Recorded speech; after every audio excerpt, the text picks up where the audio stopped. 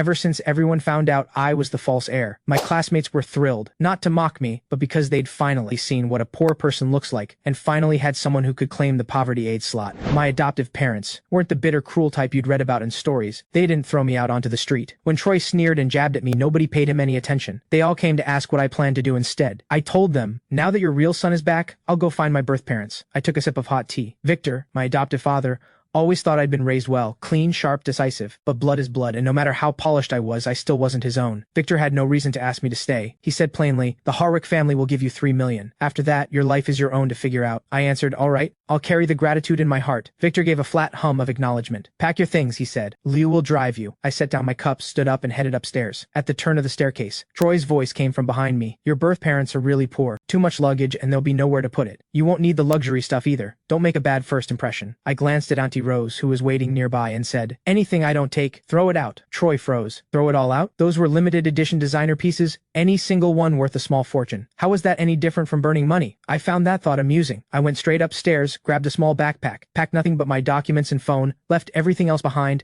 and walked out of the Harwick estate without a second glance. The car dropped me at an old residential complex. I looked up at the unit number, confirmed it was right, and knocked on the iron gate. Through the worn lines of her face, I knew instantly. This was my birth mother. I smiled softly and said, I think I'm your son. Helen froze. We stared at each other through the iron bars. I asked politely, may I come in? Helen snapped back to herself, quickly unlocked the gate and welcomed me in. She poured a glass of warm water and handed it to me, her expression a little stiff and uncertain. I took a sip and gave a brief explanation of the mix-up. Troy is the Harwick family's real son, and I am yours. Ray and Helen had once wondered if this might be possible, but faced with their own flesh and blood standing there so refined and composed, they couldn't help feeling flustered. I had already reviewed the Linden family's records and had a rough picture of everyone. Is there anything you'd like to ask me? This felt nothing like a family reunion. It felt more like a business negotiation. Helen nervously asked what I'd like to eat. I smiled softly. Nothing in particular, I said. Helen glanced at Ray and got to her feet. I'll head to the market then. Call Lyra and Nora. Tell them to come home. Hearing the iron gate clang outside, I got up and stepped out. I met my birth sisters. With a warm, easy smile, I said, I'm Adrian. At the sound of that low, pleasant voice, Nora felt a small flutter in her chest. She met my eyes in disbelief. You don't mind how plain it is here? Nora felt a little more at ease. Dad already told me everything, she said. This is our little sister, Bee. Helen came back from the market and went straight into the kitchen, as if she was trying to avoid talking to me. I sat on the small sofa with Ray. The other three sat cross-legged on the floor. The room felt packed. Ray let out a long sigh. You've seen how it is. All of us squeezed into less than 600 square feet. I'll rent you a place outside and send you a monthly allowance. I met Ray's eyes, calm and steady. Are you saying I'm not welcome to live here? Ray quickly shook his head. Of course not. I just thought you might not be comfortable. With that settled, my mood lifted. If you don't mind, I'll stay here from now on, Nora offered. We'll get you a bigger bed. The guest room sofa is fine for me. I'm planning to renovate the layout a bit anyway. Bee lit up when she heard there'd be a new desk, bouncing on the spot with excitement. Helen carried dishes out from the kitchen. Dinner's ready, she said. On the table sat a pot of rich fish soup and a plate of generously sized steamed shrimp. Bee's eyes lit up. These were her favorites, dishes she only got to eat during holidays. I'd grown up eating the finest food, so this spread didn't move me the way it might have, but the care behind it was impossible to miss. The awkward tension at the table melted away. I'd arrived with nothing but money. I figured I'd head out and pick up a couple of outfits nearby.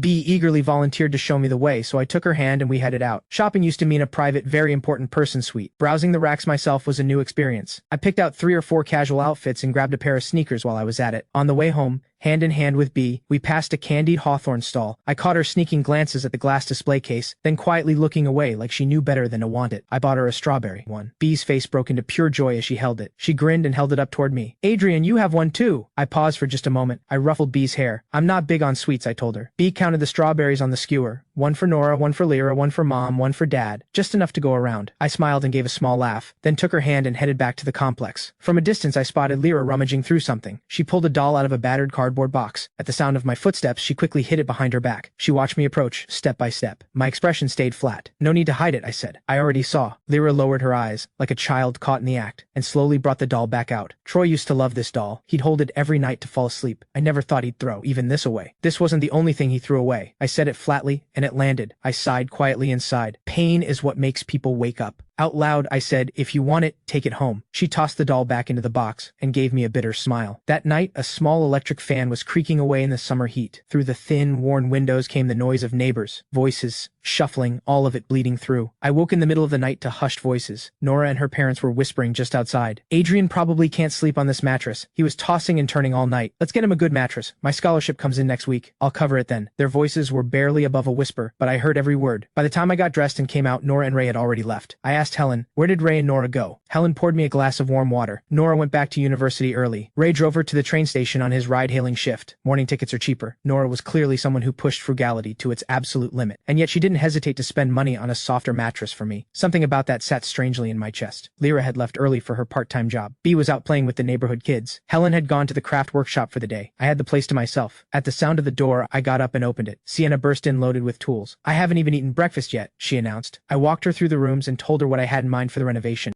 Sienna's face scrunched into a knot. She looked pained. "Your old mattress alone cost more than $20,000. Now you want me to redo the whole place for $20,000? I leaned against the doorframe, arms crossed. "If it were easy, I wouldn't need you." Once she'd measured every corner of the apartment, a rough layout began to take shape in her mind. We went back to the living room and sat down. Sienna closed her tablet. "You're really staying here? Tired of the fine dining?" I smiled, letting the question hang. "Do you know why the Linden family went bankrupt? I've heard a rumor, something about Nora bumping into the Harwick third daughter's boyfriend at work, and the daughter destroying the Linden family over it. On the surface, yes, but I know the truth better than anyone. Nora wasn't the one who caused it." Suddenly there was noise at the door. Ray rushed in. "Didn't you go out on a ride?" I asked. "Forgot my phone charger, just came back for it." His eyes landed on the person beside me. Ray thought she looked familiar. I took the chance to introduce her. "This is my friend Sienna." I asked her to come look at the layout. Ray went completely still. He had heard of Sienna, a celebrated design prodigy. She had already won numerous awards at a young age. Countless people had tried to pay her to take on their projects. Sienna wouldn't even give them a glance. "I won't interrupt your work," Ray said. "I'll grab the cable and get out of your way." Terrified of holding Sienna up, Ray snatched the cable and hurried out. The two of us didn't linger on small talk. Sienna rushed off to work on the plans. I gathered my documents and stopped by the craft workshop on the way out. 7 or 8 women were busy inside, labeling products and chatting as they worked. I called out from the doorway, "Helen, I'm heading out for some errands. I won't be home for lunch." Helen smiled warmly. "All right, don't be too late tonight."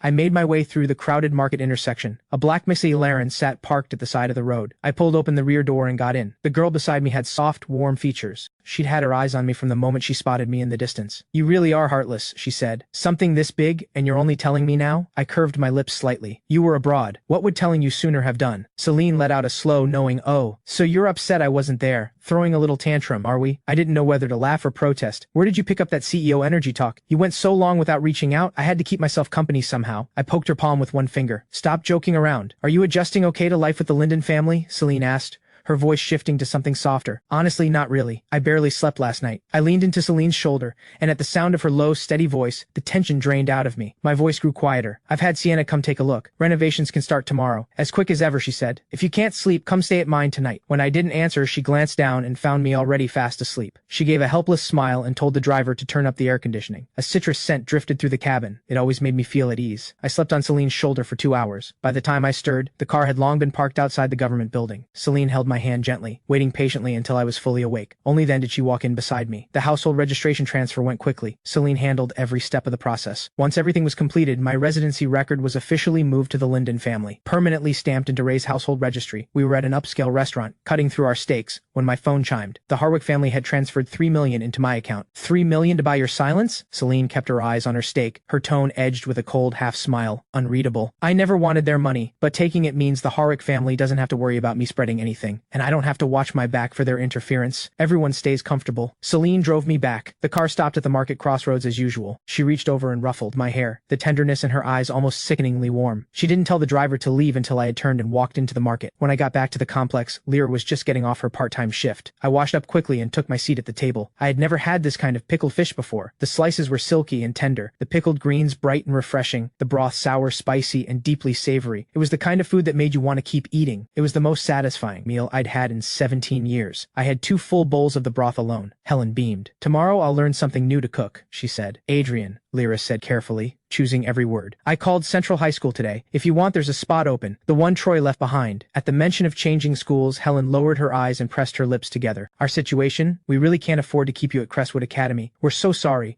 I genuinely couldn't understand the Linden family's logic. Not enough money. Sorry. House too small. Sorry. Can't afford a private school. Sorry." There was nothing to be sorry about. What you want, you fight for yourself. Depending on others will never get you anywhere, even if that person is family. That was the lesson the Harwick household taught me. "Lyra, I appreciate you thinking of it, but I'm staying at Crestwood. Before Helen could voice her worry, I already knew what it was. I raised a hand to stop her. First in the year at Crestwood Academy gets a full tuition waiver. You don't need to feel sorry for me. What I need, I'll get myself. This is my choice. The consequences are mine to carry, not yours. At that, Helen's eyes went red in an instant. Tears shimmered at the edges but didn't fall. She held them back and forced a smile, soft and full of relief. Lyra steadied herself. A warm smile returned to her face. If you have a way to stay at Crestwood, we'll back you all the way. Crestwood isn't far from Central High. I'll come pick you up after school from now on. After dinner, Lyra went to wash the dishes. I went back to my room to study. The next morning, after breakfast, everyone headed out for work and school. I had called Celine the night before to borrow a driver for the day. The car was already waiting at the corner. I waved goodbye to Helen. The three of us walked to the corner and got in. Lyra stared at the car. I glanced at the Toyota badge. I had asked Celine to send the cheapest car she had. No one could have guessed it would be a brand new Alphard.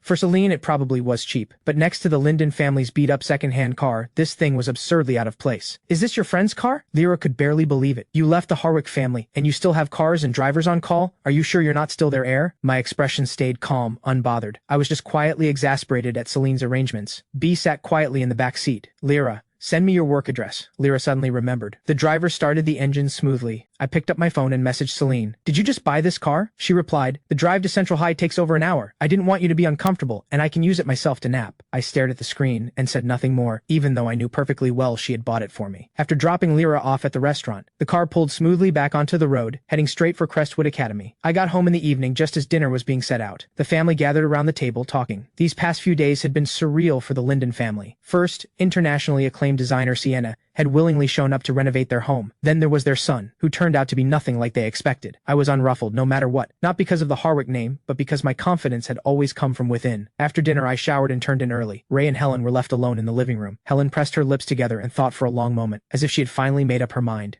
We can't keep underestimating Adrian's connections. We're not too old yet. We should make one more push. Ray nodded firmly in agreement. These past 2 days since Adrian came back, I've been thinking a lot too. For this family to have a better life, we can't afford to just settle for where we are. Ride-hailing is hard-earned money. When it comes down to it, you need your own business. Helen sighed, her expression clouding over. But business is tough right now. Ray pulled Helen close, his arm firm around her shoulders. His voice carried a quiet certainty. We did it once before. We can do it again. For now, let's feel out the market. Doing the groundwork first is the safer play. The next morning, Ray took B to school. Crestwood Academy, the most elite private school around, sat just across the road from Central High, where Lyra studied. Lyra and I decided to take the bus together. The bus stop wasn't far from the complex. When we boarded, there were still plenty of seats. Lyra tapped her card twice for the fare, then guided me to a seat in the back. I stared at the transit card clipped to her bag. It was the first time I had ever ridden a public bus, and the first time I had seen one of those cards. Seems pretty handy, I said. Where did you get yours? I'd like to get one to clip on my bag. Lyra was quiet for a moment, then unclipped the card and handed it to me. You have to go to a service center to get one. Use mine for now. Then how will you get around? I asked. You can scan your phone now. It works just as well. Lyra smiled, warm and easy. She had noticed how curious I was about the little card, so she simply unclipped it and gave it to me. I clipped it onto my own bag. More passengers trickled on. At this hour, alongside the students and office workers, there were older folks who'd been up since dawn chasing deals at the morning market. The more people boarded, the tighter the car became. In the summer heat, the air inside barely moved, thick with a sour smell of sweat. Troy had always hated this smell. He absolutely refused to squeeze onto a bus with anyone. Lyra glanced at me sitting beside her, pale and composed. I was leaning quietly against the window, the outside breeze lifting the hair at my temples. Those bright eyes of mine watched the passing world outside with quiet curiosity. Lyra thought, this brother of hers, so unnervingly mature. He actually had quite an endearing side. The driver pushed hard as bus drivers always do. For the sake of students making it on time, they reached the school stop in just 40 minutes. The stop was right at Central High's entrance. Lyra insisted on walking me all the way to Crestwood's gate. We had time to spare, so the two of us strolled over.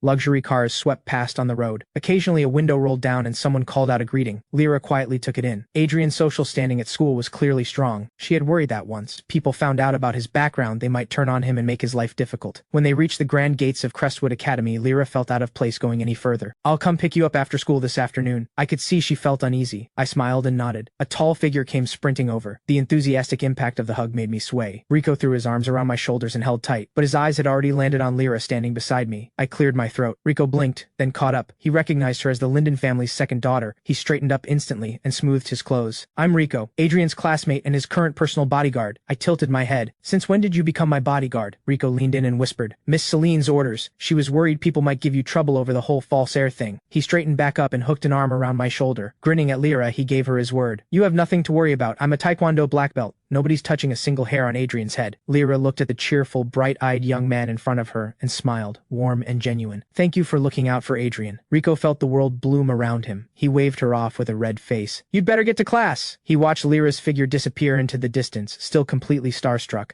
Does Lyra have a boyfriend? Would you mind if I became her boyfriend? I let out a helpless sigh. You have a fiancé. Are you trying to make Lyra the other woman? Rico let out a dramatic cry toward the sky. I glanced at the watch on my wrist. 15 minutes until the bell. I'm not getting late on your account. I picked up my pace toward the classroom. Rico scrambled to keep up. I heard the Linden family went bankrupt, racked up quite a bit of debt, and now they're in some rundown apartment building. Can you even live somewhere like that? I could just give you that villa of mine. Throw in a full-time driver and housekeeper too. If I were moving anywhere, you'd be the last person I'd let make that call. Rico took offense immediately. If Miss Celine can give you things, why can't I? I'm your ride or die, man. He latched onto my arm and refused to let go. I was exasperated and amused in equal measure. When did this whole group develop a savior complex? Throwing around luxury cars and villas complete with drivers and housekeepers, as if leaving the Harwick family had left me completely helpless. Chatting all the while, the two of us arrived at the classroom door. The moment we stepped inside, the buzzing classroom went dead silent. Every face turned toward me, wide-eyed and blank. Did someone ruin my face? I said. You're all looking at me like you've seen a ghost. At that, everyone exhaled and burst out laughing. Someone called out, "What surgeon would dare touch that face?" Is what happened actually. True. Looks like you've all heard, I said, walking back to my seat without missing a beat. Quinn spotted me and immediately scooted her chair over, dropping her voice. News travels fast in our circle. I have an empty apartment under my name. It's got to be better than where you're staying now. Take it. Live there for a while. Before I could say no, Rico swooped in. He already turned down my villa. Quinn rolled her eyes. She was no match for Rico's sheer energy. The group devolved into cheerful, overlapping banter. Nobody even noticed when Miss Stone walked in. What classified secrets are you all gossiping about? This entire floor can hear you. One look at her expression, and every single person scrambled back to their seat without making another sound. Crestwood Academy was the most elite private school around, its students the children of powerful and wealthy families. But they weren't so different from ordinary students. Equally terrified of strict teachers, equally afraid of getting written up. The outside world assumed elite schools were full of kids coasting through life, doing nothing but showing off. The reality was the opposite. The academic load was heavier here than anywhere else. On top of standard subjects, students studied business management and even equestrianism. Crestwood was founded by the elite, and its standards for student conduct were uncompromising. Any disrespect toward a teacher brought severe consequences, not just for the student. It could ripple all the way to their family's business. I'll let it go today. It's the first day back, but this is your final year. Stay sharp, stay out of trouble. Are we clear? Yes, Miss Stone, came the chorus. We have a transfer student joining our class this semester, Troy. Everyone please welcome him. The mood in the room shifted immediately. Every pair of eyes swung toward the front. Rico shot me a look. I just smiled, calm and thoroughly amused, giving nothing away. After a few grueling days of etiquette training, Troy had finally picked up something resembling the manner of a young heir. He flashed what he believed was a flawless smile and delivered his introduction at a measured pace. I'm Troy. As a child, I was caught up in a mix-up at birth. I finally found my birth parents. I hope we can all get along well this year. Troy stood there in a tailored casual suit, projecting the image of someone polished and refined, the kind of entrance that might have drawn admiration at Central High, riding the glow of the Harwick name. But this was Crestwood Academy, full of hidden talent, and his little performance didn't register. When he finished, the room stayed silent. Quinn had zero patience for the act. She said, with lazy precision, the real Harwick heir really is something else. Barely back in the fold, and he's already shown the door to Adrian. Troy's eyes flickered sharply. He slipped into the innocent victim routine as naturally as breathing. He lowered his gaze, as if the words cost him something. I thought after 17 years of being raised by them, he'd find it hard to leave. But he asked for $3 million and walked out without looking back. I really don't understand. How can he be so cold? How can you call him cold? The shout rang through the silent room. Troy spun around in alarm and met Rico's eyes blazing, and beside him, me, calm and thoroughly amused. Miss Stone's brow drew tight with displeasure. She stared at Rico, who had slammed the desk and shot to his feet. Sit down. Now. Troy suppressed the flicker of a smirk. He pinched the hem of his jacket, looking for all the world like a wronged victim. My adoptive family situation isn't great financially. The adjustment must have been too much for him. It's natural he'd resent me for it. Miss Stone didn't take Troy's side. This was a school with standards. It was her duty to hold students accountable. Crestwood graduates would one day lead their fields, and no ordinary person taught here. Miss Stone saw through Troy's act in an instant. She simply didn't bother making a scene of it. Let me make one thing clear. Crestwood is not a playground, and tomorrow, wear your uniform. Quiet laughter rippled through the room. Troy nodded, visibly flustered. He hurried off the podium and found an empty seat. When the bell rang, the classroom stirred back to life. Everyone broke into chatter, swapping gossip. Troy looked left and right, completely lost. His classmates were discussing investment circles and market plays. None of it made any sense to him. He had no idea where to fit in. Finally, he fixed his gaze on the middle of the group and said, Adrian, what's that thing hanging on your bag? On Adrian's side, Rico was already poking fun. The former false heir has fallen on hard times. Taking the public bus to school now? Another classmate piled on. Looks like that full scholarship is actually coming in handy now. Oh right, someone said. I almost forgot. The scholarship and the financial aid slot, both going to Adrian now. I wasn't sure whether to laugh or groan. I was just about to get up and head over, when Troy, having heard everything, stepped forward with a look of righteous indignation. That's too much, all of you. Everyone turned to look at him, baffled. These are my friends. I'm easygoing. This is just how we joke around. Nobody asked Troy to make it a whole thing. Rico decided the guy was simply not worth engaging with. I know your birth parents are poor. I know you were used to living like a young heir. Going back to the Linden family must be unbearable. I could put in a good word with my parents. If you apologize properly,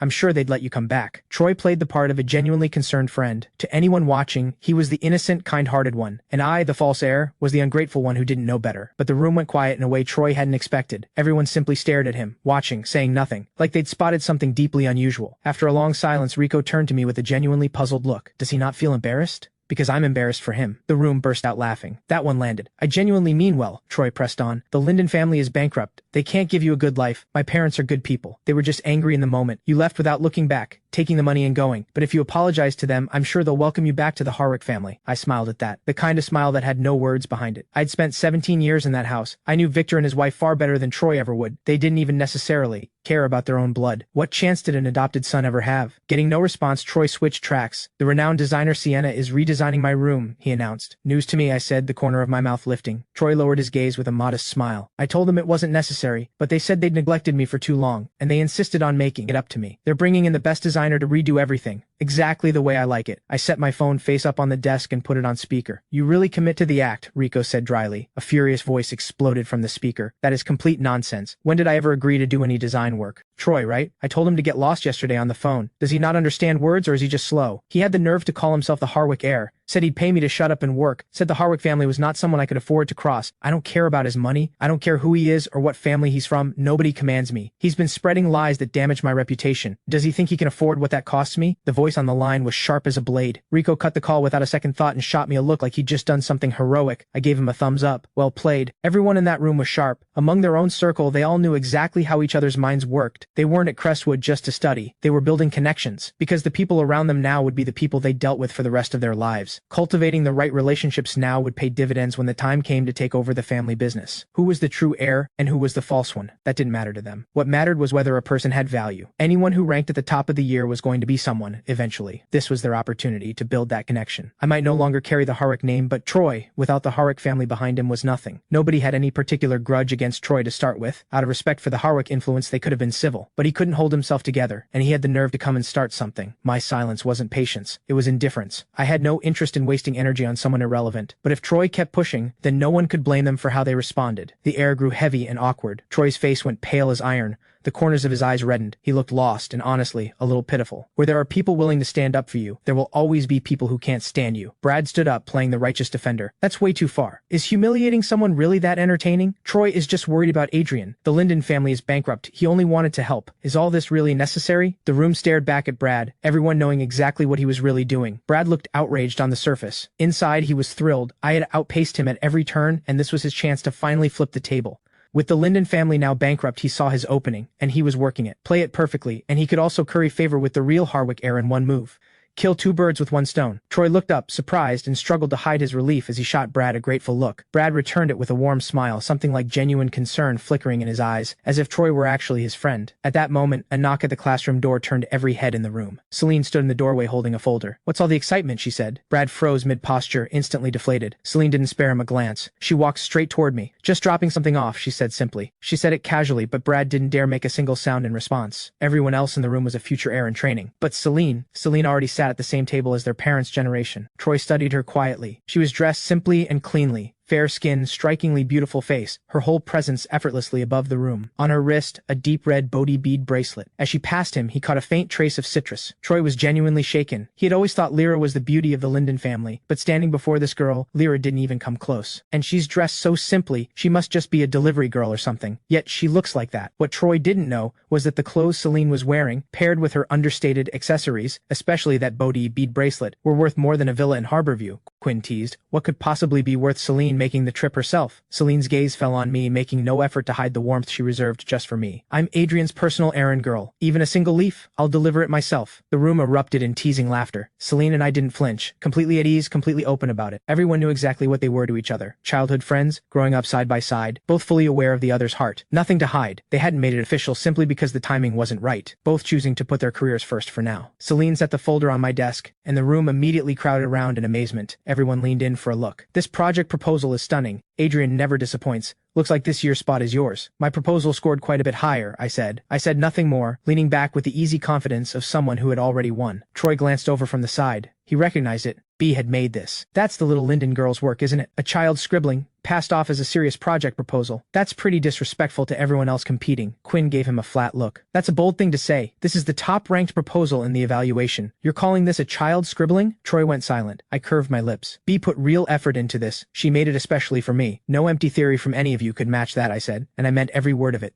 Everyone protested, calling me out for playing favorites. Celine, can you please do something about him? Celine tucked both hands into her pockets. She leaned slightly onto my desk. Adrian's always been the one giving me orders. Who am I to manage him? I laughed softly and reached out, hooking my fingers around her bracelet. Troy stepped forward, unbothered by his own ignorance. You're not a student here, right? I get it. Everyone needs to make a living. Celine narrowed her eyes in genuine confusion. She had already suspected Troy wasn't the sharpest, but she hadn't expected him to be this blind. The room went still. Someone had just called Celine a delivery girl. That might be the most absurd thing said all year. Rico was doubled over laughing. You think Celine is a delivery girl? I raised an eyebrow, thoroughly done. I took back every generous thought I'd ever had about Troy's intelligence. He wasn't naive. He was just genuinely, thoroughly dense. Someone who laughed and joked with this circle of wealthy heirs. Someone they all called Celine with that particular kind of respect. Could not possibly be ordinary. Celine glanced down at my hand. Sienna asked me to pass something along. The plans and furniture have been sorted. She wants to know if tomorrow works to start. I kept my voice low. I'll get back to her later. I glanced up and met her eyes. You've wrapped up the acquisition deal. You've got a flight to catch this week, don't you? I let go of her bracelet and gave her arm a gentle poke. Go on then. Don't miss your flight. I'll bring you something back, Celine said, lightly tipping my chin with her finger. Their voices had dropped low enough to form a quiet world of their own, like an invisible wall had risen around them. The others instinctively gave them space, silently eating this up. Rico had his chin propped in his hands. Quinn stared with a slow parade of question marks forming above her head. Is it really okay to be this oblivious to everyone around you? When school let out, the area outside the gates came alive. Street food vendors were setting up, drawing steady crowds. Even the wealthy heirs of Crestwood couldn't resist street food at their age. Among the constant flow of people, Lyra stood out, her presence gentle and quietly striking. Like a figure from another era, a quiet melancholy drifting through her features. If Lyra ever starred in a period drama, I thought, she'd break hearts without even trying. Just look at Rico for proof. The moment he spotted Lyra, he forgot how to blink. Then two voices called out at the same time. I followed the sound, and saw Troy, face bright with a wide smile, jogging toward Lyra. The sight of that smile made something inside Lyra pull in two directions at once. She thought of the times she used to go meet him after school, how he'd come running toward her with that same excitement. She had loved him so much, that little brother of hers. When the Linden family first went bankrupt, things had stayed the same for a while. They still rode the bus home together. Sometimes they'd feel like walking instead. Halfway through, Troy would always ask her to carry him, and Lyra would laugh and take him on her back the rest of the way home. Riding on her back, he'd say, "My sister is the best sister in the world. I'm the happiest kid alive." And then it all fell apart. At some point, the smile disappeared. What replaced it was something twisted and ugly. "I'm sick of this bus. I'm done. Carry me back then." "What's wrong with you? You can't even walk a little without giving out. Can't you just buy a bike? No money? Then go get a job." In the end, he threw her away. The same sister he had once called the best in the world. Lyra swallowed. She didn't know how to face him anymore. Troy didn't notice a thing. His smile stayed bright and sweet. "I really miss walking to school with you. It's a shame I transferred to Crestwood. My classmates don't seem to like me much. They only hang out with Adrian." As he spoke, the smile slowly faded. His eyes grew red at the edges, as if Adrian had led the charge against him, and he was the wounded one. Lyra caught the implication. She thought about these past few days with Adrian, and the words to push back nearly came out on their own. Adrian isn't like that. He's not petty. I had spent 17 years in a wealthy household,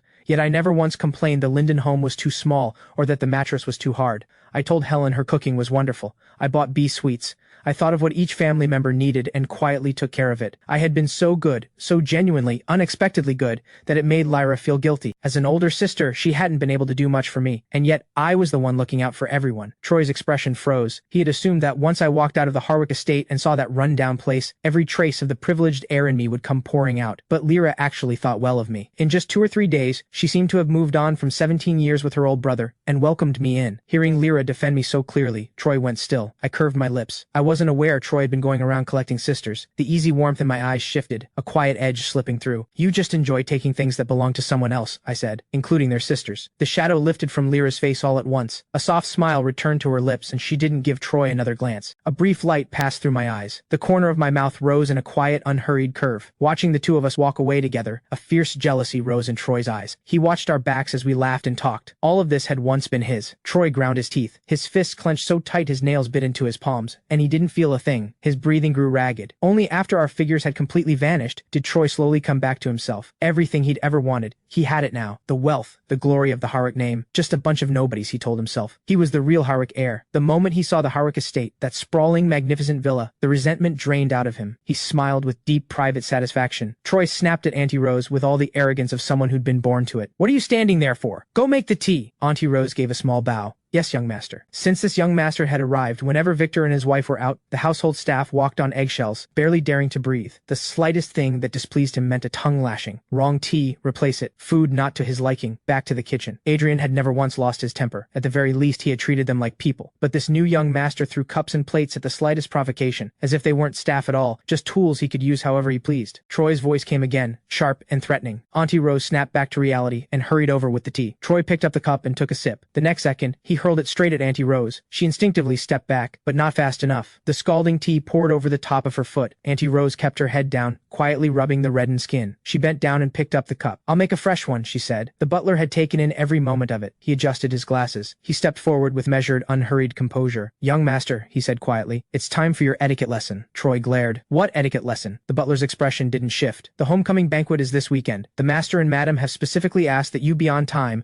and that nothing goes wrong at the banquet. Troy shot to his feet. What is that supposed to mean? Know your place. You're just a paid servant of the Harwick family. You dare give me orders? The etiquette instructor showed Troy no warmth whatsoever. Ruler in hand, stone-faced, correcting every mistake with blunt severity and no regard for his status. The only reason she could get away with it was that Victor and his wife had her back. The butler gave a composed, unhurried nod. Both young ladies will be returning for the homecoming banquet. Troy paused. He'd heard the Harwick sisters were not easy to deal with, but regardless, it was his first time meeting his real sisters. He should make a good impression. Once he won them over, he'd be the undisputed son of the Harwick family. Then let's see who would dare look down on him. Troy swallowed his anger and with great reluctance went to his lesson. Unlike the cold, rigid atmosphere of the Harwick estate, the Linden family's small home was full of warmth. The family crowded together cheerfully, reaching across to serve each other food. 2 drumsticks passed back and forth between everyone. The little ones get the drumsticks, the adults get the wingtips, and everyone in between gets the mid-wings. Helen smiled and placed a mid-wing into Lyra's bowl. The drumsticks went to me and B, 1 each. Lyra seemed happier than usual. Maybe seeing Troy again had finally given her the closure she needed. I looked at the drumstick sitting in my bowl. Something rare and warm stirred in my chest. The Harwick family took dining etiquette very seriously. Seats were kept far apart. Talking at the table was strictly forbidden. So was making any noise at all. Serving food to each other was completely out of the question. And Victor and his wife were rarely home to begin with. Both daughters had been sent abroad to study. Most of the time, I ate alone. The Linden family was nothing like that. They shared whatever was good. They laughed and talked throughout the meal, crammed into that tiny space. And the warmth in the room could not have been more real. Life filled every corner of it. Maybe this was what a real home actually felt like. Helen rubbed her hands together, looking a little sheepish. You kids are in school, and Ray is out driving. I want to set up a little stall of my own. Do something small. Help take some of the weight off. I'm thinking of getting some goods and selling outside the elementary school. I don't have much experience. I'm not sure if I can make it work. I thought back. Before she married, Helen had been the pampered daughter of her family. She'd help with light chores here and there, but nothing more was expected of her. By the time she married Ray, his business had already gotten off the ground, so she settled into life as a full-time homemaker and had never once gone out to make her own money. After the Linden family went bankrupt, she had wanted to find a proper job, but Troy complained that no one was taking care of the house, and so she stayed, a full-time homemaker once again. Being a homemaker was no easy thing. Every day was full of physical, grinding tasks. By the time everything was done, the day was nearly over. There was no such thing as rest. Watching everyone work so hard, she had agreed to stay home and hold things together from the inside. Now I was here, and everyone was fired up, ready to push once more. Helen wanted to be part of it too. Lyra immediately threw her support behind it. You've been cooped up doing housework all day with no one to even talk to, Ray agreed. Getting out there with a stall, that sounds great. Do something that means something. Whether it makes money or not, think of it as getting out of the house and clearing your head. Ray set down his chopsticks and took Helen's hand in both of his. All these years, you've given so much, and barely done a single thing just for yourself. Everyone deserves to feel like they're building something. If you want to try the stall, go for it.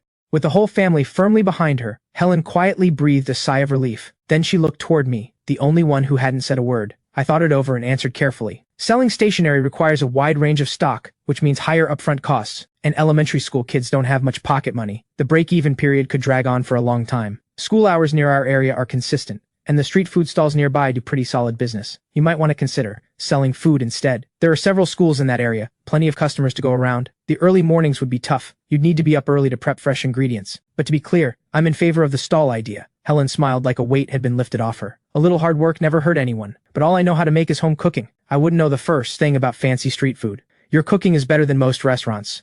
And we're not going for fancy, that's not the point. Hearty, satisfying breakfast food. That's what sells. There's definitely a market for it. As for what exactly to sell, I'm afraid I don't have much to offer. There are so many street food carts outside school gates. I've never stopped at a single one. I've never even looked at what they sell. Being the Harwick heir meant constant attention to physique, presentation, and strictly controlled diet, maintaining appearances at all times. The Harwicks firmly believed that roadside food was beneath them, that eating it would damage the family image. Being seen as someone who ate indulgently was considered a stain on the Harwick name. During my years there, I had long since cut off any real appetite. The Harwick family noticed I barely ate, so they cycled through chef after chef trying to fix it. It wasn't until later that I understood. The problem was never the food. It was the cold, suffocating atmosphere of that house. Lyra thought for a moment. Back in middle school, there used to be someone selling rice balls outside the gates. They were actually pretty good. And right now, nobody seems to be selling them near the school gates. If we do rice balls, we'd have the market to ourselves. Ray and Helen exchanged a glance. They both seemed to think it was a solid idea. I'll get the ingredients tomorrow and try making a batch. Your job is to taste test. Helen had never felt this energized. The thought of actually contributing to the family's income filled her with a kind of drive she hadn't felt in years. Ray raised a practical question. If we're selling rice balls, wouldn't we need a proper custom food cart? I've seen other street vendors at work. Most of them use specially fitted carts with a designated spot for every ingredient. Very organized, Lyra suddenly remembered. The old stall used a steamer box to keep the rice balls warm, though I think a wooden barrel would work just as well. Cover it tightly with non-woven fabric and it should hold the heat just fine. Ray slapped his knee with excitement. I'll ask around with my driving buddies tomorrow, see where we can get one. For now, let's figure out what goes inside. We'll buy ingredients tomorrow and do a proper test run. Lyra immediately cleared the table. Everyone gathered and the conversation grew lively. Someone would toss in a funny line, and the whole family would burst out laughing. I was genuinely impressed by how fast they moved. This whole family operated at full speed, no hesitation. They had barely floated the idea of a stall, and already they were locking in a plan, debating ingredients and working out costs. The less people have, the more boldly they're willing to try, and to fail. And it's often exactly that kind of courage that carries people across to the other side. I found myself fully swept up in the energy around me. Since I was part of this family now, something came over me, and I raised my hand. The cart, let me handle that. The room went still. Every pair of eyes turned to me at once, and it made me feel slightly uneasy. Ray's brow furrowed slightly. I know you probably have some savings from the Harwick years, he said, but you're a Linden now. Family decisions we make together, but there's no way I'm letting a kid pay for any of this. Even with the renovation. Yes, we benefited from your connection with Sienna, but for any expensive furniture that goes in, I'll pay you back for it. Something about this felt strange inside me. Maybe it was because I'd never experienced this kind of family warmth before, and it left me not quite knowing what to do with it. Actually, I have a friend in the steel business. We might be able to get a second-hand cart at a low price. I quickly added that. Ray nodded at that and let it go. I took the chance to mention that Sienna was bringing a crew over to renovate, so Helen wouldn't be caught off guard in the morning. The family talked well past 1 in the morning. The three of us still had school the next day. We finally broke up for the night and took turns in the shower. After my shower, I went back to my room. I locked the door and checked my phone. Sienna had messaged. I could tell she'd pushed herself on this one. In the final breakdown of materials and furniture, she hadn't charged me for the labor at all. She probably used her own crew. Sienna had never trusted outside contractors. Some rushed through the work and cut corners, falling short of her standards. For high-end interior work, she kept her own team on retainer. The critical parts were always handled in-house. That labor cost was supposed to go on the client's bill, her way of recouping some of the overhead. Among friends, she didn't sweat the difference. I'd always thought of Sienna as someone with a terrible temper, but she was one of the most loyal people I knew. When she went off on someone, there was always a reason. A client with no taste. Someone who didn't know how to appreciate good work. You couldn't blame Sienna for that. The problem was always on the other end. I transferred the amount listed on her breakdown, and the next second she messaged back, "Troy is out of his mind." You want to know what he said when he called? He actually called me beneath him. Where does he get the nerve? Slavery ended centuries ago, and this guy is still sorting people into high and low. And then he had the nerve to threaten me with the Harwick name. Said if I didn't do the design work, the Harwicks would blacklist me. Laughable. Who does he think they are? And Claire and Victor have completely lost it, turning me away for that guy's sake. Since they love to play games, right after Troy hung up on me, the Harwick invitation showed up in my hands. Should I go crash the party and embarrass him? I stopped at that last line and replied, "Go." The next day, I ran into Quinn in the classroom. She brought up the invitation she'd received,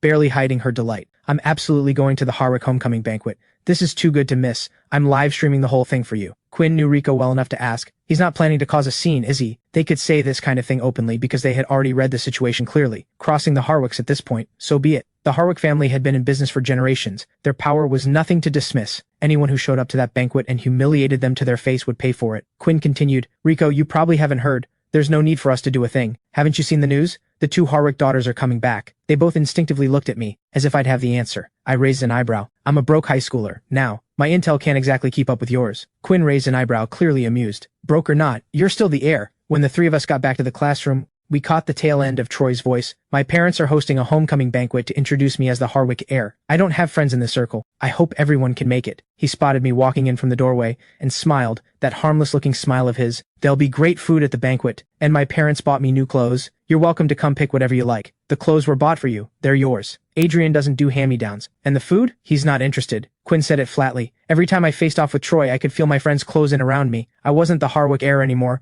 but I had no shortage of people in my corner. I didn't spare Troy another glance. I walked back to my seat. Without looking up, I said, the Harwick etiquette teacher needs some work. Invitations are supposed to be given in advance. This one doesn't count. I hung my bag on the side of the desk. Troy twisted his hands together, looking like someone who'd been wrongly accused. I just know your birth family doesn't have much. Going back there must be really hard for you. I wanted to invite you to the banquet. If you just apologize, I'm sure my parents would let you come back. Rico jabbed a finger at him. Apologize for what? What exactly did Adrian do wrong? Troy went quiet, tears welling up at the corners of his eyes. The innocent victim routine in full bloom. He started this, and now he's the one tearing up, like he's the one being bullied. Brad wasn't going to let the moment pass. He stepped forward to defend Troy right away. Troy is just too kind. He's worried about you. Why do you have to be so aggressive? Rico scoffed. I think he's genuinely not right in the head. Did he ever bother asking Adrian if he even wants to go back? Who gave him the right to play the concerned savior? Brad's lips moved but didn't form words. As someone in the same circle, he could see through Troy as clearly as anyone. But Brad was different from Rico. Rico was one of a kind in that class. Parents who adored each other.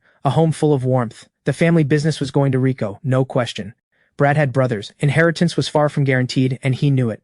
So he was quietly shopping for a strategic marriage. If he could marry into the Harwick daughters, his future would be secure, and his family's ties to the Harwicks would give him real weight at home.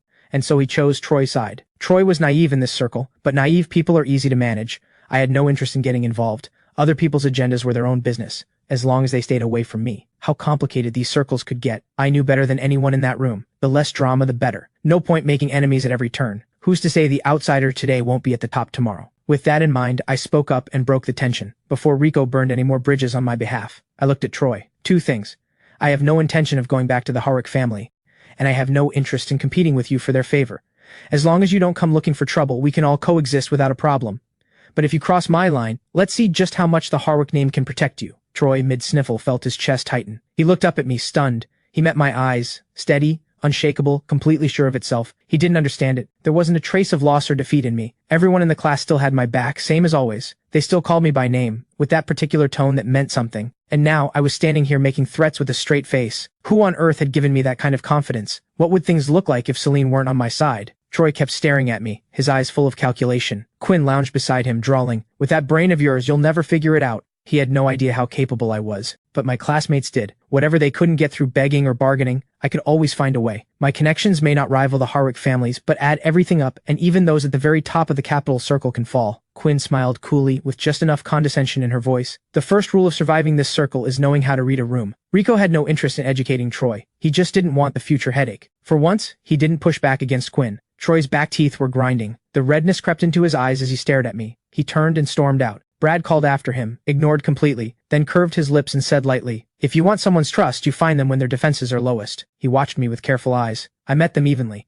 I don't do things without a return. And you have nothing to offer me. Brad gave a dismissive shrug, then strolled out to go after Troy. With both of them gone, the whole room exhaled. Raised by the Harwicks, all business and leverage, no warmth or conscience to speak of. The reason Adrian gets along with us isn't the same. It's because we're the same age, we've known each other for years, and the trust was built slowly over time.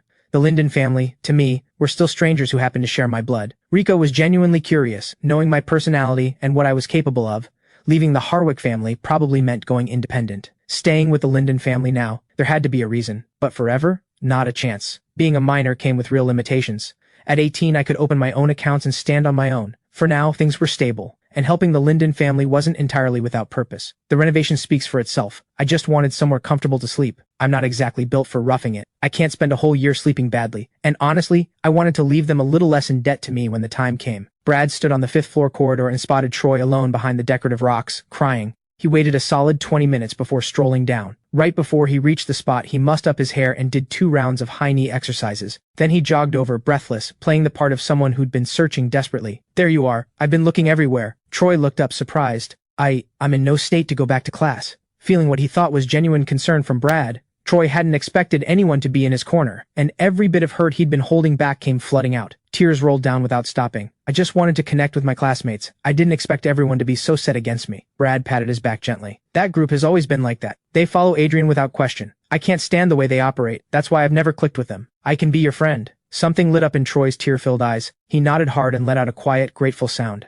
Since coming back to the Harwick family, Troy had no one to talk to. Victor and Claire were rarely home. Both sisters were still abroad. Around him were nothing but oblivious, mediocre people. No friends at school. Everyone fawning over Adrian. Nobody who understood his pain. It wasn't like he could talk to a dog about it. Brad took Troy's hand. "I understand you. Going from an ordinary family to all this? There's so much to adjust to. You're under so much pressure. Whenever it gets to be too much, come find me. I may not be able to fix things, but having someone listen, that helps." Troy tightened his grip on Brad's hand.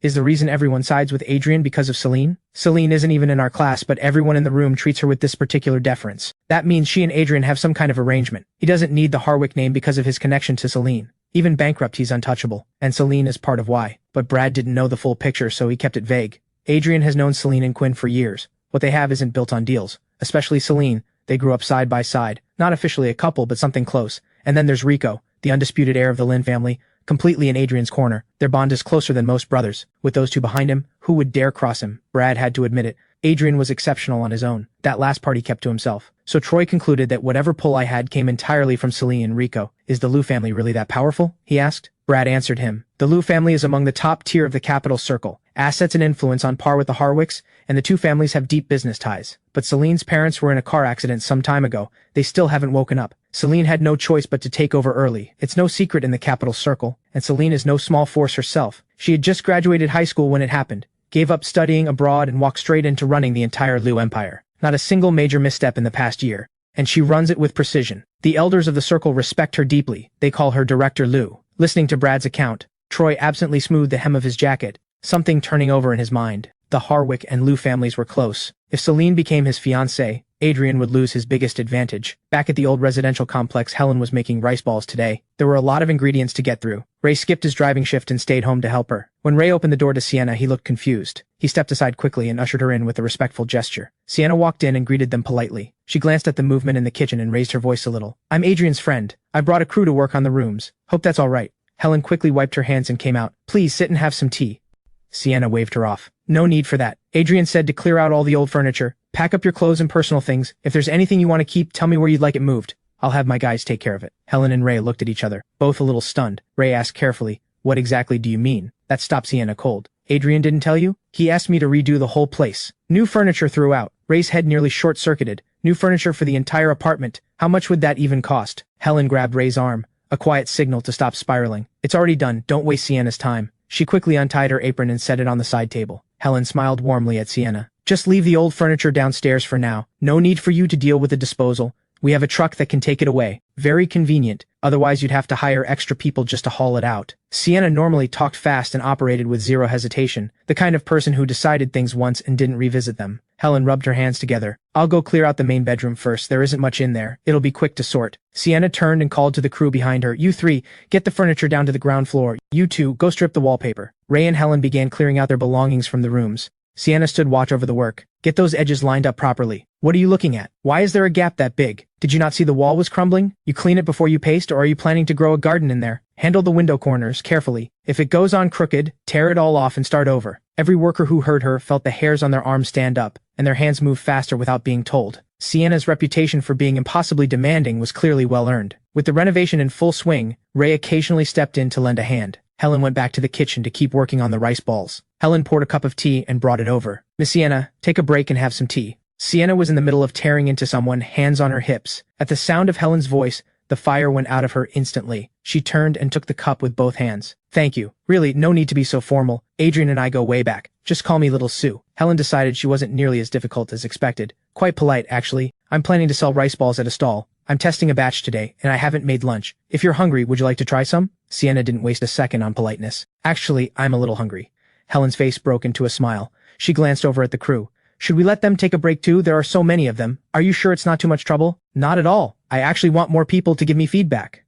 Since Helen had put it that way, Sienna called everyone to stop and eat before getting back to it. Helen went to the kitchen and brought out the rice balls. Several different flavors, each one cut in half, so everyone could try a bit and share their thoughts. Sienna hadn't even taken a bite yet, but the moment she saw the filling, she was already full of praise. Most rice balls out there use frozen ingredients. It's rare to find someone using fresh like this. After her first bite, she gave a thumbs up without hesitation. These are incredible. She heaped praise on Helen so generously that Helen practically glowed. The crew ate with obvious enjoyment and went straight back to work when they were done. Helen invited Sienna to sit and have some tea. Sienna could tell there was something on her mind, so she sat. How did you and Adrian meet? It's a long story. He's young, but we've known each other for about 10 years now. Helen gave a thoughtful hum. After a moment, she said, a little hesitantly, since Adrian came back, there's always been this distance between him and us. His life, the way he is. Could you tell me a little more about him? Sienna understood now. Adrian was staying with the Linden family for reasons of his own, but this family genuinely cared about the boy. But he had grown up without any real warmth, and it had made him emotionally reserved. His manner was easy enough on the surface, but there was a real gap between him and what family was supposed to feel like. Helen wanted to reach him, and didn't know how. Sienna let out a quiet sigh. She could tell Ray and Helen were good people. She had worried at first that Adrian would struggle here. She didn't think that anymore. She began to share what she knew. When Adrian was with the Harwick family, Victor and Claire barely paid attention to him. He was mostly raised by the two Harwick daughters, but not with affection. It was more like a constant battle of wits, push and pull, love and friction, all tangled together. So he never really learned what warmth felt like. He became a little emotionally detached, not without friends,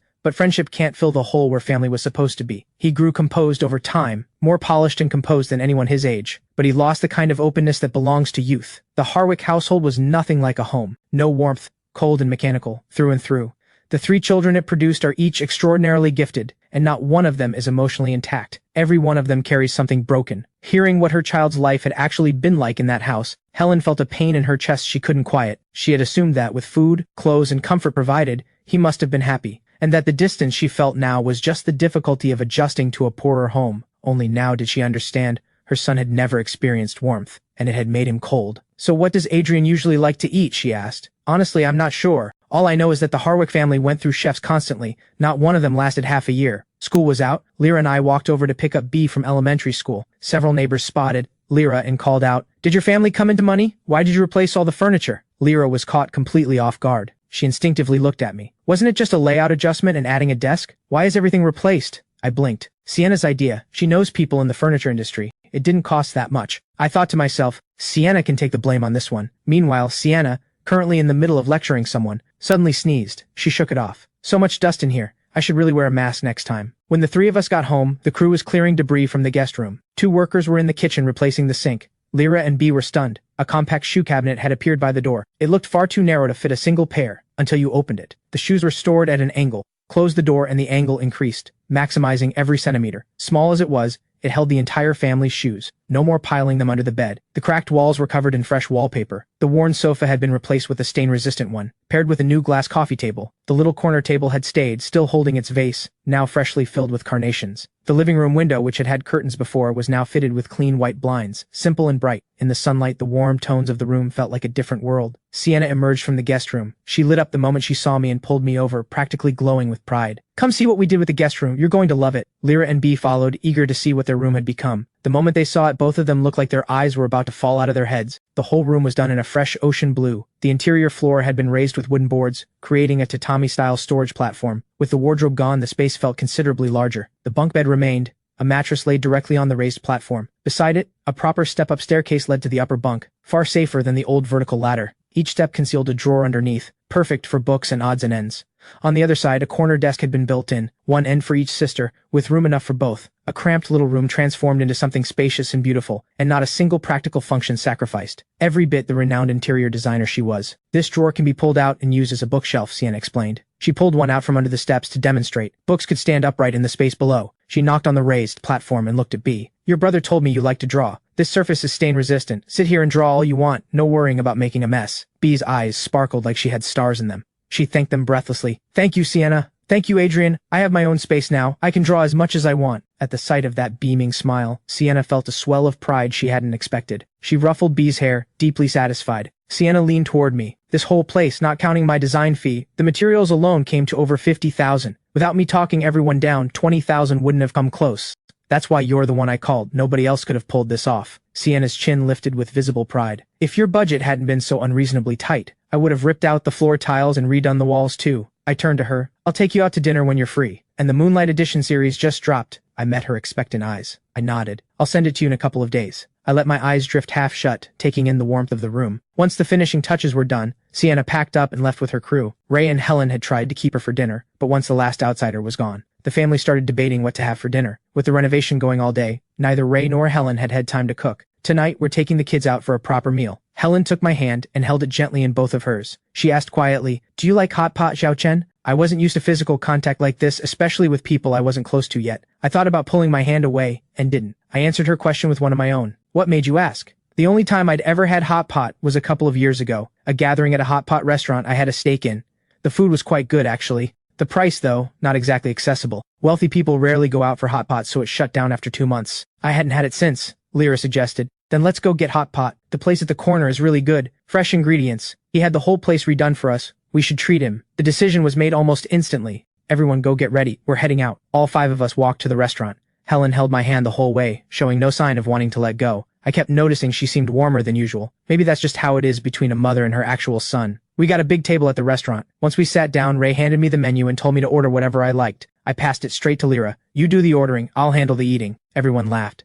Lyra started going through the menu. After dinner, Ray and Helen took B home to rest. The evening streets were bright with neon and shop fronts, vendors calling out their pitches. Lyra and I walked home together. I brought up something I'd been sitting on. "Why are you still in your final year of high school? The files the Harwick family gave me said you should have started university this year, but you never submitted applications. You repeated the year instead. Given the Linden family's financial situation, whatever the circumstances, the practical thing would have been to get through university as quickly as possible, not use connections to repeat a year." At the question, Lyra dropped her gaze. A small, self-deprecating laugh escaped her. "You'd find out sooner or later, no point hiding it. Do you know why the Linden family went bankrupt?" I shook my head. "Is this connected to the bankruptcy?" Lyra reached over and ruffled my hair. "When Nora was working at the restaurant, someone came after our family, and that's what brought us down. At the time, the Linden family was fairly well off, but we'd only been building for a decade or so. No match for families who'd been in the game for generations. Nora had watched the family grow from nothing. She never took it for granted or acted like someone who could just sit back and let things come to her. She chose to improve herself instead. She wanted to be someone who could stand on her own, even without the family behind her, to build real value, and eventually help push the business even further. So from high school on, every long holiday she'd sign up for courses or pick up a part-time job to earn her own spending money. And one day, without meaning to, she crossed someone she shouldn't have. Troy always blamed Nora for the bankruptcy, said it was her fault for always going out and getting involved in things. Nora carried a lot of guilt over it, and Troy never let her forget it, constantly going after her with cruel words. Lyra let out a slow sigh, something heavy settling in her expression. Then his temper kept getting worse. One time he actually raised a hand to Nora. I stepped in to protect her. Troy shoved me, and my head hit the wardrobe. The doctor said it was a concussion. It was right before the college entrance exams. My body was mostly okay, but the nausea and dizziness kept coming. I didn't perform the way I should have in the exams. My parents and teachers all recommended I repeat the year. I pressed my lips together. When she finished, I asked, "Do you hate Troy?" Lyra's eyes fell, heavy with something quiet and lost. "He was my little brother, someone I loved for 17 years. You don't hold grudges against family. I just never expected him to leave the way he did, so completely, so finally." I understood that quietly self-mocking laugh. 17 years of genuine love, and in the end, that's what it bought her. Being betrayed by someone you love hurts in a way that betrayal over money never could. Lyra suddenly looked over at me, her eyes soft with warmth. "We're family. Some things don't need to be calculated. We care about you," Lyra continued, "and we're not keeping score. Simply because you're our family. We just hope that someday you'll fully see us that way too." Back in my room, I took the bed closest to the wall. I pulled the covers up. The new mattress made a real difference. Finally, no more sleeping on what felt like a plank. I turned on the little hanging fan and sat up to call Celine. The moment it connected, a low laugh came through. "What does the young master require? Don't tell me you actually missed me." "Just bored," I said. Maybe it was a childhood without much warmth, but I'd never been able to say things like "I miss you" out loud. Sentiment didn't come easy to me. When there was real business, I said so directly. When I called her just to talk, that was its own kind of saying it. Celine laughed, the sound rippling, warmth touching the corners of her eyes. "So, a 5-cent conversation, or the $5 kind? You're charging me now?" I laughed. "You called me. That means I'm already winning. I couldn't hold it in. Then I should be billing by the hour, $5 a session. No friends and family discount?" Celine glanced at the time. 2 hours, 500. Deal? I laughed hard enough to feel it in my chest. "You were born for business. Back to actual business. The documents are all signed. They go to the notary tomorrow. Should clear in 2 to 3 days. Celine set down whatever she'd been working on and leaned back in her chair to talk. I gave a distracted sound of acknowledgement, then told her about the evening. Celine found the whole Linden family thoroughly entertaining. "Are you scared?" It came out less like a question and more like a statement, as if she understood my feelings better than I did. "You're afraid of family love," I thought back. There was a time I had wanted it, craved it, but Victor and Claire's attention was always on the daughters. Their education was what mattered. I was always the one left out. In the Harwick household, everything material was the finest, but I wanted to be seen. I pushed myself to top the year in every exam. I attended every training class they scheduled, all of it, just to hear them say something good about me. The hope never came back with anything. At 8 years old, I finally understood why the sisters were learning business, and I was learning etiquette. They studied financial reports. I was handed foreign language speeches to memorize. Commercial knowledge was simply never on the table for me, because I was a bargaining piece. My job was to behave, look the part, and eventually be traded in whatever deal required it. After that, I stopped expecting anything from family. And when the Linden family showed me kindness, when I kept searching for the angle, waiting for the catch, that was just me running from something I didn't know how to face. After a long silence from my end, Celine spoke. Some things don't need to be figured out. You have every right to accept love, and enough strength to face whatever comes. There's nothing to be afraid of. Celine steadied something in me. 2 years ago, I learned the Linden family had gone bankrupt, and found out at the same time that I wasn't a Harwick at all. After I told Celine, I started deliberately erasing my own name, distancing myself from who I had been told I was. Celine said it without hesitation. No matter what name you carry, no matter what happens, I'll be right here. She was the reason leaving the Harwick family hadn't felt like free falling. Her voice came through the phone, low and steady. Adrian, just keep moving forward. I'll always be behind you. You're my trump card, even if I have to bet everything on you. I smiled, quietly, deeply. The next day, perhaps because the warning had landed, Troy kept to himself in class for a while. Before long, the homecoming banquet arrived. Ava spotted Rico at the venue and was visibly surprised. What are you doing here? Aren't you on Adrian's side? Are you here to spy? Rico, forever defending his loyalty, just said,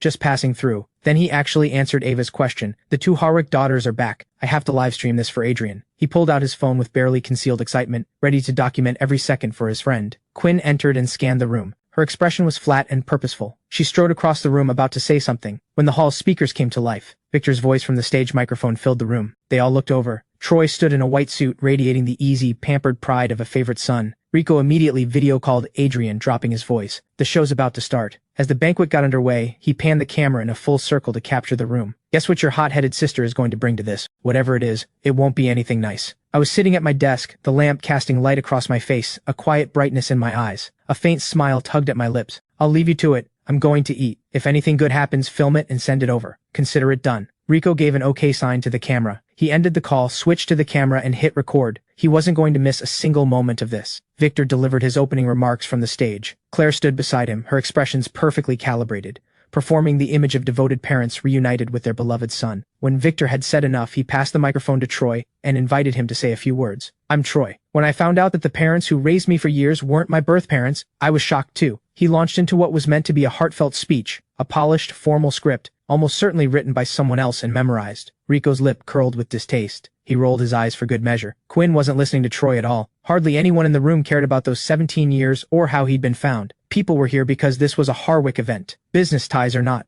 The Harwick sat at the top of the capital circle. You showed up. That was just how it worked. Rico held his phone up recording, switching hands whenever his arm got tired. Quinn drifted closer to Rico. She lowered her voice by his ear. Let me hold it for a bit. Rico instinctively turned to look at her, and suddenly registered just how close she was. He snapped his head back forward and passed over the phone. They were engaged, but both had only just come of age. The arrangement had been set, in childhood, a business alliance between families. They'd always treated each other like siblings. Nothing romantic had ever entered into it. At least, that's how Rico saw it. Quinn watched him press his lips together and edge sideways. A small smile touched her lips. Even the toughest one in the room has a shy side. Troy barely got through a few lines of his speech, when, right as Quinn took the phone, the roar of an engine erupted from outside. The banquet hall was on the ground floor, but it was deep inside the hotel. No vehicle noise should have been able to reach them. Troy's speech died on his lips. Everyone turned toward the main doors, confused. With a thunderous crash, a black Apollo supercar burst through the doors. Screams erupted across the room as guests scrambled out of the way. The long table stacked with pastries and champagne was hit. Bottles crashed to the floor. The room descended into chaos. Victor, who had just been performing the role of devoted father, went stone-faced, his eyes locked on the car. The car screeched to a stop in the middle of the hall. The passenger door flew open, and a border collie leaped out, charging straight for Troy on the stage.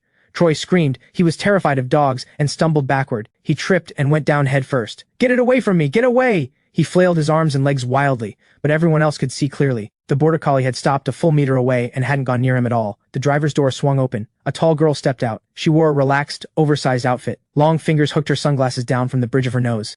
She leaned against the car, every inch of her radiating defiance and didn't care energy. The banquet hall behind her was in ruins, and she looked completely unbothered. A lazy, sharp grin curved her lips. Little brother, that mouth of yours is something else. I brought you a dog as a welcome gift. Fine if you don't want it, but did you have to say something so ugly? There was nothing kind about any of this. It had the look of a deliberate takedown start to finish. She curled a finger toward the border collie. The dog trotted over obediently, sat at her feet and wagged its tail. Victor's face had gone a shade of pale green fury. Who gave you permission to drive in here? Have you lost your mind? Take your dog, get in your car, and get out. Now. Jade lifted the border collie back into the car and clicked her tongue twice. Why so upset, father? Your daughter's been abroad for 2 years. I suppose now that you have a new son, daughters don't matter anymore. Don't make me say it a third time. Victor's voice dropped lower, harder. Jade gave a long-suffering shrug, got back in the car and reversed out. Nadia, the eldest Harwick daughter, had slipped in at some point unnoticed. She began moving through the room, calming the guests. My sister acted out of turn. I apologize for the fright.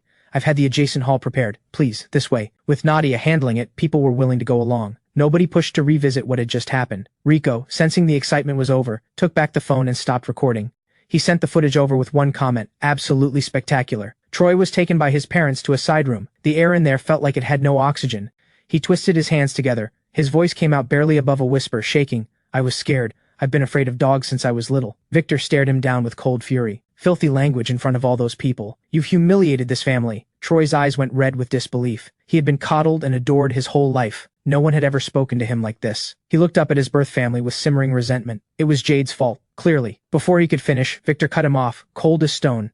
If I'd known you'd be this useless, I never would have brought you back. Troy couldn't understand what he had done wrong. Jade was the one who had caused all of this, so why was he the one being torn apart? He turned to Claire with desperate eyes. They said a mother always knows. Surely she would be on his side, but Claire's face was just as frozen, her expression no kinder than Victor's. When she spoke, there was nothing warm in it. You made a spectacle of us in front of everyone. If there is a next time, I will send you away myself. Go home, now. Victor shot Troy one last look, sharp and cutting, then turned to deal with the aftermath alongside Claire. Every bit of strength drained out of Troy at once.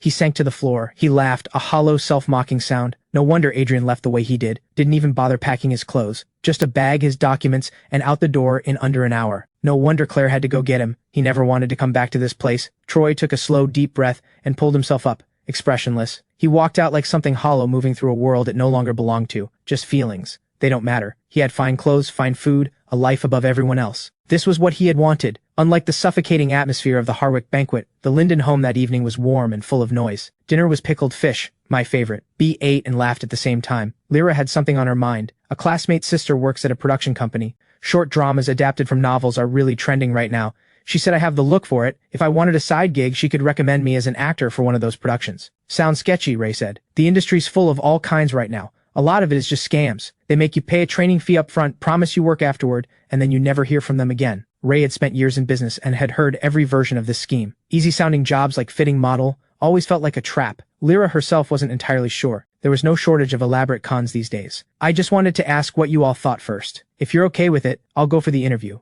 And if they try to charge me for training, I walk. I think you should go for it, I said.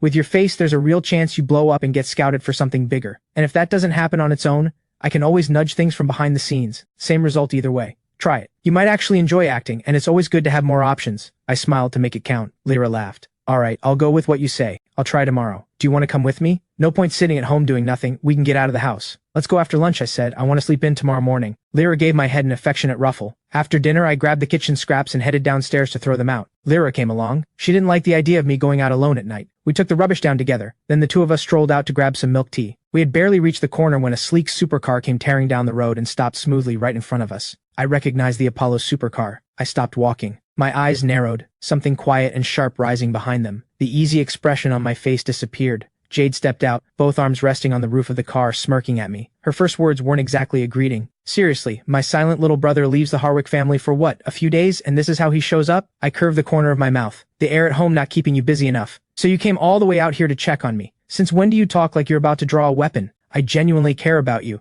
There wasn't a drop of sincerity in it. She walked around the hood of the car toward me, each step as unhurried and untamed as the rest of her.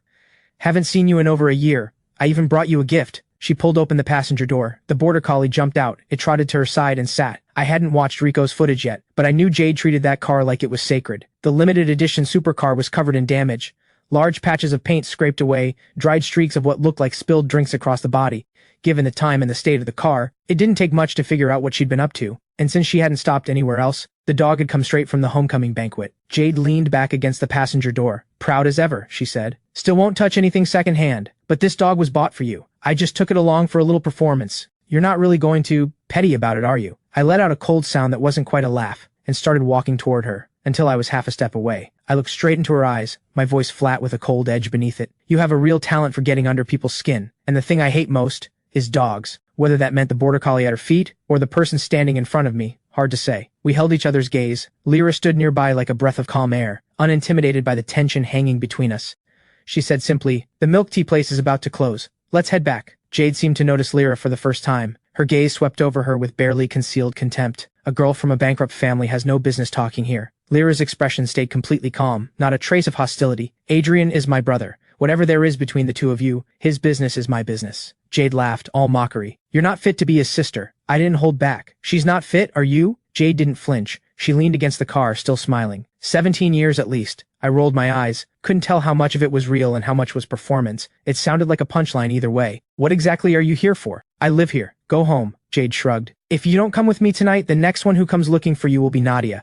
And you should know, she's not as easy to deal with as I am. I came back without missing a beat. She's not my sister." I looked down at the border collie, silky-coated, tail wagging at me. I bent down and took hold of its collar. I shoved Jade aside from where she was leaning against the car and stopped engaging with her. When I looked at Lyra, her expression was soft and easy. At that casual, familiar word, sis, Lyra draped her arm around my shoulder. "Let's head home." Jade watched the two of us walk away until we disappeared. Then she fished out her phone and called. "Your little brother has a new sister now. He doesn't even care about you anymore." Those were the first words out of her mouth the moment the call connected.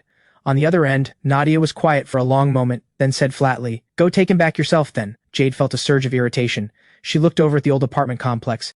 "That place is run down and tiny. What is there to stay for? Is he out of his mind? The Harwick estate is plenty luxurious, and you barely go back yourself." Nadia stayed perfectly calm, ignoring her sister's irritation entirely. "The fact that he's living in that place, that's partly your doing. If Jade hadn't pulled that stunt and engineered the Linden family's bankruptcy, even if he'd gone back to them, he'd still have been someone. Designer clothes, private cars, not a whole family squeezed into a tiny wreck of an apartment." Jade ground her back teeth. When it came to doing something reckless, she'd been happy to push things along. But the moment it blew up, she was left holding all the blame alone. Nadia was getting more calculating by the day. "You'd better keep that energy, and don't even think about going to talk Adrian into coming back. He won't listen to you either, and I'll be watching with great enjoyment." She hung up without another word. Nadia set down her phone. Her fingertips tapped the desk surface in a slow, rhythmic pattern. When she thought, her face showed nothing, just the quiet, suffocating presence of someone who expected to be obeyed. The manager across the desk kept his head down, terrified of saying the wrong thing to this unpredictable boss. Lyra and I got our milk tea and walked home in the evening breeze. Jade hadn't managed to ruin the mood. Lyra studied my expression.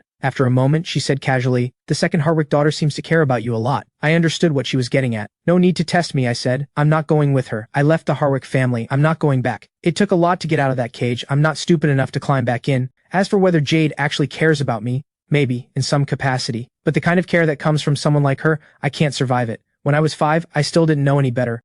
I craved the warmth and protection of family. I got pushed around by kids at kindergarten, so I went to Jade to tell on them. The normal response would have been to go to the school and sort out whoever was bullying me. But Jade dragged me off to Taekwondo training instead. She said if I was strong enough, nobody would touch me. Then she taught me herself, a 5-year-old beginner, and she showed absolutely no mercy. I ended up with broken ribs and spent 3 months in the hospital. For those 3 months, the only people who came were the household staff. Celine would visit after school to keep me company. The person responsible never showed her face. By the time I recovered and was discharged, when I finally saw Jade again, there was no remorse whatsoever. She told me straight-faced that I was too weak and suggested I try kickboxing next time. Who in their right mind would want a sister like that? Back at home, Helen's stall plan was coming together smoothly. Ray scrubbed the cart inside and out. The plan was to set up near home first, surrounded by familiar neighbors who could give honest feedback, then refine the product before going to the area near Central High on Monday for the real launch. Bea raised her milk teacup. Everyone clinked together. "Here's to Mom's booming business." Ray smiled and said, "Little Chen is our family's lucky star. Everything around us has been moving in a better direction. When Troy was here, every day was filled with complaints. The whole home felt flat and mechanical, everyone just going through the motions. Since I came back, I've helped in ways I didn't plan for, a kind of force that pushed everyone forward, made them think about what was possible. The renovation was thanks to me too. The marks of age and wear are gone now. Life has a new look, and everyone is full of energy. Each person is pushing in their own direction to make this family better, and at the same time, they're more tightly connected than ever." I looked down with a quiet smile. I hadn't expected that giving something would come back to me like this. If the coldness in the Harwick household could be explained away by the lack of blood ties, then look at Nadia and Jade. They share Harwick blood, and they're no closer to Victor and Claire than I ever was. Troy, the actual biological son, is back now. He won't be valued either. Blood doesn't excuse the Harwick family. Victor and Claire have no warmth in them. Two people who came together through a business arrangement and produced 3 cold machines. Children can't be happy when their parents aren't. Rico told me that once. We should video call Nora, Lyra said. We can't become a family of 4 and just forget she exists. She still doesn't know about the renovation. Let her be jealous through a screen. Lyra laughed as she made the call. It connected quickly. Nora had foundation on and was just starting to do her makeup before heading out. Lyra teased her, getting all dressed up. Where are you off to? She never wore makeup when she came home on breaks. This late? Could it be a date? Nora saw right through her. Tomorrow's the school anniversary showcase. My class put together a performance and I wanted to try the look in advance. Where are you all anyway? Lyra laughed and flipped the camera to show the rest of the family. Everyone took turns saying hello. Nora's voice came through, full of surprise. Is that our home? Ray always got especially animated when the renovation came up. Just happened a couple days ago. Big news. You used to love Sienna's work, right? She designed this place. Nora's voice went up a notch. Sienna made her name at 16, and even when the Linden family had money, we still couldn't have afforded her. After the family went bankrupt, she'd stopped dreaming about it. Stopped even thinking about it, yet here it was, quietly, impossibly real. I took a sip of milk tea, chewing on the tapioca pearls, something turning over in my mind. So Nora was a fan of Sienna's, practically had her as an idol. Why didn't she study interior design then? Why traditional medicine? I took the phone and stood up. Let me give you the tour. I walked her through the living room first, then into the bedroom. Through the phone came one gasp after another. As I talked her through each space, Nora's face was frozen in an enormous smile. She loved it completely. With Sienna's redesign, everything felt so much more open, and the soft blue tones, exactly her style. Nora turned into a completely starstruck fan, murmuring to herself, she's something else, that Sienna. If Sienna ever heard that, she'd be insufferable around me for months. Nora suddenly frowned. A full renovation like this, that has to be 80 or 90,000 at least. I said, Sienna's my friend. She probably didn't charge a design fee, but the materials weren't cheap. 20,000 is nothing to me. Less than a dinner. No point putting that weight on Nora, so I left it out. Nora let out a sigh. I cut her off before she could say it. Don't you dare feel guilty. Finish up graduation this month. Start the internship next month. When you're back, you're treating me to dinner. I smiled. Come back soon. See what your new room feels like. We exchanged a few more words and hung up. Nora was left slightly stunned. She'd only been back at university for a little over a week, and the family had transformed. She knew exactly where that luck had come from. Ever since the new mattress, my sleep had improved considerably. Then my phone rang. I glanced at the screen. My expression darkened. I hung up. They called again immediately. Lyra heard it and came over to ask what was going on. I waved her off. It was nothing. Then I picked up, irritated. What do you want? At that moment, a low-key dark green Mercedes was parked outside the complex. Nadia was looking out the window at Helen. I'm downstairs. Come down and talk, or I can invite Mrs. Linden into the car instead. Nadia's voice was cold, but what made my skin crawl was the implication. She must have run into Helen coming back from the stall. I grabbed my keys and ran. I knew Nadia too well. Her methods were sharp and ruthless. Helen was no match for her. If Helen actually got into that car, there was no telling what Nadia might say, and she'd almost certainly use it to pressure me into coming back. I shoved my feet into my shoes and bolted downstairs. I ran straight into Helen coming in. I exhaled and slowed my pace, pulling on an easy smile. You're back early. How was business this morning? Helen's face lit up when she saw me. You've got the stall tomorrow, I added. You prepped extra already. Go upstairs and rest for a bit. From a distance, Nadia watched the two of us. Then she saw me break into a stride toward her. She slowly pulled her gaze away and told the driver to leave. I reached the entrance and watched the Mercedes pull away. A question mark formed in my head. I pulled out my phone and called Nadia back, my tone anything but polite. You said you wanted to talk. I came down and you left. What's that about? Nadia's voice was calm. Changed my mind. Dinner tomorrow night, I'll pick you up. Then she hung up. No one with a Harwick name is normal, not a single one. After dinner I changed and threw on my small backpack, heading out with Lyra for her acting audition. On the bus I looked her over. When did you last buy something new to wear? Her white shirt had yellowed, the collar warped out of shape. She had maybe 3 or 4 casual outfits, all washed to the point of fading. Lyra gave a slightly awkward smile. I don't really pay attention to that kind of thing. These are the years you should look your best, I told her. She recalled quietly, most of what I earned from working went to buying things for Troy. I never saved anything for myself. She'd once thought it was worth it. Working hard, saving carefully, buying him clothes and shoes. Now all she could say was that she had no regrets. Even if Troy had turned his back on her without a second thought, she could say she'd been decent. She'd never shortchanged him. The Linden family is honestly the strangest I've ever encountered. Did Troy save their lives in a past life or something? Going to an interview at a production company. You need to look the part. Show up in worn-out clothes and you'll feel it before they even say a word. When we arrived, I took her to a clothing store first to pick something out. We had barely stepped inside when a sharp, contemptuous voice cut through. Well, isn't it the Harwick Heir? Used to wear custom-tailored everything. Now look at you. I almost didn't recognize you. I didn't bother responding. Zane's face went red with frustration. It happened every single time we crossed paths. The Joe family ran a few factories, wealthy, but nowhere near the level of an established dynasty. Zane had always resented my academic performance. We'd never gotten along. He'd always disliked me but had been careful not to push things because of my status.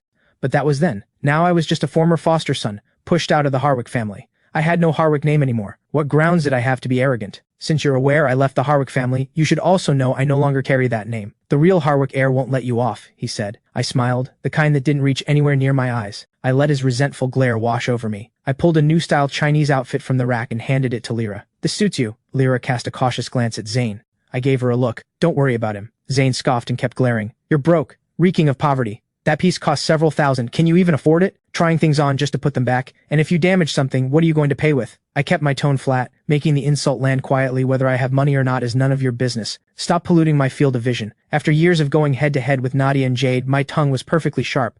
I used to hold back for the sake of the Harwick name. Now that name is gone. Whoever comes at me gets exactly what they deserve. Zane seethed. You just wait. He dropped the threat and walked out. Lyra came out in the new outfit. I looked her over, pleased. It suits you perfectly, just as I thought. We arrived at the production company. It was small, clearly hadn't been open long. Lyra followed the directions, in, and went for her audition. I waited outside, staring at the company logo. My eyes narrowed slightly. Something about it looked familiar. A receptionist showed me to the waiting area. With that outfit and her looks and presence, Lyra might actually land something good. After nearly half an hour, a familiar voice. You again. I set down my cup and turned. Zane. Again. His eyes were full of mockery. The beloved heir, reduced to auditioning. I'd suggest you leave while you still can. I propped my chin in my hand and looked at him with genuine amusement. This is my uncle's company. One word from me and neither of you gets anywhere near a role. I turned that over thoughtfully. So this company belongs to your uncle. Zane snorted. Now that you know, why are you still here? Beg me in person and I might consider getting you a part. Just as the words left his mouth, a tall, middle-aged man came out of the office. Zane ran over and said, he brought his sister to audition. I don't like him. Mr. Chen looked at his nephew with clear indulgence. He treated the boy like his own son. The moment he heard someone was causing trouble, he turned with a sharp look, and then his expression changed completely when he met my eyes. How did you end up here? The respectful way Mr. Chen addressed me made Zane's eyes go wide. Mr. Chen pushed past Zane and walked quickly toward me. Is there something you needed from me today? I took a calm sip of water. Just keeping my sister company for the audition. Mr. Chen smiled. You hold 50% of this company. Getting someone in is the easiest thing in the world. My gaze drifted meaningfully to Zane. Good thing your nephew reminded me. I'd almost forgotten I had a stake in this. All I had to do back then was handle whatever the Harwick family assigned me. I'd been learning investment from Celine since we were young. I honestly couldn't keep track of which companies I had shares in. Every owner who knew called me by my given name. Mr. Chen continued. Which role is your sister going for? I'll have it locked in immediately. I glanced at Zane. My sister prefers to earn things herself. She doesn't rely on other people's connections. Mr. Chen caught the meaning beneath that. He shot his nephew a look. Did you have some kind of misunderstanding with him? Apologize. Right now. I curved my lips. No misunderstanding. He just doesn't like me, and that's a personal matter. Mixing it with business would make it look like I'm using my position to settle scores. That's not who I am. Mr. Chen visibly relaxed. You're always the bigger person. This nephew of mine has been spoiled. I'll keep a tighter rein on him going forward. Zane clenched his teeth, but he didn't say a word. A group of about a dozen auditionees came out. Lyra was among them. I pulled back the energy immediately. Lyra smiled. I got a small role, not much screen time. I said a brief goodbye to Mr. Chen and we headed out. He watched the two of us go. At the mall, I picked up 2 outfits each for the whole family. Mid-autumn festival gifts. Watching me spend nearly 10,000 in one go. Lyra felt uneasy. That much money, Mom and Dad are definitely going to feel awkward accepting it. I said 1,000 for a piece that lasts. That's value. Cheap things that fall apart after a wash are pointless. My philosophy is simple. Your wardrobe should have pieces that hold up when it counts. Honestly, spending a few thousand on clothes was partly just to annoy Jade. When the news reached Jade, she nearly lost her mind. Adrian took Lyra shopping and bought new clothes for the whole Linden family. 17 years as siblings, and he never once bought me anything to wear. And now he's taking that stand-in sister of his shopping. I need to go confront him about this. Jade grabbed her phone and car keys. I'm dragging him back today. The butler stepped smoothly in front of her, head slightly bowed. And what exactly would going accomplish? It was you who had the Linden family brought down. He's probably still angry with you over that. Jade stopped mid-step. Something flickered in her eyes, a trace of regret. She had engineered that bankruptcy deliberately, to keep me from leaving the Harwick family. Who could have predicted that even knowing the Linden family had fallen apart, I'd still walk out without a second thought? I had no trust in the Harwick family, not a drop. Jade's reputation in the capital circle wasn't exactly clean. Reckless, unruly, never serious about anything. So what had suddenly driven her to pull a stunt this big? The answer went back 2 years, to when Nora had an accidental run-in with Jade's boyfriend. Jade had been there. The moment she saw Nora's face, so similar to mine, she had someone look into it immediately. That was how she found out I wasn't her real brother. That I was the Linden family's biological son. I was probably the only person in that cold house who had ever genuinely interested her. She didn't want me to leave the Harwick family, so she arranged for the Linden family to go bankrupt. Even if the truth about the real and false heir came out, she figured I'd take one look at the broken-down Linden family and refuse to claim them. But at the same time, she was afraid that once everything was out in the open, I might not get a real choice, and she didn't want me to actually go back there and suffer. So after the Linden family went under, she came to find me and said it to my face. The Linden family is broke now. Stay put, be my good little brother, and I'll keep spoiling you just the same. She told me the truth early, so that before it became public I'd have time to prepare. Use the Harwick family's resources to make some investments, set aside some savings, so that whatever happened, my life wouldn't be too hard. She hadn't expected things to unravel so quickly. Just 2 years, and Troy showed up at the door. In her view, my leaving wasn't entirely the right move either. Better to leave and stand on my own than stay as a foster son. The one thing she hadn't anticipated was that I'd choose to go back to the Linden family. Jade propped her chin in her hand and let out a sullen sigh. To this day, she still doesn't know whether what she did was right or wrong. Troy came looking on his own, but how did he find out about the mix-up in the first place? That question had been nagging at me lately. I brought it up with Celine over lunch on Monday. I'd known the truth about my background for 2 years, so when Troy first showed up, I didn't immediately think something was off. But thinking it through these past few days, Victor and Claire never paid much attention to me. There's no way they suddenly decided to go looking for their biological son on their own. And the Linden family had already gone bankrupt. Troy had no way of contacting them. So how did he find out who he was? And where did he get the paternity test? Celine found it suspicious too. When I was born, the Harwick family was already at the top. Private hospital, private ward. How does a mix-up like that even happen? Someone arranged it. This was deliberate. Troy showed up with a paternity test in hand. If he actually is the biological son, fine. But where did that test come from? And if he isn't, then whoever is behind this has very deep motives. I don't care whose blood runs in me, and I don't particularly care whether Troy is real or not. But if someone engineered this, then I've been used as a piece in someone else's game. And I still don't know what they want, or who they're really targeting. I don't like the feeling of being maneuvered without knowing it. I'll have someone look into it quietly. You find an opportunity to feel out Troy. See what he lets slip. Celine poured me a glass of orange juice. She didn't look particularly worried. After all, I was just a child back then. Whoever was behind it, they weren't targeting me specifically. It didn't directly concern me now. So there was no real reason for her to be too worried. She wasn't wrong, but the feeling of being watched from the shadows was unsettling. Finding out the truth was the only safe move. And I trusted Celine completely. Celine narrowed her eyes. Since when do you talk to me like that? 17 years and we're starting to sound like strangers.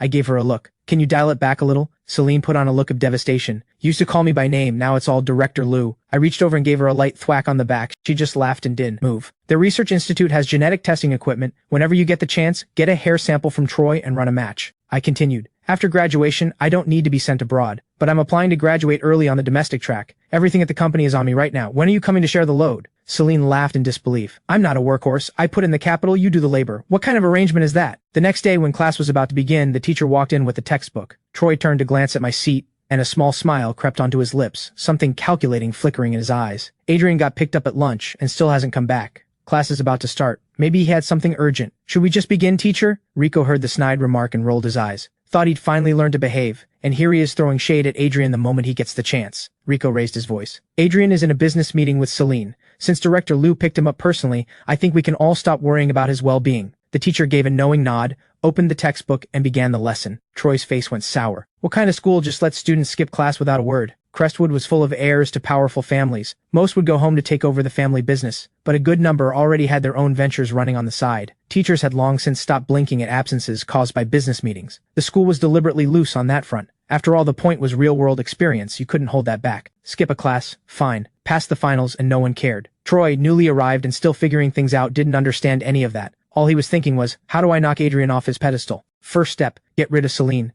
And if that wasn't possible, find a way to drive a wedge between us. By the time I got back to school, it was the third period of the afternoon, equestrian class.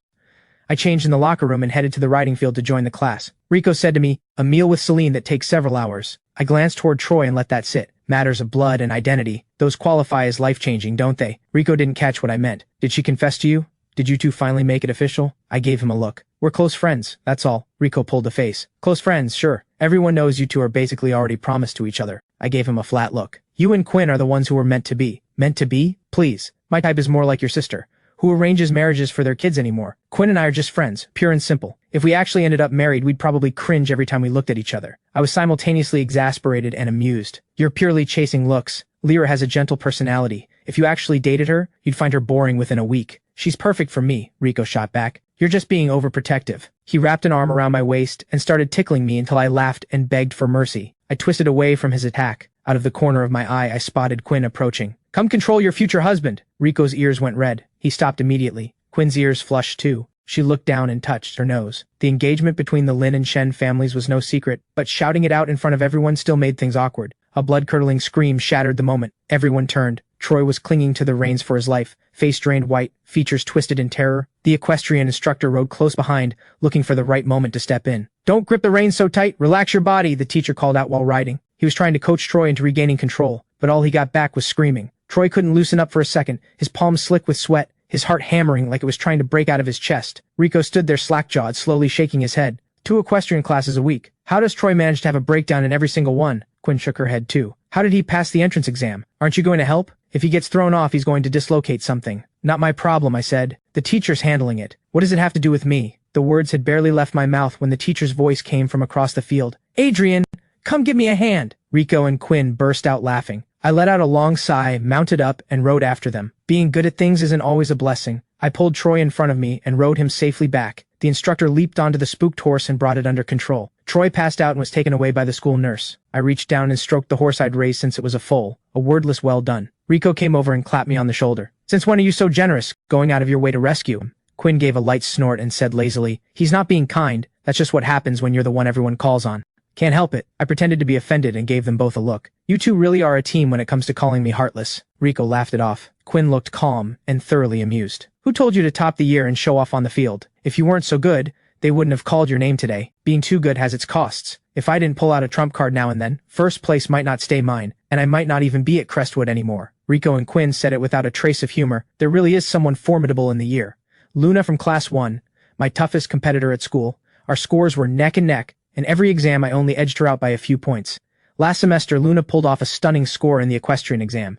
If I hadn't read the situation and raised the difficulty of my own performance, she would have beaten me in the final rankings. I scraped through by 1 point, and without that, I might not have been at Crestwood this year at all. Luna was fine-featured and well-liked across the year, but something about her always gave me a creeping feeling. Rico thought about her smile and visibly shuddered. It wasn't an obviously sinister look. She smiled like warm sunlight, but those eyes of hers felt wrong somehow. There was always the sense that she was concealing something unfriendly. It gave people a chill. And the way she looked at me specifically, smiling on the surface but hiding something deep beneath. The hostility was there and not there at the same time. Impossible to read. Quinn nodded in agreement. She had dealt with Luna twice. She found her to be the smiling tiger type, barely a straight word from her mouth, and a cold, unsettling energy that seeped outward from somewhere deep inside. I thought it over. I'd never come face to face with Luna. Our rivalry had only ever existed on the rankings board.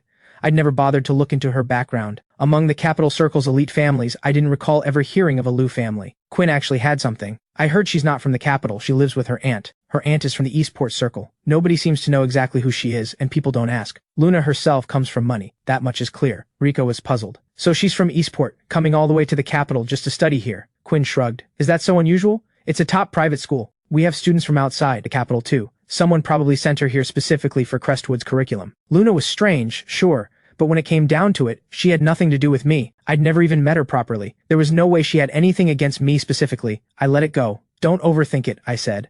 I mounted up and rode a free, easy practice lap around the field.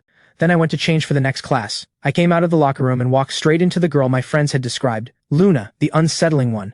Luna's lips curved into a smile, a brightness in her eyes, but the smile never reached beneath the surface. No warmth, no hostility either, apparently. Are you here to change, I said? Or were you waiting for me? Luna smiled openly. There's been a lot of talk around the year lately. Someone as sharp as you shouldn't be sacrificing long-term advantage for the sake of loyalty. My eyes narrowed, barely perceptibly, then returned to normal just as quickly. If you already know it's just talk, why bother coming to tell me any of this? What's the real reason you left the Harwick family? She asked. But what I noticed in her eyes was something dangerous. I met her gaze evenly. If I told you it was to find my birth family, would you believe me? I raised an eyebrow slightly. And if you don't, why ask? I was done talking. I stepped forward and brushed past her. Luna's expression stilled. The smile slipped away. What was left behind in her eyes was something cold and sharp, completely unguarded. I went back to the classroom, sat down, and took a sip from my water bottle. I replayed the conversation in my head. Rico and Quinn had been right. Luna's words were seamless, not a single crack to pick apart. She smiled all the way through, but her eyes were sharp and cold underneath. Hostility that appeared and disappeared. Mysterious and dangerous. Impossible to read. Other heirs in this school weren't blind. If Luna's strangeness was this obvious, she couldn't possibly have this many admirers. The only explanation was that she concealed it well, but couldn't quite hide it from me. And it seemed to extend to the people around me too. She was targeting me? I didn't understand it. Today was the first time we'd ever actually spoken. We had never crossed paths before. I was from the Capital Circle. Our worlds had no overlap outside of school. Had 2 years of losing to me on rankings been enough to build this kind of resentment? She seemed particularly interested in why I had left the Harwick family. Someone from the Eastport Circle keeping close tabs on Capital Circle gossip. That was strange enough on its own. Could she have a grudge against the Harwick family? But if that were the case, why come to me? I decided to stop turning it over. What I needed to know would come to me eventually. Rico dropped himself onto my desk. Come to my winery tonight for a drink? I tapped his hand and started organizing the books on my desk. I frowned. Can you at least try to look presentable? I gave him a look. He tugged at his own collar, unbothered. The winery's been open this long and you've never once shown up. Quinn rolled her eyes. You really believe in yourself, don't you? Don't you know that winery is guaranteed to fail? Rico scoffed and smacked her on the arm. Mind your own business. You were supposed to bring me a bottle of new wine last time, and you ruined the whole thing. I still owe you for that. Quinn leaned against the desk across from him and said, the whole shipment got flagged in an inspection out of nowhere. The deal fell through. It wasn't like I did it on purpose. I'll make it up to you when I find a good bottle next time. I listened to the two of them bicker. Rico, still fired up, threatened to wrestle her jacket off her right there in front of everyone. Quinn found that mortifying. They descended into full chaos, the classroom filled with laughter. I ducked my head and covered my mouth, trying not to let mine show. Those two had been at each other's throats since they were kids. No wonder Rico treated her like one of the guys. Rico saw me actually laughing and poked my arm. Don't just sit there enjoying the show. You haven't answered me yet. I'll set aside a 1982 vintage grape juice for you. A 1982 vintage grape juice is just wine with a different name. You really want to let me near alcohol? Aren't you afraid of what Celine would do to you? Everyone knows I'm the person she holds closest. Anything that could do me even the slightest harm, she'd eliminate it without a second thought. If Rico dared give me alcohol, he'd be the next one she dealt with. I said, you two can stop fighting. I'm not coming tonight. Nadia asked me to dinner. Rico immediately jumped off the desk, like he'd just heard the sky was falling. His voice jumped up several notches. What is the eldest Harwick daughter getting involved for now? She's not planning to drag you off somewhere, is she? Quinn put a firm hand on my shoulder. She had the expression of someone sending a soldier off to war. I have a soft armor vest at home. I'll have someone bring it for you to wear tonight. Rico and Quinn's alarm wasn't unreasonable. They knew about my complicated history with the two Harwick daughters, and after more than a decade of knowing me, they had a very clear picture of those two. Jade used to have a large dog. At 17, furious at Nadia's attempts to control her, she had set the dog on 19-year-old Nadia. Nadia had the dog put down without a single word. The whole Harwick household was thrown into chaos. Victor and Claire interrogated both of them. Jade denied giving the order. Nadia pinned the blame directly on me. My parents knew perfectly well it couldn't have been me, and grounded me to my room for a month anyway. Jade, to get back at Nadia, snuck into the company where Nadia was working at the time and cut the main power. The outage wiped critical data, over $1 million in losses. Nadia, without a single word, had Jade's favorite car destroyed. Both sisters were deeply in the wrong, and Jade accused me of being the one who cut the power. My parents once again knew the truth, and once again let them get away with it. They put me right back under house arrest the moment my first sentence ended. Another month confined to my room. From that point on, I understood. I was nothing more than a piece to be traded in the right marriage deal. No matter how well behaved or capable I was, I would never be seen, never be praised. Instead, I absorbed whatever disaster came my way. Every mistake either sister made, I was the one who carried it,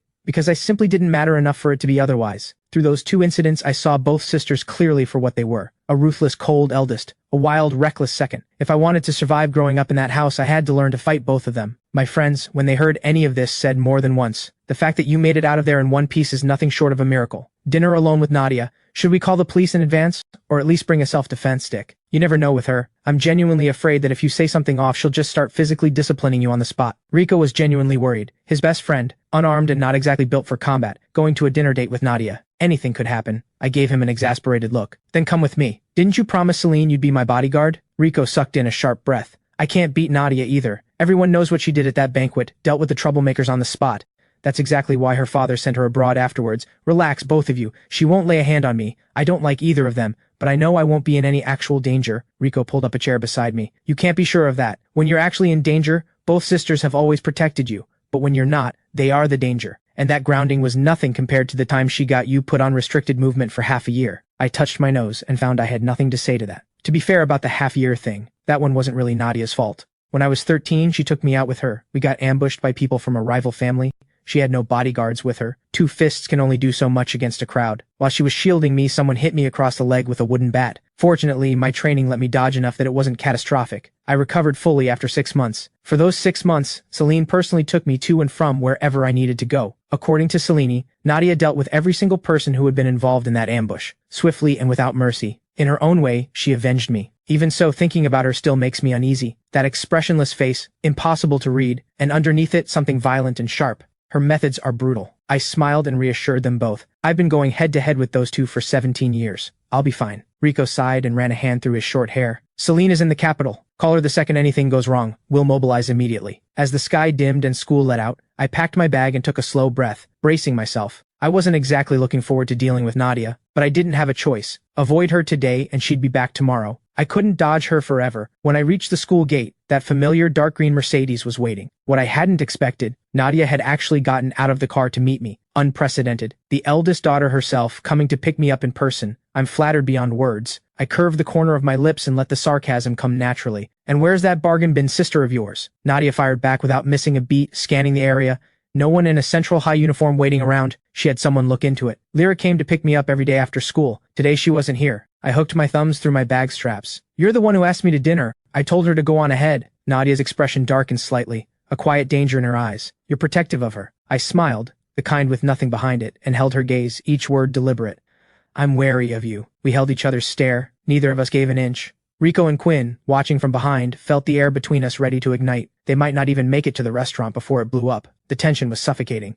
She'd barely said 2 sentences, and it had already come to this. I think we should follow them, just to be safe, before they could settle on how to intervene. A new arrival disrupted everything. Troy came running in his school uniform, the hem of his jacket catching the wind. He looked young and bright, his smile warm and open. He'd exchanged greetings with his sisters at the banquet, but hadn't seen them since. When it came down to it, they were still blood. Nadia coming here meant she wanted to smooth things over. And given the tension between us, she clearly wasn't fond of me. The false heir. Troy put on a sweetened voice, thinking it would charm her. Big sister, are you here for me? I'm your real brother. You'll look out for me from now on, right? He had absolutely no idea who he was dealing with. I scoffed and rolled my eyes. It stung on Lyra's behalf, as if she had ever done anything but pour herself out for him. Don't worry, I said. You have plenty coming your way. Troy shot me a smug look, then turned back to Nadia, composing himself into the picture of thoughtful, well-behaved sincerity. Even though he took 17 years of a life that should have been mine, I don't blame him. Don't be too hard on him either. Since you two still have things to discuss, I'll get in the car first. He reached for the rear car door and found it wouldn't move. He knocked on the driver's window. The driver didn't glance up.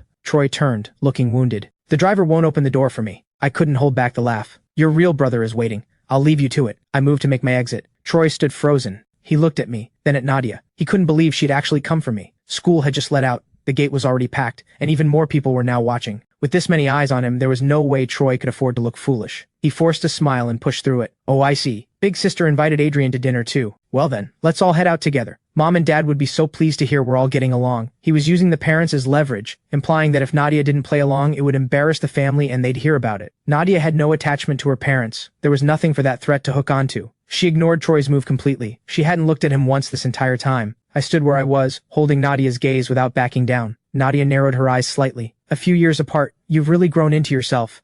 You flatter me. And this car, I wouldn't dare get in. I'm not getting in. We can stand here as long as you like. Do you need me to physically put you in? Nadia's patience had run out. I held my ground. Let's see what she actually does. In the Harwick household, it wasn't just me at war with them. The two sisters had been at each other's throats since childhood. Constant sabotage, constant blame shifting. Eventually, I learned to use Jade to keep Nadia in check, and Nadia to keep Jade in line. Each one held the other back. Nadia bit down on her back teeth, let out a barely audible sigh of resignation, and said, "Get in." Another round to me. I smiled, and got in. I walked to the rear door. The driver, reading the room, immediately unlocked it. I pulled it open and folded myself inside. Finally, she said. Then she turned a cold, sweeping glance toward Troy. Every stray that crawls along thinks they can climb up here. Things that don't belong will only dirty my car. She wasn't talking about anyone else. She was looking straight at Troy and finding him beneath her. Nadia walked around to the other side and got in. I lowered the window, a quiet laugh. Work on your equestrian skills. If something like today happens again, I won't come for you. An ungrateful person is worse than a dog, don't you think? The window went up, the car pulled away. Troy was livid, hopping with rage. He hadn't expected Nadia to show him absolutely zero respect, taking Adrian, and leaving him standing here. He was the real Harwick son. Why did Adrian, who didn't even carry the Harwick name anymore, still command this much respect, still have Nadia's protection? Why did Adrian always manage to linger everywhere like a ghost that wouldn't leave? Everyone around had seen it plainly. Troy was the real heir, and his sisters didn't think much of him at all. In Nadia's eyes, Troy wasn't worth 1,000th of what I was. Whatever Victor and Claire's stance, the Harwick estate would ultimately pass to Nadia, without her acknowledgement. The title of heir was hollow. Helen, who had seen everything, turned to Lyra, who had just arrived to help with the stall after school. Little Chen, he went with the Harwick people. It's all right. I know what you're worried about. Lyra said it with a slight furrow in her brow. Mom, trust him. He promised us he won't go back to the Harwick family. At that moment, Rico, still sulking about earlier, came bounding over. Hey, it's Lyra's mom! His eyes locked onto Lyra and refused to move. How is someone this beautiful even real? Like something out of a painting. Completely otherworldly. Quinn pressed her lips together, her eyes full of quiet grievance. She stepped sideways, cutting off his line of sight. Hi, we're friends of Adrian's. He mentioned you run a little stall here. We thought we'd come have a look. Helen beamed. Hello, hello! Any friend of Adrian's, let me make you a deluxe rice ball on the house. She put together a generously loaded rice ball, cut it in half, and handed one piece to each of them. Tell me what you think. Quinn accepted it politely with both hands. Rico ate with obvious relish. Did you make all the fillings yourself? He said through a mouthful. This is incredible. If you'd have me, I'd love to come mooch a proper meal at your place sometime. He ate with such uninhibited enjoyment that just watching him made you hungry. Helen laughed until her eyes were barely slits. Just give me a heads up whenever you want to come. I'll make a few extra dishes. You're welcome anytime. My son has so many good friends at school, and such kind ones at that. It says something about the kind of person he is. How could a mother not feel happy and relieved seeing that? With those two stirring things up, a few more of their classmates drifted over to see what was happening. When they found out the woman was my birth mother, they all pitched in and bought something. A busy stall attracts more customers. Within minutes the crowd had grown and Helen was swamped. Lyra jumped in to help. Rico stood nearby the entire time, watching her with an expression of pure, unfiltered admiration. Quinn rolled her eyes. Fine, she came after Adrian and Rico's priorities. Fine, she came after Celine. But now Lyra was ranking above her too? This was getting concerning. One day this guy was going to forget she existed entirely. Something had to be done. Quinn shifted position, casually, smoothly, and stepped into the line of sight between Rico and Lyra. Want to go see a movie this weekend? Rico asked, his eyes still trailing after Lyra. Lyra caught the starstruck look in his eyes and felt her face warm. She'd been quietly regarded as the most beautiful girl at Central High. People stared when she went out. She was used to being looked at, but when the person doing the looking was her brother's best friend, that was somehow different. Thank you both. You clearly have a really close friendship. Rico threw an arm grandly around Quinn's shoulder. If I weren't already spoken for, I'd carry her home in a bridal sedan chair with full ceremony. Quinn pressed her palm to her forehead. Saying something like that in front of someone's sister, and you're not afraid of being misunderstood? Over 10 years of knowing him, and she genuinely believed he was missing something upstairs. No wonder the only real friend he'd ever had was Adrian. Lyra, for her part, found his straightforwardness refreshing. You still haven't answered. Are you coming this weekend? Rico lit up immediately. Would you want to come with us? If he could get Lyra to come along, he'd get to spend more time around someone worth looking at. Lyra shook her head. I have a shift this weekend. You two go. Rico deflated. What's the great Adrian up to then? The first couple of weeks were busy with settling back into the Linden family. On weekends there were hospital visits to make, and Celine is back in town this week. There's probably a visit there too. Lyra didn't know the specifics of what kept me occupied, but after these weeks together, she understood well enough that my reach extended far beyond what was visible. Even without the Harwick name, there were enterprises most people knew nothing about. I was not an ordinary high school student, and it was my private business, so she left it alone. Then, whenever you're free, come visit. You're always welcome. When the rice balls were sold out, the stall wrapped up. Ray came to collect everyone. Quinn helped lift the cart into the vehicle. The car had been parked on the side of the road for a while. She pulled Rico in with her, apparently planning to take him home to help sort through some things. Quinn let out a helpless sigh. She and Celine were both, in their own ways, the reliable ones their childhood friends leaned on, and yet somehow that felt entirely different for each of them. Night fell. The car window reflected my expression back at me, thoroughly unenthused. This restaurant again. Maybe it was because the Harwick years held so few real memories, and this place had been one of the constants. Nadia had bought it at some point. After that, she always brought me here. But human warmth has its limits. Too many visits and you grow tired of even the things you once liked, the same way I eventually tired of the cold in the Harwick house. I went straight to the point. All this effort to drag me out to dinner. What do you actually want? You came yesterday and drove off without a word. Now a formal dinner. Whatever this is, it's clearly not something you can say in a few sentences. Nadia lifted her wineglass and took a slow sip. Are they good to you? All of this, and that's the question. No worse than being the Harwick heir. Nadia's expression shifted through something unreadable. She set down her glass without a word, neither agreeing nor pushing back. She had known for a long time that I planned to leave the Harwick family once I came of age. In the 2 years before that, she had quietly backed certain investments, making sure I'd have enough in my hands to stand on my own. What she hadn't predicted was that I'd go back to the Linden family and choose to live with people she considered to have nothing to offer. With what I currently had, a little attention to it would be enough to live comfortably for the rest of my life. Instead, I was getting involved in things that weren't my concern, spending time and resources on the Linden family. I looked out at the night beyond the window and felt something I hadn't felt in a long time, a stillness with nothing behind it. This was enough.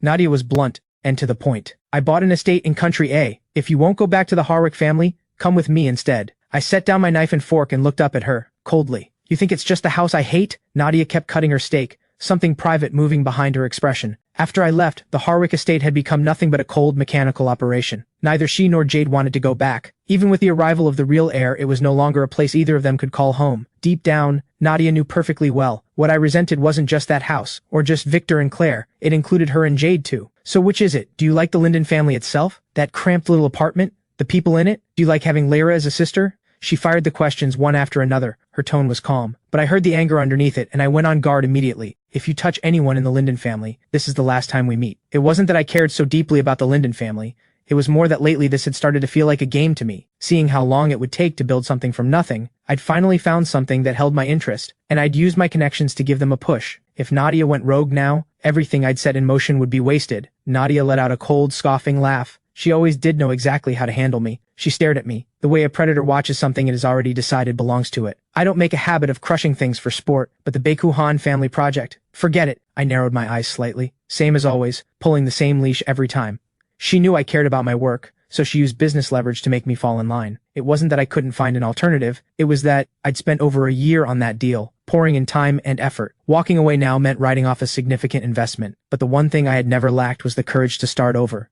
If Nadia thought this move would work on me, it wouldn't. What exactly do you want? Take me with you. Then what? Lock me up in country A? Have people watching me every day? It's been a while since you've been this extreme. Nadia curved her lips slightly. The Linden family can't give you anything. Come with me instead. We may not share blood, we can't be siblings, but I can marry you. I stared at her, completely stunned. Nadia, are you out of your mind? I looked at her, not bothering to hide the revulsion in my eyes. Nadia took a sip of wine. You think with your current standing, that girl from the Liu family would still choose you? Her parents are unconscious, in a hospital. How many pairs of eyes inside the Liu family are watching her right now? This will be a 5 or 6 year problem at minimum. Under Nadia's skeptical gaze, I spoke. I trust her. No time for you to sit on it. The Liu group has been in talks over a chip deal. If the deal goes through, the Liu group's valuation at least doubles. The condition is that Celine marries into the Jiang family. Engagement to Dorian Jiang. That's what Chairman Jiang is demanding. Everyone in the circle knows what you two are to each other. The moment Celine gets engaged to Dorian Jiang, you become the joke of the entire capital circle. I was quiet for a long moment. Then I laughed, quietly. Celine and I have no engagement. We're not a couple. Even if she gets engaged to Dorian Jiang, she's still my childhood friend, my business partner. It can hardly be called being abandoned. What exactly is there to laugh at? Nadia didn't look surprised. She said nothing more, set down her glass and stood up. I'll be right back. Take your time. I gave a quiet sound of acknowledgement and went on eating at my own pace. Before long, a server arrived with 3 desserts. With a respectful bow, sir, Director Harwick commissioned these new cake recipes in development. Please let us know what you think. I picked up the small fork and tried each one. The only one I went back to was the Black Forest cake. The durian crepe was far too rich, the matcha truffle too sweet. The Black Forest was passable, but the sponge had been overbaked. I pointed at the Black Forest with my fork. Take the others away. The server gave a small bow and removed the other 2. I poked at the cake on my plate and let out a quiet hum of amusement. Nadia had always paid close attention to what I ate. The Harwick family had cycled through chef after chef. Simply because I'd liked the mousse here, she bought the entire restaurant, and worried I'd eventually tire of it, she kept the kitchen working on new recipes. She really did put thought into things like this. Which is exactly why my feelings toward her had always been some impossible tangle of love and resentment. A grating voice cut in from nearby. Well, isn't it the Harwick Heir? I almost forgot. You don't carry that name anymore. Just a broke nobody now. At the sound of that utterly shameless voice, I looked up. The face was familiar. Stella, the one who'd been chasing me for 3 years. I'd turned her down cold more times than I could count. In the end, it took Celine dealing with her directly before she finally stopped. There wasn't much genuine feeling in elite circles. Stella had pursued me for one reason, the Harwick name and what came with it. And I happened to be by any measure someone worth pursuing. Catching me would have been a clean win for her on every front. Instead, she got beaten by Celine and thrown out of the school gate. But things were different now. I had no Harwick title, no Harwick protection, and the Liu family had no reason to let me through their door. Stella had found her grounds to be arrogant again. Out of the corner of my eye, I caught Nadia coming back. I ignored Stella entirely and looked down at my cake. Stella glanced at the wine on the table. The half-eaten steak. She smiled, easy and loose. Don't be shy. Which rich woman did you latch onto? You'd be better off with me. Being with me is off the table for you. But looking at you, I suppose you still have enough going on to serve as arm candy for someone. The words had barely left her mouth, and with a thunderous slam, Nadia shoved her head straight into the table. Stella's face crumpled in pain. She fought to lift her head, but the force at the back of her skull kept her forehead pinned flat against the table. She struggled hard. Her eyes caught a glimpse of the high heels. Her pupils shook. The next second came a voice, cold and hard. Where did this stray come from? Bold enough to take my seat and to go after what's mine. Nadia held Stella down without letting up, and with every word she spoke, the pressure increased. Stella cried out in pain, pleading over and over. Nadia acted as though she heard nothing. Arm candy, was it? Rich woman, was it? Open your eyes and look. Stella's voice shredded itself, screaming for mercy, her head swimming, her face going whiter by the second. Tears of pain streamed down her face. Her voice gave out. Nobody came. The scene was getting ugly. Wasn't Nadia supposed to be at war with me? I ate my cake with perfect composure and let Nadia do as she pleased. Watching Stella reach her limit, I found I'd lost what little appetite I had left. The last bite sat untouched. I put down the fork. A small sigh. What a way to ruin an evening. I picked up the napkin and wiped my mouth. Seeing that Nadia had no intention of stopping. Nadia, that's enough. I have no interest in being dragged to a police station as a witness. That's the last thing I need. Nadia let go. Stella crumpled to the floor. The staff came and carried her out. Once the mess had been removed, Nadia tossed the towel onto the table. Her gaze drifted to my unfinished Black Forest cake. Let's go somewhere else. I'll take you somewhere better. No, I've lost my appetite. Nadia said nothing more. She drove me back. The Mercedes pulled smoothly to a stop outside the complex. From the back seat, we both spotted her at the same time, Lyra standing beneath the amber glow of the streetlight. Nadia pressed her lips together, something turning over in her expression. She glanced at me. Did you ask her to come down? I shook my head slightly. I had no idea why Lyra was there, standing at the entrance this late, looking like she'd been waiting a while. We got out of the car one after the other. Lyra came to meet us with a soft smile. She took my backpack from me, naturally, without making a thing of it. What are you doing out here this late? Lyra ruffled my hair. I came down to take out the trash, she said. It was about time for you to be back, so I waited a bit. The complex's security wasn't great. Even within the grounds, there were occasional incidents at night. Lyra had been worried about me coming home alone, but she didn't want to interrupt if I was in a meeting, so she stood at the gate and waited. I stilled for a moment. It was past 10. I hadn't sent a single message to let anyone know I was okay, and she'd stood out here this long, and yet she said nothing. Just the same quiet warmth, the same gentle indulgence. Something tightened in my chest, strange and unfamiliar, something I couldn't quite name. Thank you for bringing him home, Lyra said to Nadia, soft-faced, unhurried, carrying the same quiet grace she always did, as if she had nothing against anyone. Something dimmed in Nadia's eyes. Seeing me with my head down, silent, she could read what I was thinking. She looked up at Lyra. He's my brother. Her voice was flat, but her eyes were anything but. Lyra's expression didn't shift. She answered simply, knowing that so many people care about him makes me happy too. Something flickered in Nadia's eyes. She said nothing more, turned and got in the car. This time, she had lost. I found Nadia's behavior strange. I watched the Mercedes until it disappeared. Then I let it go, hooked my arm through Lyra's, and walked home. I spoke with a little guilt in my voice. From now on, if I'm going to be late, I'll call. I'll message before I head back too. You don't need to wait at the gate. It's summer. The mosquitoes are out. Look at your arms. 5 or 6 swollen bites on her forearm. Something unsettled in my chest. Lyra didn't blame me for a second. She actually seemed happy, because her brother was worried about her, and because he'd offered, on his own, to check in from now on. I was slowly accepting her as my sister, slowly growing into this family. When we got home, Bea was already asleep. Ray and Helen were still up in the living room talking about the Mercedes they'd seen. Helen's eyes were cast down, her rims faintly red. She spoke, the loss barely concealed. That car came by the day before yesterday. Today it took him away again. I recognized her, the eldest Harwick daughter. She clearly cares a great deal about him. Lyra waited downstairs for so long without coming up. Is it possible he's not coming back? He will, Ray said, taking her hand. But his own expression carried its share of unease. We should trust him. Helen let out a melancholy sigh. It's not that I don't trust him. It's just, we can't compare to the Harwick family, not even close. If the Harwick family genuinely cares about him and wants him back, we have no right to stand in the way of him having a better life. Everyone knows where the Linden family stands. The day he arrived, his clothes alone were worth more than we could imagine. Their situation was so far behind. Spending a few hundred on clothing was already stretching it. If Adrian truly wanted to go back to the Harwick family, to live that kind of life again, that would be understandable. What right did they have to say no, to keep him here struggling alongside them? If the Linden family could rise again, no father would ever want his own son living under someone else's roof. Standing just outside the door, I heard every word. To me, staying with the Linden family was just a kind of game. But to the Linden family, it was the return of something priceless, a real family member found again. I pushed the door open quietly. The conversation stopped instantly. Ray and Helen looked up at the same moment, the joy in their eyes unmistakably that of something recovered after being lost. Helen quietly brushed the corner of her eye and turned her worry into a smile. She was on her feet before I'd taken another step. You're back. Did you eat enough? Let me make you something. I nodded, quietly obedient. Sure, the food out there isn't as good as yours. I want egg noodles. Helen's joy was impossible to contain. She was in the kitchen in one step. I changed into clean slippers. Lyra locked the door behind us. The two of us settled onto the sofa. Ray kept sipping at his water, trying to mask the relief flooding through him, palms clearly damp with nerves, and yet putting on a performance of perfect calm. I smiled inwardly and spoke up. Dad, let me run something by you. Ray's hand gave a sudden jolt. A little water sloshed out.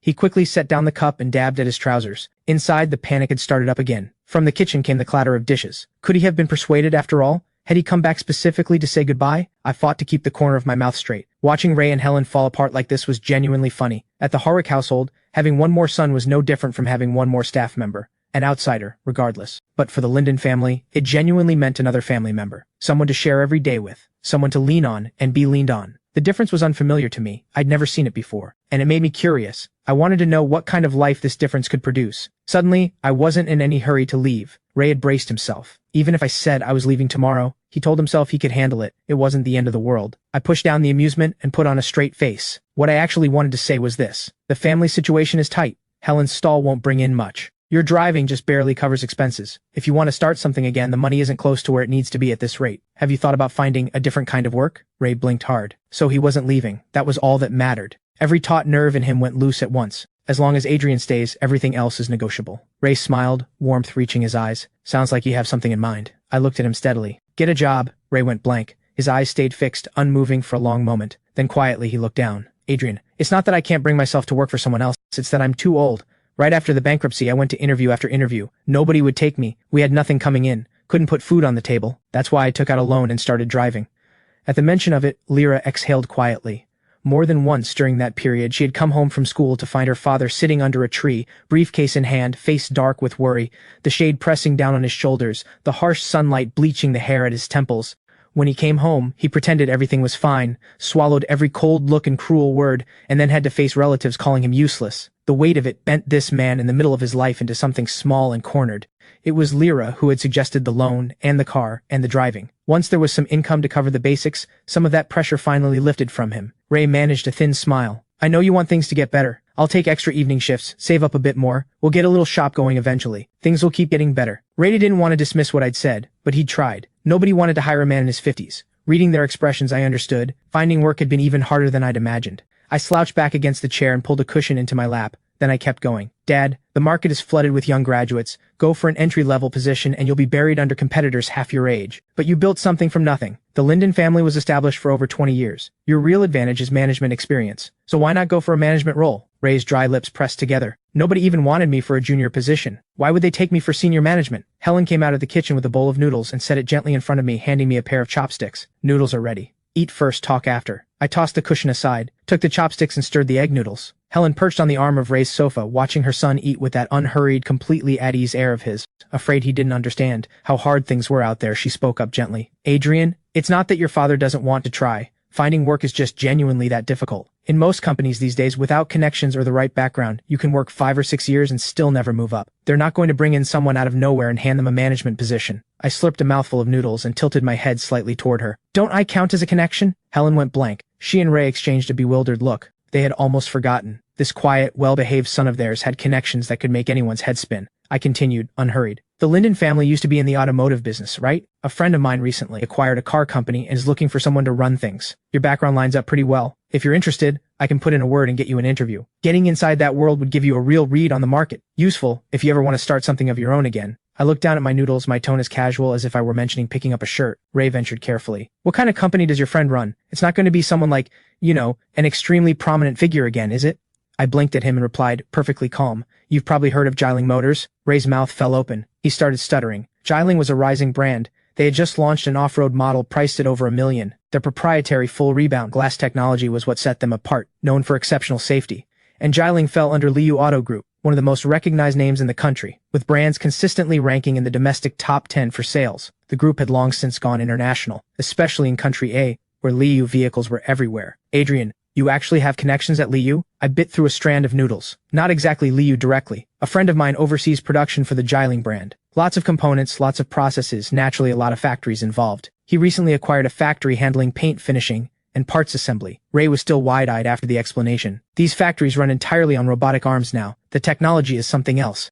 He'd never been anywhere near that kind of operation. Getting a look inside, understanding where the market stood right now, would be invaluable. He wanted to say yes, but he was afraid of putting me in someone's debt on his behalf. I set down my chopsticks. I glanced over at Lyra. Family doesn't keep score, right? Lyra smiled, the quiet, knowing kind. She was the one who had told me that, and now her brother was starting to accept them. I said it plainly. Dad, all I can do is get you in the door. Whether you make it through is up to you. These are business people. If your qualifications don't hold up, I have no power to force anyone into a management seat at an operation that size. Ray's eyes steadied. Of course, I still have confidence in myself. I washed and dried my bowl and chopsticks, then headed to the bathroom. Ray took a long sip of strong tea and couldn't help but say it out loud. Our family is like a sailboat, and Adrian is the oar. Without that oar, the boat just drifts, at the mercy of every current, going wherever the water takes it. With it, they have a direction. The whole family is pulling together, every bit of strength aimed at the same shore. They'll get there. Summer storms come without warning. This one hammered the windows relentlessly and kept everyone awake through the night. It had been raining for 3 days and 3 nights without a break, the sky an unbroken gray. Without a single ray of sun, people's moods had gone gray along with it. Rico dropped into a seat and immediately kicked off his shoes. This rain is killing me. Every single day,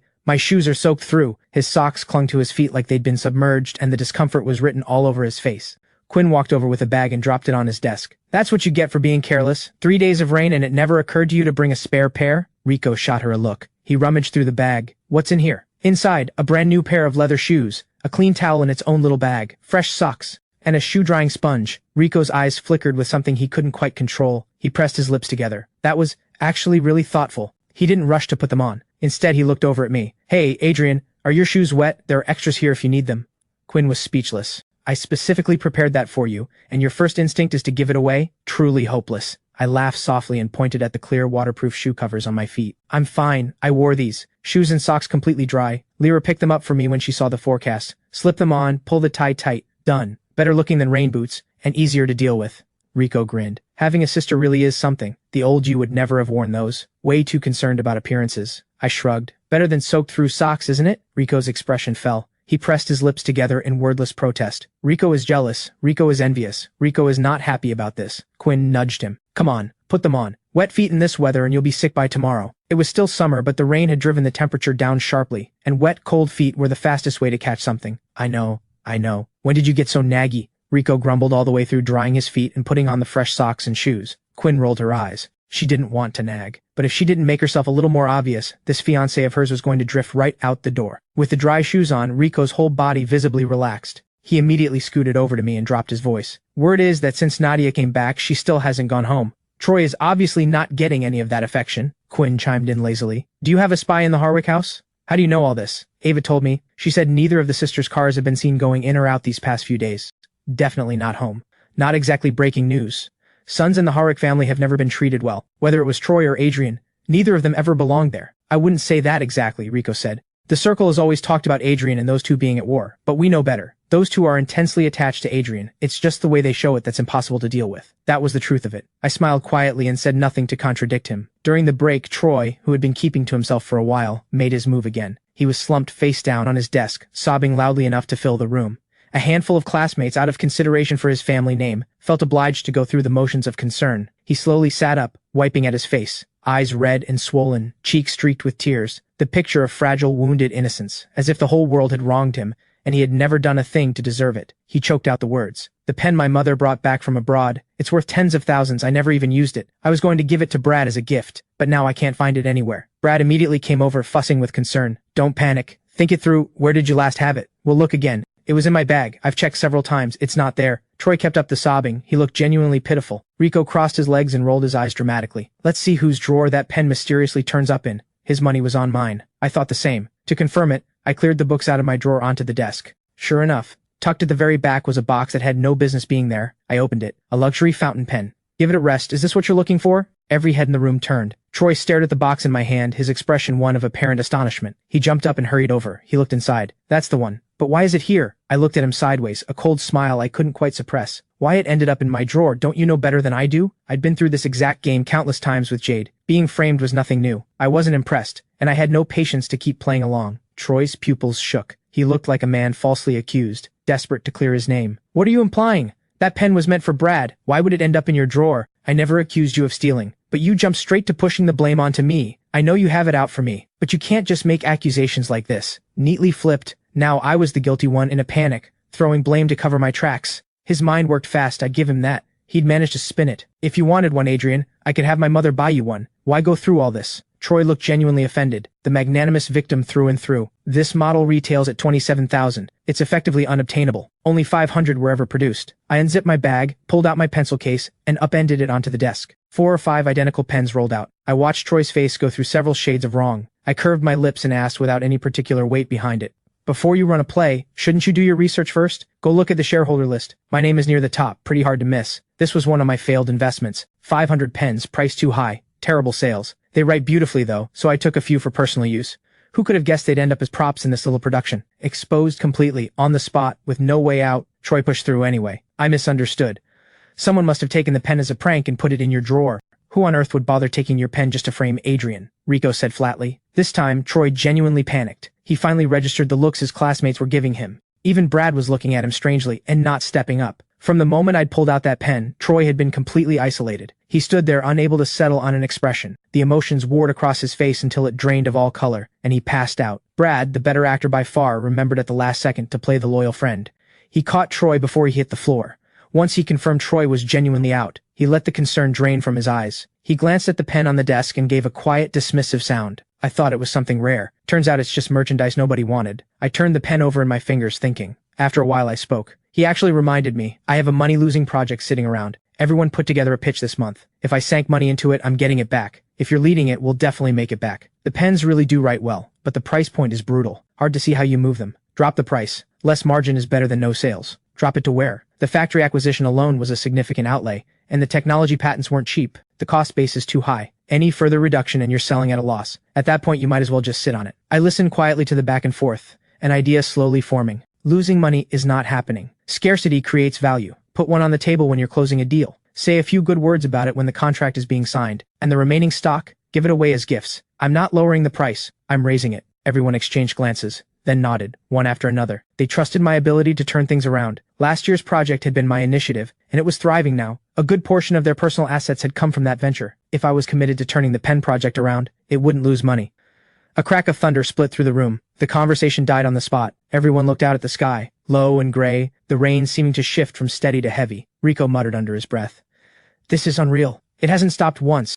Where is all this water even coming from? Quinn narrowed her eyes. I keep getting this feeling that something's about to happen. I smiled, easy and unbothered. I have a feeling something good is coming. By the weekend, the rain still hadn't fully stopped, alternating between heavy downpours and fine needling drizzle, the kind that wore on your nerves. Inside the Liu Group's executive conference room, the argument was loud enough to drown out the rain entirely. This was Celine's third round of negotiations with the Jiang family over chip licensing rights. Faced with the Jiang family's insistence on a marriage arrangement, Celine said firmly, business partnerships are built on mutual benefit. Bringing marriage into this discussion makes no sense. She was willing to concede, on margin. On the question of who she married, not a single step. Celeste smiled lightly. Director Liu, chip technology is at the heart of what we do. A financial arrangement alone simply isn't enough to secure what we need. Two families becoming one, that's the real foundation. It's what my mother wants, and it's what I want. You keep refusing. Is there something you object to about my brother specifically? Celine's face was as overcast as the sky. She had already voluntarily conceded 2 points. It was the Jiang family that wasn't budging.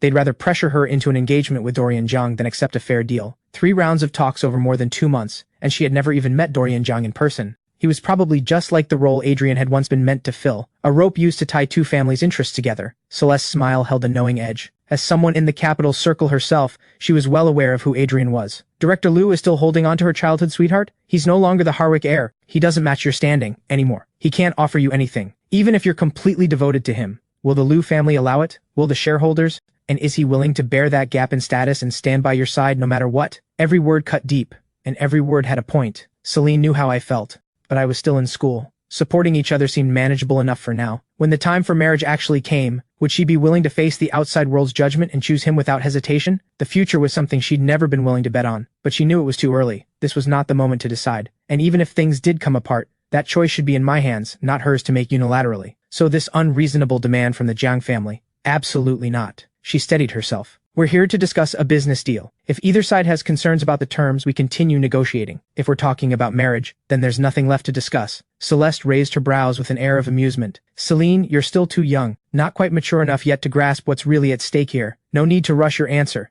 Take all the time you need. When you've thought it through, we sign. The standoff had no end in sight when someone knocked and entered from outside. Celine's assistant Xiao crossed the room quickly and leaned close to her ear. Master Adrian is here. Celine's eyes lit up instantly. The overcast expression cleared in an instant. She turned to Celeste with a polite smile. Director Jiang, there's no need to continue these talks, and for the record, I choose Adrian. Not his name, not his status, just him. She said it like someone who had just won something. She nodded to Xiao, who immediately showed the guests out. Celine walked out of the conference room. The shift had been so sudden that Celeste hadn't fully caught up. It struck her as genuinely strange. She turned to Xiao. Why did she suddenly call it off? Xiao lowered her gaze with a small smile and answered politely. Compared to the Jiang family's chip technology, Master Adrian is worth more. In the executive office, I sat quietly on the sofa in a simple casual outfit that somehow made me look taller. Long legs crossed loosely, a teacup in hand, tasting the black tea, when out of the corner of my eye, I caught someone come through the door. I set down the cup and stood, a warm smile rising naturally as I reached out my hand. Director Liu, I'm here on behalf of Rooming Technology to discuss a partnership. Celine looked at me, bright-faced, at ease, and the warmth rising in her eyes was the kind that could barely be contained. Even her voice came out softer than intended. You finished it? I smiled and nodded. Does this rain arrive in time to put the fire out? Celine took my hand and pulled me down onto the sofa beside her. She leaned into me with a dramatic put-upon pout. Putting out a fire? This is saving my life. They were trying to force me into an engagement with Dorian Zhang. If you'd been any later, you'd have lost your childhood friend. I pulled my hand back sharply and gave her a look. So if I hadn't shown up, you were going to give in? Celine choked on her words. She shot up 3 fingers in an oath. I swear on everything. That is absolutely not what I meant. I raised an eyebrow. Then what did you mean? Celine pressed her lips together pitifully. She took my hand and held it in both of hers. I just wanted to be a little dramatic with you. I narrowed my eyes slightly, giving her a look of mild exasperation. Celine, you've been getting increasingly unbearable lately. Celine laughed and made no effort to argue. What could she do? Her Adrian was almost done with school. Before anything changed between them, there had to be some kind of transition period for her to adjust. Stop playing around. I came here for business. I have the contract ready. Once we're done, I want to go to the hospital and check on your parents. Rooming technology has been focused on chip development since its founding. Just 1 hour ago, the new chip cleared testing. It's fully capable of replacing what the Zhang family was offering. I had pushed to get here with that contract, specifically so Celine wouldn't be backed into a corner. The moment the conversation turned to business, both of us shifted, focused, serious. One representing the Lu Group, the other rooming technology, neither giving an inch for their side. An hour of relentless back and forth before the terms were finally settled. A new contract drawn up and signed. Work over.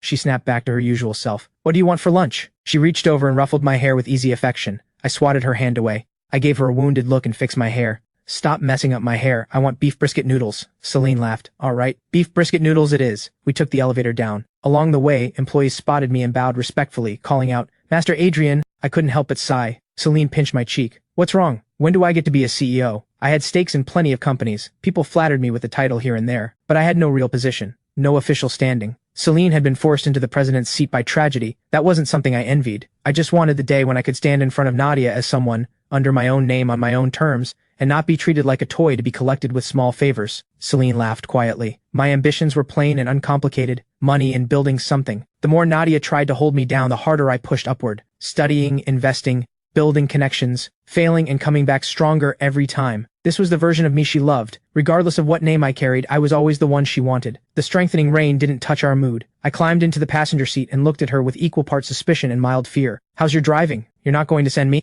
flying off somewhere mid-trip, are you? Celine stifled a laugh. Good or bad, you'll find out. I stared at her. That sentence has more than one meaning, you know. I'm still an innocent young man. Relax. I've been driving for over a year. Celine leaned across and buckled my seatbelt for me. She said lightly, I'm probably not as good as Jade, though. She drove a car through a banquet hall. I don't have that kind of nerve. I laughed. That kind of crazy is hard to find. Speaking of which, she hasn't come looking for me since that night. She went to Rongcheng for a race. Apparently she won something in Country R last year. She's built up a real following in the racing world. This time she was invited to make an appearance. Jade had been rebellious from the beginning. She refused to study finance like a proper heir. Whatever the family wanted, she did the opposite. The Harwick family cared deeply about their image and reputation. Jade went the other direction entirely. The moment she was of age and had her license, she bought a supercar. She drove through the city center at 90 miles an hour. The stack of fines she accumulated was thicker than a dictionary. After more lectures than she could count, she took to mountain roads, tearing through Akina Mountain with a group of wild second-generation heirs, and her name spread from there. The capital circle had nothing good to say about her. She was used as a cautionary tale. I had the misfortune of being dragged along once, physically pressed into the passenger seat. The mountain curves were dangerous enough on their own. She drove like they weren't. We nearly went off the cliff.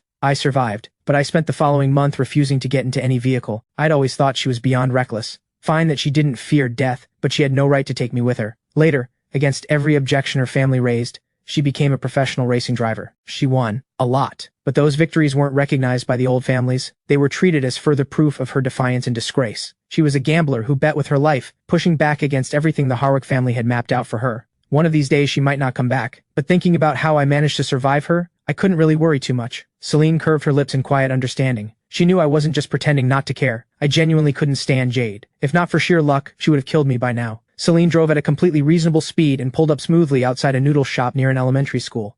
The shop was called NIU's.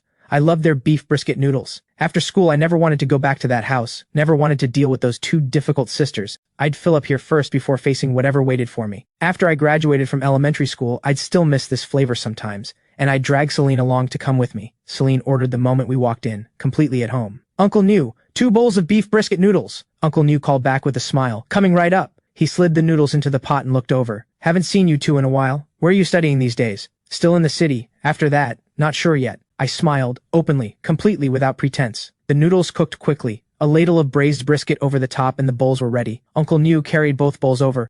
He set the one without spring onions in front of me. Here you go. No green onions, you still remember that. I stirred the noodles to let the brisket broth work into the soup. Uncle New chuckled. How could I forget? You forgot once to ask for no green onions, and this one picked every single one out for you. A girl that considerate. I haven't forgotten it. I pressed my lips together and said nothing. The tips of my ears had gone quietly red. I had barely taken my first bite when my phone rang. Back at the Linden family home, things had taken an unwelcome turn. I had left early that morning for work. The moment I was out the door, an uninvited guest arrived. Helen stared at the tall, cold-faced woman in front of her for a long moment, more afraid than surprised. She was in an immaculate formal suit, her expression set and utterly emotionless, her eyes carrying a dangerous depth. She didn't have to do anything. Just standing there was enough to feel like a threat. Ray and Lyra, mid-breakfast, both went still the moment they saw who it was. Nadia showing up this early and specifically timing it to when I'd be gone. This wasn't a friendly visit. Are you looking for Adrian? He just left. Helen's voice was trembling. The presence this young woman carried was simply overwhelming, the kind that made it impossible to do anything but comply. Nadia's expression remained flat. I'm here for you. Lyra knew her mother couldn't handle this. She set down her chopsticks,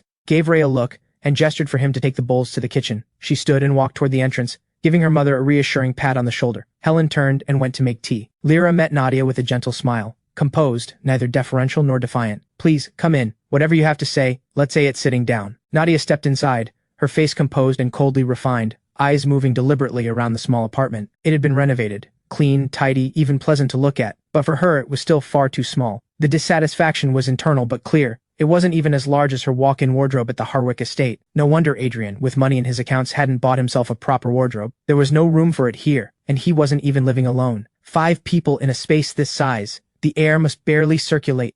Nadia settled onto the small sofa. Her long legs made the already cramped piece of furniture look even smaller. Helen brought out freshly brewed tea with a warm smile that couldn't quite hide her discomfort. Nadia glanced at the glass. Clean enough, she supposed, but the tea leaves were mediocre at best. Worse than what you'd find at a mid-range restaurant, and certainly not spring water. She stared at the cup, barely 2/3 full, and didn't touch it. Helen grew even more tense. Old money daughters were notoriously impossible to please. Lyra glanced at her parents and gestured for them to sit and stay calm. She'd handle this herself. She turned to Nadia and asked with measured politeness, I doubt you came all the way here this early just to pay a visit. You waited until Adrian left before coming. Whatever you have to say, just say it. Nadia looked at her, sharp and direct. Since there was no point dancing around it, Nadia didn't bother. Name your price. I'm taking Adrian with me. The room went still.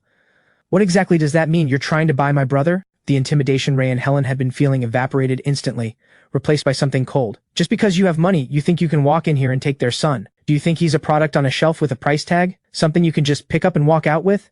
I thought maybe you were here because you were worried about him. But the first thing out of your mouth is money. The Linden family does not sell its children. Helen's anger was impossible to miss. Nadia's words were an insult to the Linden family, and to Adrian himself. Faced with Helen's open fury, Nadia didn't so much as blink. She continued, unmoved. Adrian grew up with everything he needed. His bedroom alone was over 700 square feet, with its own dedicated walk-in wardrobe.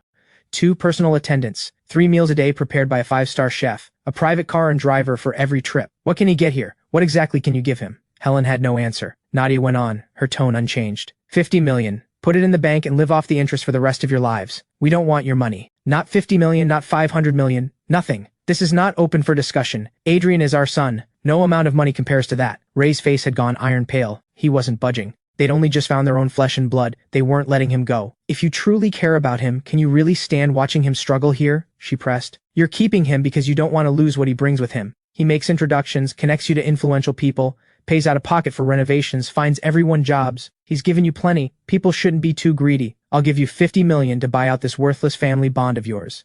Nadia's words had always been merciless. No softening, no courtesy. Ray slammed his hand on the table and stood. I don't care who you are. This is my home. Get out. Taking Adrian over my dead body. Nadia didn't argue. She reached into her bag and produced a check for 50 million. She set it on the table with unhurried grace. Then she stood and walked toward the door. Ray was so furious he could barely see straight. He snatched up the check and tore it to pieces. He hurled the scraps at Nadia's retreating back. The shredded paper landed softly against her. Her steps paused, just for a moment. People who don't know what's good for them. Helen patted Ray's back to calm him, her eyes fixed on Nadia's retreating figure, clearly just as furious inside. Lyra stood where she was and thought for a moment. She picked the torn check off the floor, dropped it in the bin, and walked quickly out after her. Beneath the large tree outside the complex, Lyra called out and stopped Nadia mid-stride. There's something I'd like to say to you. Nadia slowed to a stop and turned, that same composed, expressionless face. She watched Lyra jog over and spoke in a flat tone. What else do you want? Lyra caught her breath and let a composed smile settle back onto her face. Unlike Ray and Helen's open anger, Lyra was completely calm. No visible hostility, not even now. I don't know how things were in your household, but Adrian is polite and reserved. There's always been a distance about him. Whether or not he ever fully accepts us, We're not the kind of people who sell their children for comfort. If he chooses to go with you of his own free will, we have nothing to say about it. But the fact that you came while he was out says everything. He doesn't want to go. You don't need to waste any more effort on us. Nadia's expression didn't shift. Are you done? Lyra let her lips curve slightly. One last thing. Thank you for looking after him for 17 years, and thank you for still caring whether he's happy. From now on, I'll take care of my brother. Something shifted in Nadia's eyes, barely perceptible. When she spoke, her voice came out flat and quiet. You had better mean that. She turned and walked away without looking back. Once she was in the back seat of the car, Jade's call came through immediately. Nadia swiped to answer. Jade's bright, gleeful voice came through. Let me guess. The great eldest daughter got sent home empty-handed? No luck taking Adrian? Hey, wait, don't hang up. Calm down, Nadia. I know we can't stand each other, but when it comes to getting Adrian back, we're on the same side. Nadia ended the call without a word. Jade stared at her phone, momentarily blank. She scowled and threw her phone onto the sofa. That insufferable woman. I was in the middle of a mouthful of noodles when an unknown number came in. I picked up. Hello? Jade's furious voice exploded through the speaker. I am absolutely fuming. Nadia had the nerve to hang up on me. I couldn't help rolling my eyes. You called just to vent? Jade, clearly terrified I'd hang up too, rushed ahead. Nadia just went to your place. My brow furrowed immediately. Nadia going to find the Linden family. Nothing good comes from that. Who knows what she said in that state? How do you know? Jade scoffed. Have you gotten slower? Adrian, my life with Nadia is basically a spy drama. She plants informants around me. I plant informants around her. This isn't complicated. I kept my voice low. Do you know what she said to my family? Who knows? But whenever Nadia shows up in person, it's never good. Great spy work. Calling just to deliver bad news with no details. You have no conscience. Honestly, how long are you planning to keep playing house with ordinary people? If you don't want to go abroad with Nadia, come with me. Anything she can offer, I can match it, and then some. I raised an eyebrow and answered, letting the amusement show. She said she wants to marry me. What on earth? Jade shot up from her chair like something had launched her. She has lost her mind. Her most prized possession for over 20 years, and Nadia wanted to keep it all to herself. Absolutely not. I'm going to deal with her right now. The line went dead. I set my phone calmly back on the table and let those two chaos engines tear into each other. I was perfectly happy staying out of it. Celine was propping her chin in her hand, watching me with calm amusement. Nadia wants to marry you? I didn't deny it.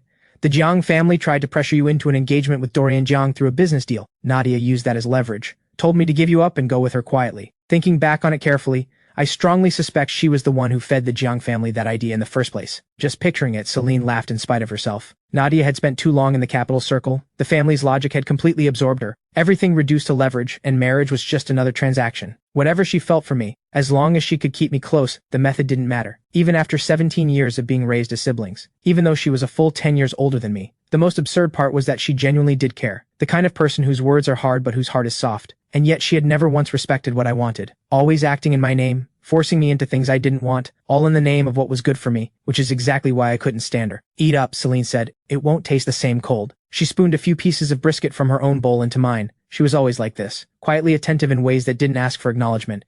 It was the details that had slowly opened something in me, made me willing to let her in. Lunch ended on a warm note. Celine drove us forward again afterward. The car moved steadily toward the hospital. On the top floor of a private hospital in the capital, a corridor of rooms. Only the room at the very end was occupied. The entire floor was so quiet, you could hear a pin drop. Almost nobody ever came through. Mr. Liu and his wife lay in adjacent beds. Celine went to each of them in turn after we came in. She asked the attending nurse detailed questions. The nurse could only relay what the doctor had said. No improvement whatsoever. Celine let out a quiet, private sigh. I stood to the side and said nothing. Every time Celine came here, the weight on her was visible. A year ago, the Lias had driven in from out of province just to celebrate Celine's coming of age. But at the intersection after they came off the highway, a freight truck lost control and hit them with full force. The car was launched by the impact, spinning through the air before slamming into the trunk of a large tree. The ambulance arrived in time. They were taken straight to emergency. Surgery stabilized their vital signs, but when they might wake was anyone's guess. And so they had lain there, unresponsive, for over a year. Not a single sign of waking. Celine asked the nurse to wait outside. She wanted a quiet moment alone with her parents, just to talk. The nurse nodded and left. The two of us did what we always did, gently massaged each patient's limbs. Both were still in a coma, kept alive by the drips. Their nutrition was nowhere near sufficient,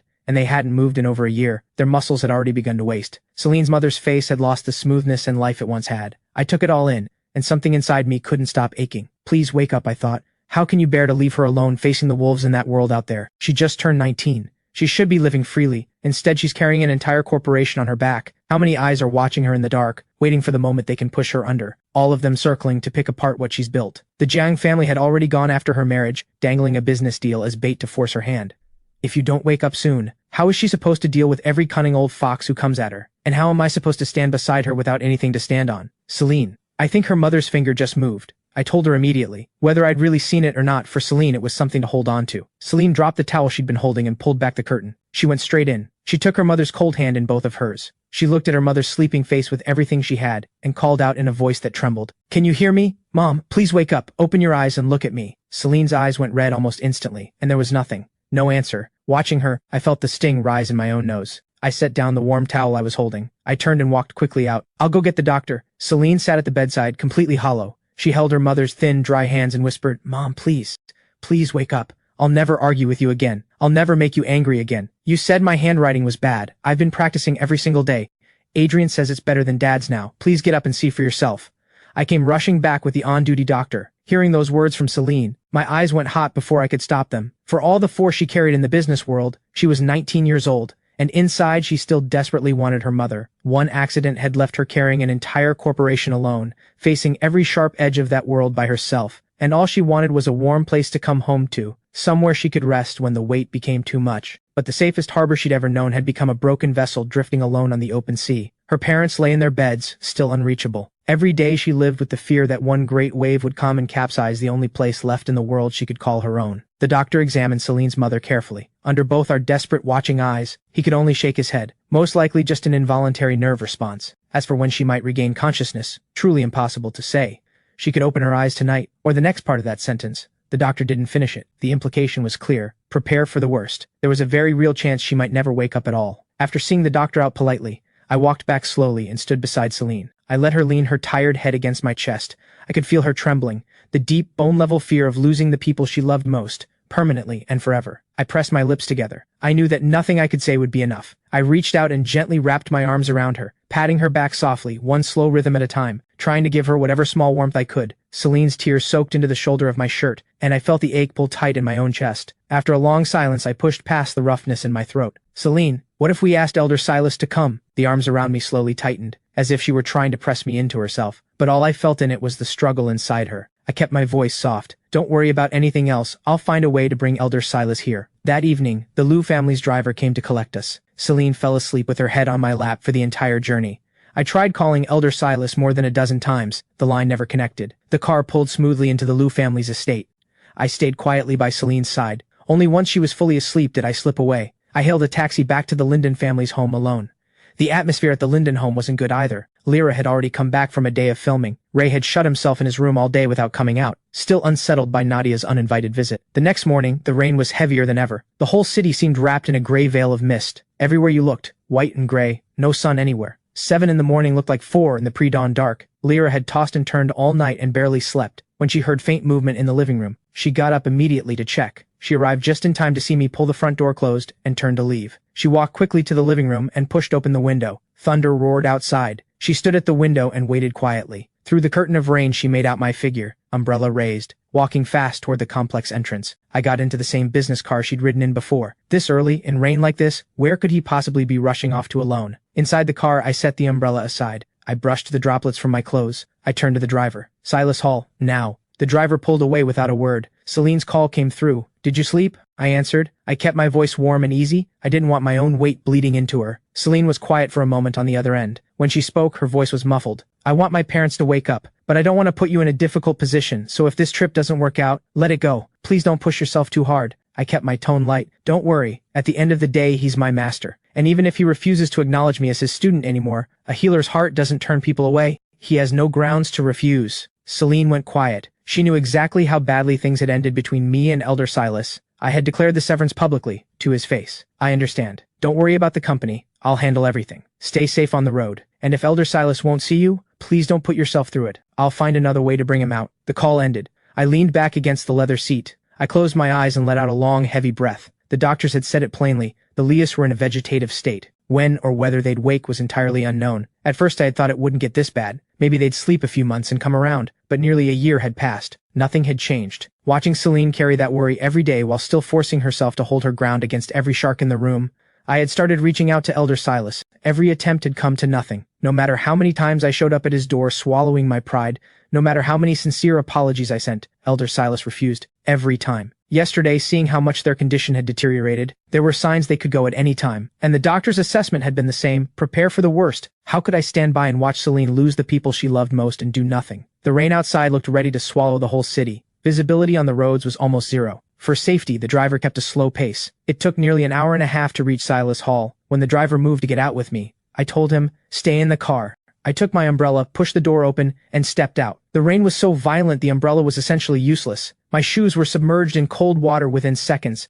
My trousers soaked through to well above the knee. The wind-driven rain showed no mercy to the rest of me. The weather had emptied the streets entirely, not a soul in sight. Silas Hall's heavy doors were shut, no visitors. I stared at the imposing red-lacquered wooden doors, drew a slow breath, and steadied myself. I hammered the heavy bronze knocker and raised my voice above the rain. "Your student Adrian requests an audience with Elder Silas. I beg Elder Silas to grant this student a moment of your time." The rain drowned out everything. I didn't stop. I kept knocking. "Your student Adrian, requesting to see Elder Silas." I had no idea how long I stood there calling out into the rain. Then the heavy doors groaned and opened a crack. A woman stood in the gap, clean plain clothes, hair pinned up in a high ponytail. Her expression was cool and distant. "Elder Silas will not see you. Please leave." She moved to close it again, without hesitation. I shoved the door hard and squeezed through sideways. "You can't force your way in." Vera's composure cracked. She shut the door quickly and came after me. "Elder Silas said he will not see you." Beyond Vera, 3 or 4 others in plain clothing came running out. They blocked my path. Students of Silas Hall. They held me firmly at the entrance, not letting me move an inch toward the main hall. It was clear. This time Elder Silas had made up his mind. Rain pattered against the umbrella in sharp, rapid bursts. I looked at the people standing in my way. I bit down hard on my lip. I closed the umbrella, and I dropped to my knees on the stone steps. The rain soaked through everything instantly. My hair pressed flat against my pale face, mixed with tears I hadn't even noticed falling. I raised my voice toward the main hall. "Your student knows he was wrong. I beg my master, please give me just one moment." The students looked at each other, none of them knowing what to do. Vera looked at the slight figure kneeling in the downpour. Something in her couldn't hold out against it. She turned and hurried off to inform the Grand Master. "Grand Master, Adrian has knelt outside. In rain like this, if he gets ill, please, won't you just see him?" Silas had a brush in hand, practicing calligraphy. Each stroke landed with force, sharp, precise, unwavering, the work of someone who bowed to no one. He dipped the tip into the inkstone. He said, unhurried, "Let him kneel. Does he think Silas Hall is somewhere anyone can walk into whenever they please? When his legs go numb and his knees start aching, he'll leave on his own." Vera pressed her lips together, hesitated for a long moment, and then spoke carefully. "Grandmaster, I think Adrian genuinely needs you this time. Whatever brings someone to kneel at your door, it's a matter of life. Please have mercy and go to him. People come to me for healing every day. I help those whose hearts are sincere. Someone who abandons loyalty the moment something better comes along. I don't help people like that." The brush was set firmly back on its rest. The residual ink spattered across the desk. Silas's eyes were full of anger. He looked at the scroll he had just finished. "New bamboo grows taller than the old, all thanks to the elder branch that held it up." The rage drained away, replaced by something heavier, a deep, unresolved grievance that refused to leave. He rolled up the scroll. His hoarse voice produced 2 words, "not seeing him." Beneath it all surged something he couldn't name: reluctance, loneliness, and a disappointment in his student that had never fully faded. Vera understood exactly where the Grandmaster was. The one who tied the knot was the only one who could untie it. Her words wouldn't help. She could only respect the decision he had made. She came back out to deliver his answer. "Please leave. The Grandmaster says he will not see you. Kneeling here won't change that." I was soaked through to my skin, water dripping steadily from every part of me. My body was shaking uncontrollably from the cold. My teeth had been chattering for a while now, but I kept my back straight. I didn't move. Whatever obstacles came today, I had to see Elder Silas. I had to ask him to come and treat the Lias. "Please tell Elder Silas. If he won't see me, I will stay here on my knees until he does." Vera let out a heavy sigh. "Why do this to yourself? You left Silas Hall for wealth and status. The Grandmaster tried to talk you out of it, again and again. You never looked back. You were the one who spoke the words severing the bond between master and student. That cut him deeply. Even if you kneel here until both your legs give out, the Grandmaster will not see you." I pressed together lips that had gone colorless with cold. There was nothing to argue with in what she'd said. I admit it. 5 years ago I was ruthless and cold. I severed the bond to his face and walked away from Silas Hall without hesitation. Whatever the reasons, there was no denying it. I had wronged him. I had wasted everything he had given me. Wrong is wrong. There are no excuses. Anything more I said would only sound like justification. What mattered now was sincerity, a genuine apology, and a genuine plea for forgiveness. I was weakening. Each shout took more out of me than the last. I had to gather myself before I could raise my voice again, before I could call out once more. "I know I was wrong. Please, just see me." At the window on the 2nd floor, Silas had quietly opened it a crack. He looked down, cold-eyed, at the figure in the rain, shaking like a leaf in the wind. The rims of his aged, clouded eyes went faintly red. This was the first student he had ever taken in with his own hands. The child he had watched grow up before his eyes. And now that child was kneeling in the pouring rain, broken and drenched before him. How could he not ache? But this boy had always been proud. Cold to the core, never once willing to bow to anyone, never truly understanding the warmth of human connection, always measuring the worth of others, always calculating the choice that would maximize his own gain, never truly receiving anyone's kindness, eyes always full of defense, always braced for the next threat. 5 years ago, Nadia had come personally, with people, to take me back, forbidding me to continue studying traditional medicine. Silas understood, deep down. Growing up in the Harwick household, I had never had much of a choice, but he had pleaded with me then, desperately, earnestly, begging me not to surrender again to the Harwick family's demands. I had left without a shred of hesitation or regret, declared the end of our bond to his face, went back to wealth and power, single-mindedly chasing status, the student he had loved like a grandson, saying those things. It had gone through him like a blade. Perhaps I had weighed my options and chosen accordingly, but in all my calculations, in all the factors I had weighed, his genuine care for me, his mentorship, had never been counted at all. And now the same proud, untouchable young man was kneeling, setting down every last bit of dignity to come before him. Perhaps he had finally found someone who could change him, someone who had taught his cold heart what it felt like to receive another person's goodness. The driver had been waiting for a long time with no sign of me. Anxious, he called to report in.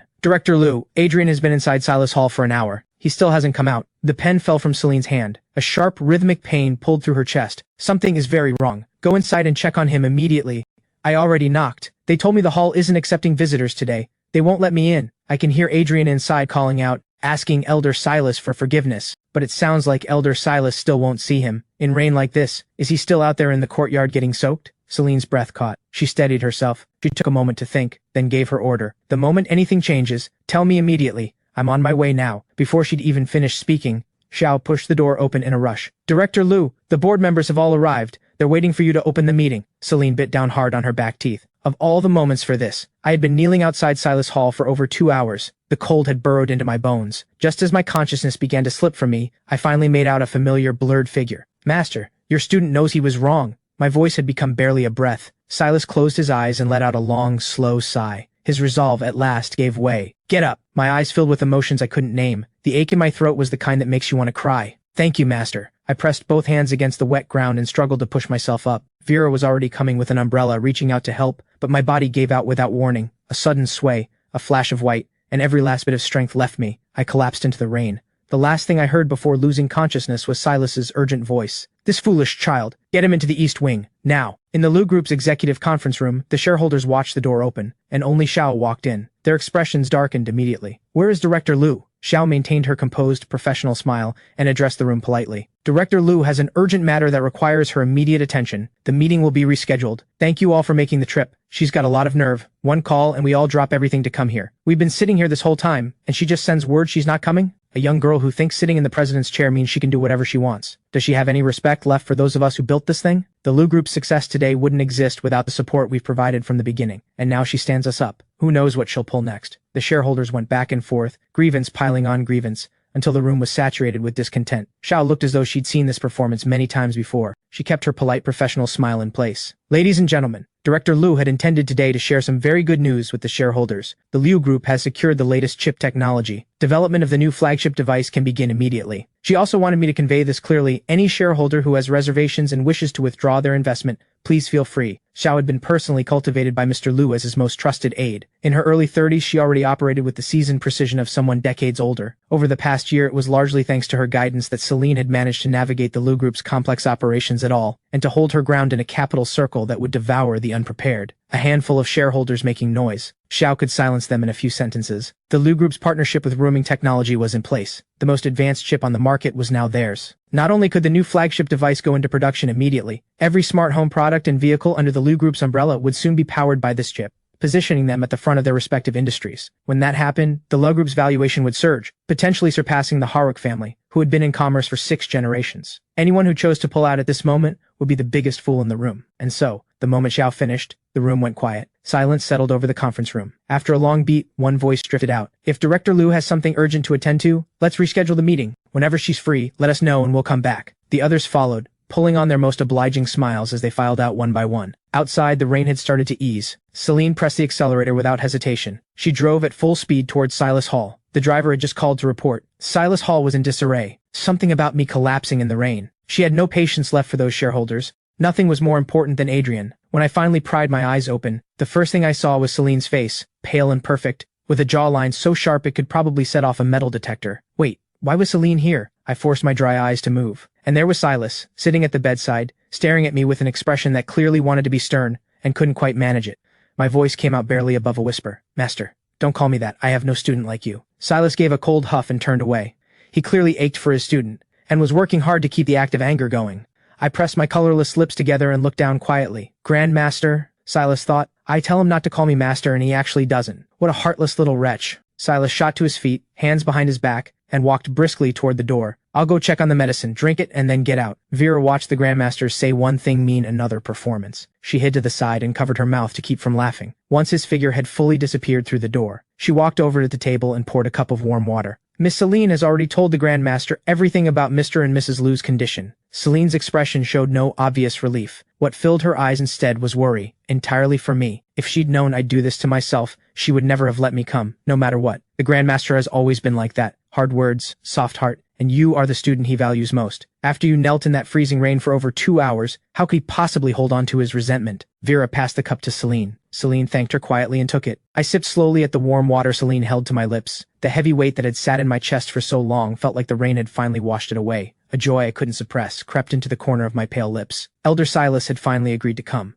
Mr. and Mrs. Liu had a real chance now. Celine wouldn't have to lose them. About half an hour later, Vera brought back my dried clothes. I changed back into the fitted outfit I'd arrived in. I looked at the simple, plain clothes I was leaving behind. I probably wouldn't have occasion to wear something like that again. In the world of money and influence, everything about you, how you dress, what you eat, where you live, could be used against you at any moment. The quiet, unhurried atmosphere of Silas Hall, the simple life. It genuinely wasn't for me. There was a hunger inside me that wouldn't go away. For power, for wealth, for standing. I wanted to reach the highest point. I wanted to climb that ladder steadily and stand, unshakable, at the very top of it. Not to quietly disappear here, nameless, removed from the world, as a humble healer. Thinking back carefully, perhaps Nadia hadn't been entirely wrong to take me away by force. Brutal as her methods were, forcing me to sever all ties with this place. At least she put me back on the path that was actually mine. Vera brought in a bowl of thick, dark herbal medicine. She let out a quiet sigh. Drink this and go. I've prepared 2 doses from the prescription. Miss Celine already has them. I looked at her puzzled. Where's my master? He treated me. That has to mean he stopped being angry, right? Vera set the medicine down gently on the table. The Grandmaster's words were, those on different paths cannot walk together. He forgives you, and with that forgiveness, he lets go of having ever taken you as his student. I looked down and went quiet. Understood. I tilted my head back and drank the bitter medicine to the last drop. I thanked Vera genuinely. Then Celine and I left together. Silas stood alone at the upstairs window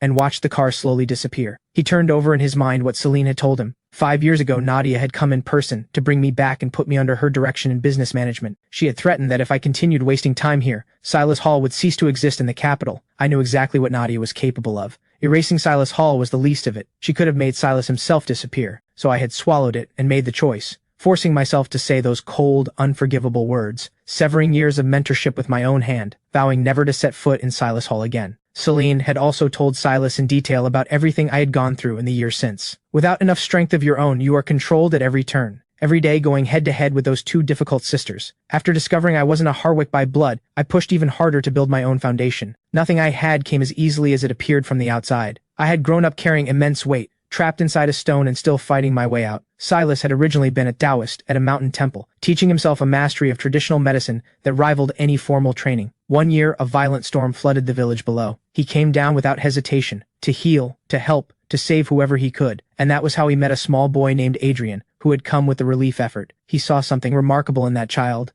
and took him on as his final and most prized student. The flood had made his name known across the land. The people he had helped pooled their gratitude and built him this quiet refuge, Silas Hall. Unbothered by the world's demands, he lived as he pleased within these walls. He had no patience for the arrogance of the wealthy, and stubbornly refused to treat those he found distasteful, never caring whose feathers he ruffled. But Celine's words had made him understand. The world I had grown up in allowed me no freedom at all. He had never liked my emotional coldness, but that coldness had been the tool that kept me alive for over a decade. Different roads lead different people. Let his student walk the one that was meant for him. Adrian, are you out of your mind? 2 hours on your knees in rain like that? Celine's brow was furrowed tight. She reached up and pressed the back of her hand to my forehead. Then she pulled me close into her arms. Slight fever. Are you cold? I shook my head slightly and let myself settle into her arms, the faint citrus scent on her.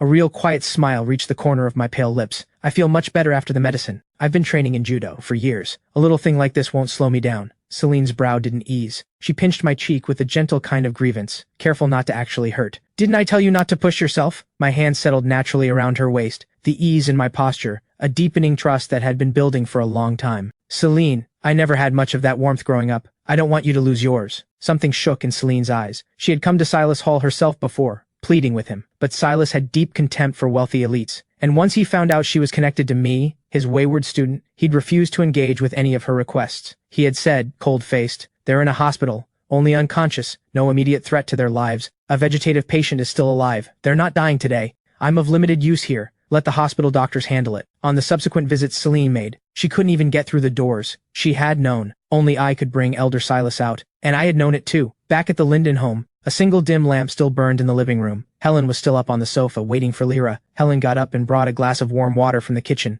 She asked casually with concern, "You're back. What kept you so late tonight?" Lyra dropped onto the sofa, exhaustion written all over her face. She took the cup her mother handed over, and drank the whole thing down in one go. "I had 2 night scenes in the drama. We just went ahead and shot both tonight." Helen looked at her closely for a long moment. When Lyra finally set down the cup, Helen reached up and gently touched her left cheek. Her brow furrowed sharply. "What happened to your face? Why is it red? And are those fingerprints?" Look closely, the outline was unmistakable. Someone had slapped her. Hard. Lyra gently moved her mother's hand away, keeping her voice easy. "It's nothing. The scene called for it. Looks worse than it is, it doesn't hurt." But no matter how firmly she said it didn't hurt, a mother who saw it knew better. Helen rushed to rummage through the cabinet until she found the ointment. "Put this on and it'll heal faster. Otherwise you'll walk into school tomorrow and people will talk."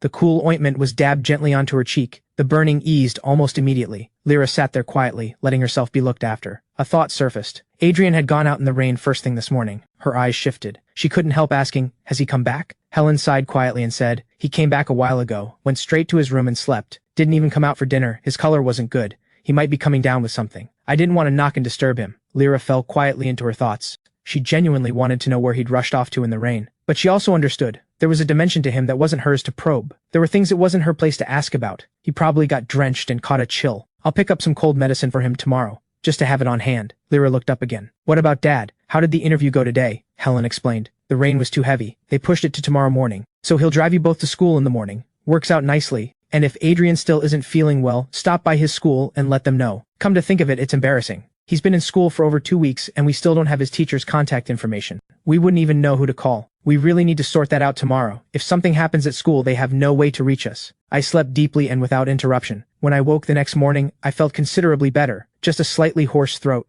No weakness in my hands or legs, nothing serious. I changed into my Crestwood uniform, went to the bathroom, and was in the middle of brushing my teeth in front of the mirror when Lyra came in. "Feeling better?" She reached up and pressed her palm to my forehead. "No fever." She exhaled fully. "Any dizziness? You could stay home and rest today if you need to."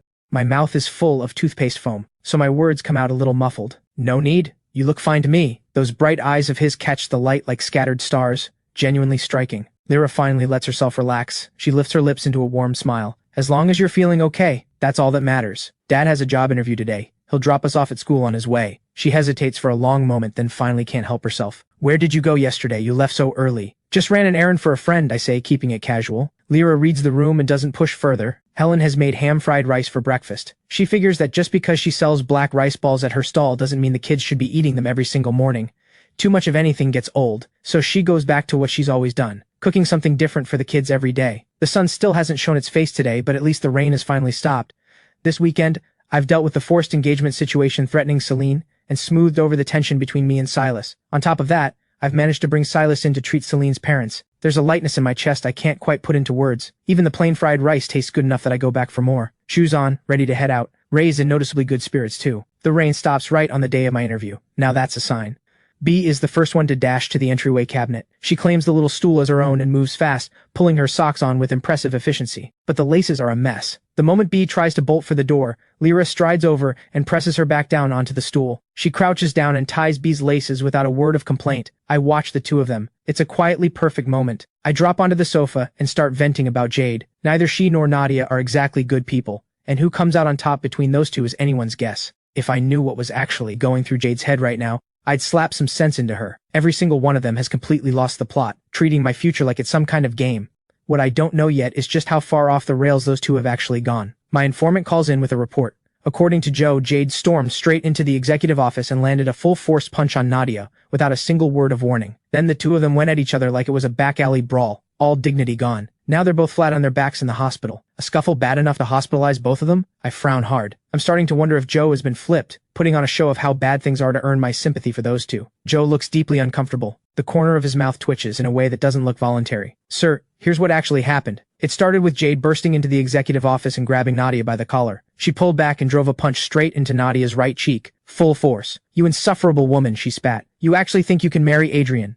Keep dreaming. Take a good look at yourself. You think he'd ever want someone as dull as you? That would be the day. Nadia didn't see it coming. She touches her tongue to the blood seeping from the corner of her lip. The metallic taste seems to unlock something inside her, something violent she's been keeping tightly leashed. Something dangerous flashes in her eyes. She snatches a glass ornament off the desk and hurls it at Jade. You want to talk about nerve? You couldn't even get him to leave with you. Lucky for Jade, her reflexes are fast. The ornament catches her shoulder instead of her head. Half a second slower and it would have been a very different story. And you're one to talk. You couldn't convince him either, so now you want to marry him instead. What a shameless, underhanded move. Have you lost all self-respect? Whether I marry him or not is none of your business. Unless, Jade, you have feelings for him yourself. Get out of here. Don't lump me in with you. But if you think you're marrying, I'm telling you right now, that is never happening. He'd sooner marry me than you. They fight and scream at each other simultaneously, neither willing to stop doing either. One moment Jade has Nadia pinned to the floor, the next Nadia has the upper hand. Everything in the office that can be thrown gets thrown. Everything that can be picked up becomes a weapon. A crowd of staff gathers outside, watching, but not one of them dares step in. Help either side and you're finished either way. It only ends when both of them are flat on the floor, too exhausted to get back up. That's when someone finally works up the nerve to call an ambulance. Both of them are rushed to the hospital. When the damage is tallied, Jade's right arm is badly dislocated, and there's a gash on her forehead. Looks like it came from an ashtray. Nadia has a fractured left leg and a deep cut along her right cheekbone, not to mention the bruises and scrapes from the rest of it. The damage is roughly equal. Both of them are a mess. After hearing the whole story from beginning to end, I pressed my hand to my forehead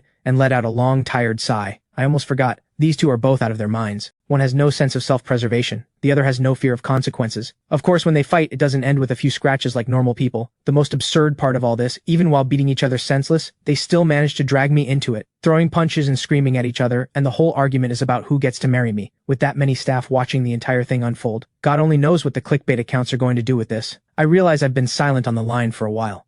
Joe's voice goes cautious, clearly nervous about how I'm taking this. Sir, are you going to come visit them? Visit them? Haven't they given people enough to talk about already? I hang up. No ceremony. I take a moment to think it through properly. It occurs to me that this fight between Nadia and Jade might not have been entirely spontaneous. Nadia knows better than anyone what it means for the Harwick name to have a brawl like this play out inside the company. Jade never thinks about consequences, but Nadia, she doesn't do anything without calculating the cost. And yet here we are. And somehow it's landed me at the center of the story. These two are playing me, together.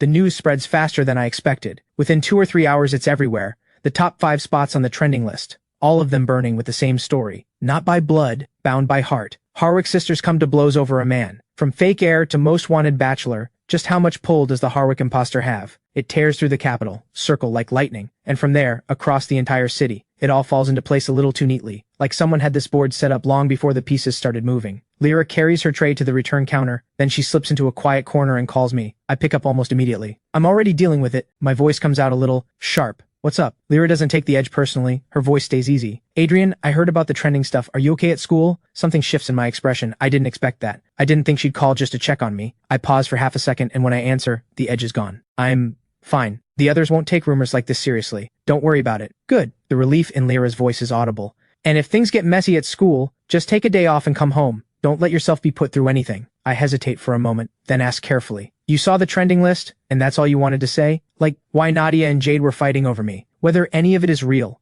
Whether I planned any of this? Lyra laughs softly on the other end. Of course I believe you. You're okay. That's all that matters to me. Besides, didn't you say it yourself? Those two are out of their minds. Whatever they say isn't worth listening to. A laugh escapes me before I can stop it. We haven't known each other long. There's still so much we don't know about each other, but Lyra's trust in me is completely unreasonable. Blind, total, and without condition. Go ahead after school. I'll head back later on my own. Don't wait up for dinner. Okay, stay safe. Message me when you're almost home. I'll meet you at the gate.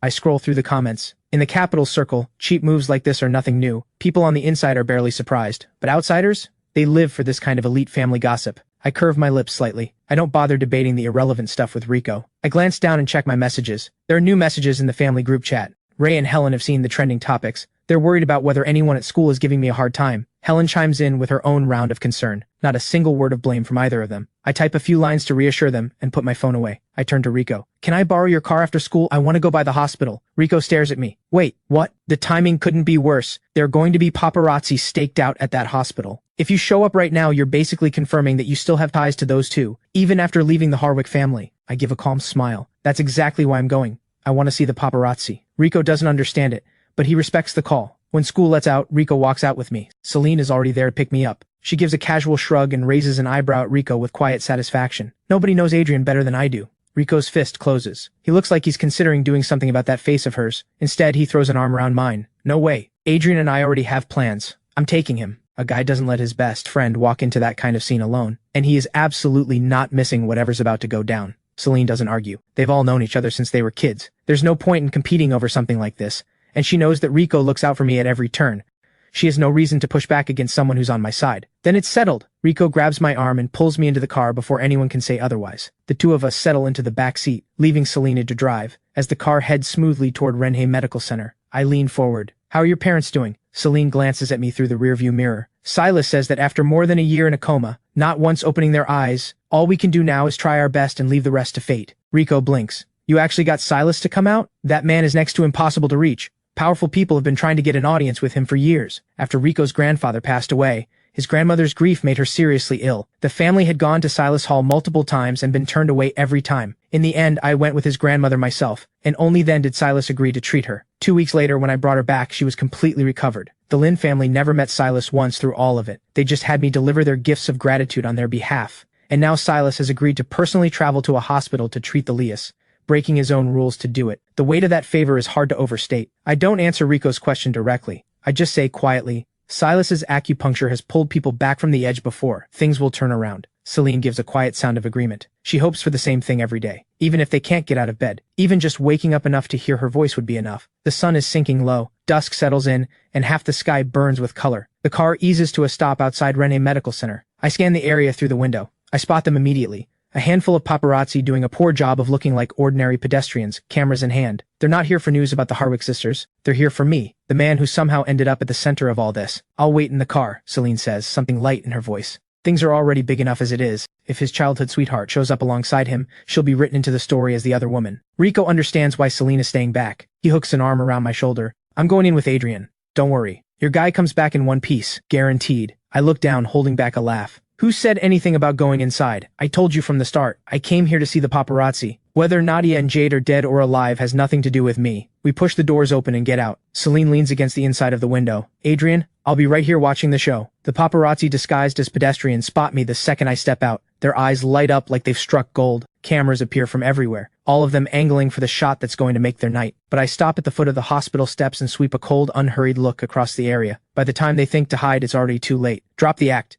You want the story? Sneaking around for a stolen shot is a waste of everyone's time. I'm right here, come say hello. The smile on my face is light and perfectly composed. The presence behind it leaves no room for anyone to push. He carries himself like exactly who he's always been. Paparazzi work in the shadows by nature. They're nothing like proper reporters. Not one of them wants to step forward and be seen. The silence goes cold. Rico lets out a sharp, deliberate laugh and raises his voice. I have contacts at every outlet here. You want to stay hidden? Fine. I'll go have a word with your editors instead. Rico, sole heir to Lingsing Entertainment, one of the top names in the industry. Not one of them dares cross him. They step out one by one and gather in front of me. One of them pulls a pained expression. Mr. Rico, sir, we're just doing our jobs. Please go easy on us. Hey, don't look at me. Rico waves off the pleading. He glances sidelong at me, calm, unbothered, and says, I'm just here to back up my friend. Every head turns to me. I curve my lips slightly. You want a story, don't you? That lands instantly. They catch on without another word. Some pull out their phones and hit record. Others lift their cameras and start filming. The questions start coming. Every one of them suddenly a proper journalist. Mr. Har, one of them starts with the wrong name and gets stopped cold by a single ice-cold glare. They correct themselves. Mr. Linden, the trending topics today have been quite something. Any thoughts? Are you considering either of the Harwick sisters as a potential match? I let out a quiet laugh and make no effort to warm it. You've all been working in this city for years. You've covered enough elite family gossip to fill a library. So you're telling me you don't know that those two and I have never been anything other than at each other's throats? But they've now publicly expressed a desire to marry you, even after you've left the family. So what you're suggesting is, I walked away from one powerful family, and now I'm supposed to find my way back in through the back door?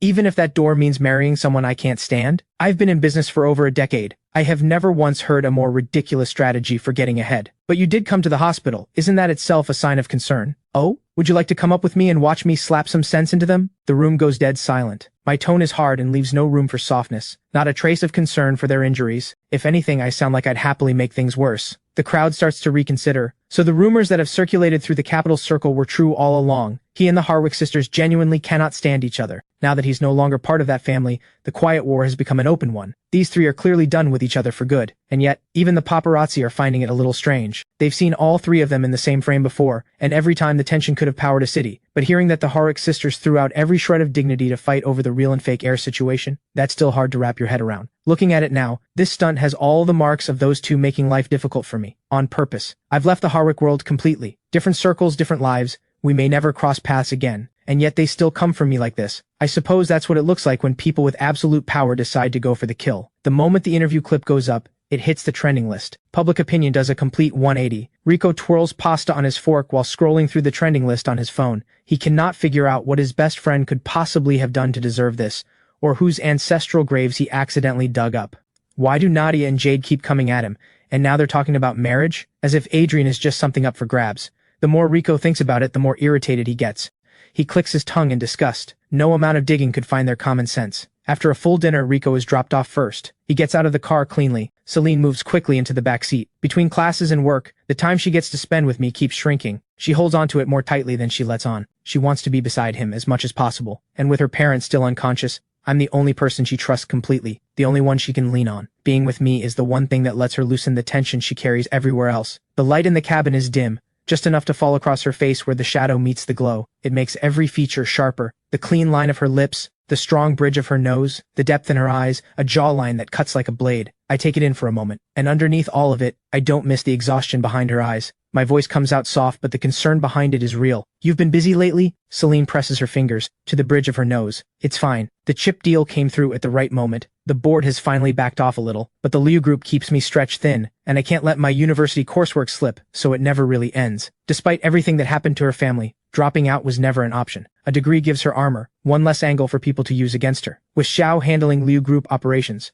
Celine is able to carve out just enough time to keep up with her coursework. It helps that she chose economics at Crestwood, and that she grew up surrounded by business from the time she could walk. That combination is the only reason she can hold everything together without her grades collapsing. The Liu group is your family's legacy, I say. Your parents gave half their lives to build it. I'm an outsider. It's not my place to step in. But stop running yourself into the ground. You have to actually rest. Your parents still haven't woken up. If you burn out, who's left to hold the Liu group together? In circles like these, the people who smile to your face and stab you the moment you're down are never in short supply. I've seen enough of those moves to last a lifetime. The Liu group was founded by Mr. Liu and his wife, built at exactly the right moment to ride the wave of the technology boom. In just a few years, a small company became a major group, and the Liu family stepped firmly into the upper tier. The minor investors who put in a little money back then are now sitting on the board. They've grown bold, using a small favor from years ago as leverage to reach for a share of everything. Every one of them wants the chairman's seat. They want real control, and the kind of name that comes with it in the capital circle. When Mr. Liu and his wife went down, Celine was all that was left standing. Half the room wants to pull her off the ledge, and the competition in the industry doesn't help. Plenty of rivals are quietly waiting for the Liu group to fall. She's surrounded on all sides. Holding it alone is almost impossible. Celine had never touched the Liu group's operations before all this. If Mr. Liu hadn't had the foresight to groom Xiao as her right hand, the Liu group would have been picked clean long before now. 2 years ago, when I found out I wasn't a Harwick by blood, I brought Celine in, and we founded rooming technology together. I hold 70% of the shares. Celine invested for 30%. It was my safety net, and a foothold I built for her at the same time. Technology moves fast. The Liu group can't afford to stand still if it wants to last, so I poured serious money into research and development, all of it directed at chip technology. Once we had real results, rooming technology would give me a standing in the capital circle that didn't depend on the Harwick name, and the partnership with the Liu group would give Celine the ground she needed to hold her position. But things moved faster than either of us expected. Kanglin Group developed a competing chip first, and then the accident happened. Celine had to take over the Liu group before she was ready, and Kanglin had leverage over her at every turn. But we had laid the groundwork. Rooming was already in place. Our new chip came through. The partnership with the Liu group held,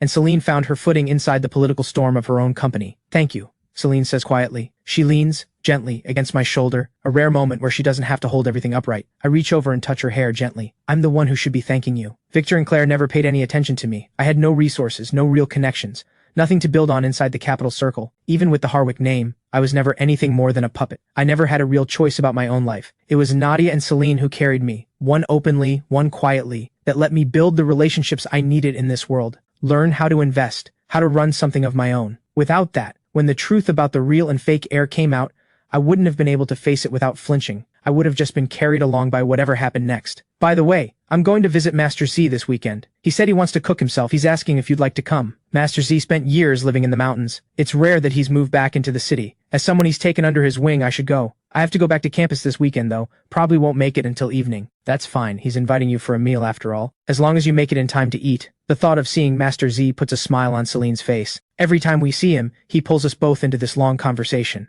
Like he's testing us, trying to provoke something, but he never quite gets the reaction he's looking for. Back at the hospital, Jade is far from recovered. Her arm is wrapped in bandages and held in a sling. She also has a concussion from the blow to her head. The moment the dizziness clears enough for her to move, she immediately goes next door to find Nadia. Nadia is in no better shape. She's lying quietly in her bed, resting. Her left leg is in a cast, elevated. Even so, she hasn't stopped working. The bedside table is pulled out, and she's bent over a stack of company documents. Jade storms in with all the energy of someone looking for round two. Everyone in the room goes rigid. They surge forward to intercept her. Jade, Nadia is badly hurt. Whatever anger you're still carrying, please, let it go. The entire group is waiting for her to come back. She's needed. If you absolutely need to take it out on someone, hit me instead. Jade shoves the human wall aside. She points at her own bandaged head. She really went for it. She almost knocked me senseless for good. The room erupts into overlapping voices, all trying to talk Jade down. Nadia closes the document in front of her. Her voice is perfectly flat. And, if you had, so what? You weren't using it anyway. Nadia, Jade ignites on the spot. She moves like she's going in for another round. The staff throw themselves into a human wall. Your injuries haven't healed. Please, don't do something you'll regret. After several rounds of desperate pleading, Jade barely manages to pull herself back. She fixes Nadia with a hard stare. For the sake of the Harwick group, I'll let this go, but you owe me. That's non-negotiable. To everyone's surprise, Nadia agrees without hesitation. She sweeps a cold look across the staff. All of you, out. I'll discuss the terms with her privately. The staff exchange uncertain looks. They're not comfortable with it, but they follow the order and file out. The door clicks shut. The anger drains out of Jade immediately. She strolls over to the bedside, pulls up a chair, and drops into it. Troy showing up the way he did. Have you found anything? She had flagged this before. Troy somehow obtaining a paternity report linking him to Victor and then showing up to claim his place. The whole thing had felt wrong from the start. So she told Nadia, and Nadia had people looking into it quietly. Adrian grew up in front of us. No matter how much we've fought among ourselves over the years, we don't let outsiders use him. We know exactly who he is, how he thinks, how he moves.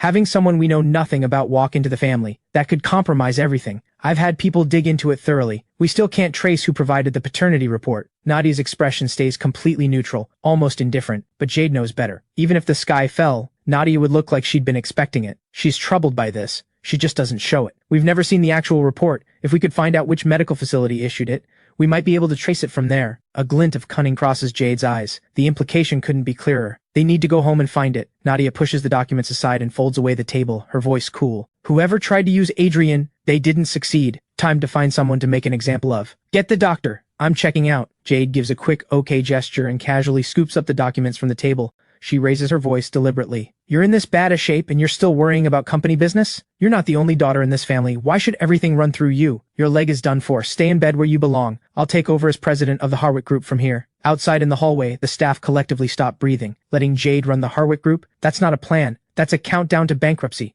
2 months maybe. They watch Jade stroll out of the ward, documents in hand, looking thoroughly pleased with herself.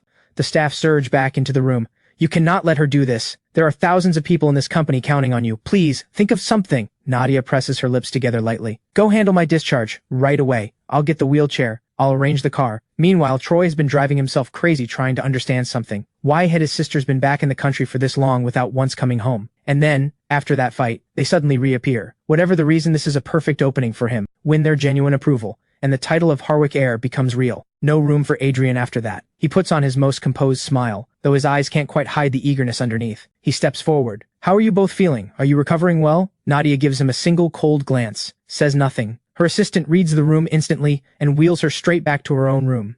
Troy's smile freezes. This is exactly what happened at the school gate. Nadia acts as if Adrian is the only person worth seeing, and looks straight through her actual blood brother. Well, long time no see. Jade hooks a crooked smile, hands shoved in her pockets, every inch of her radiating effortless defiance.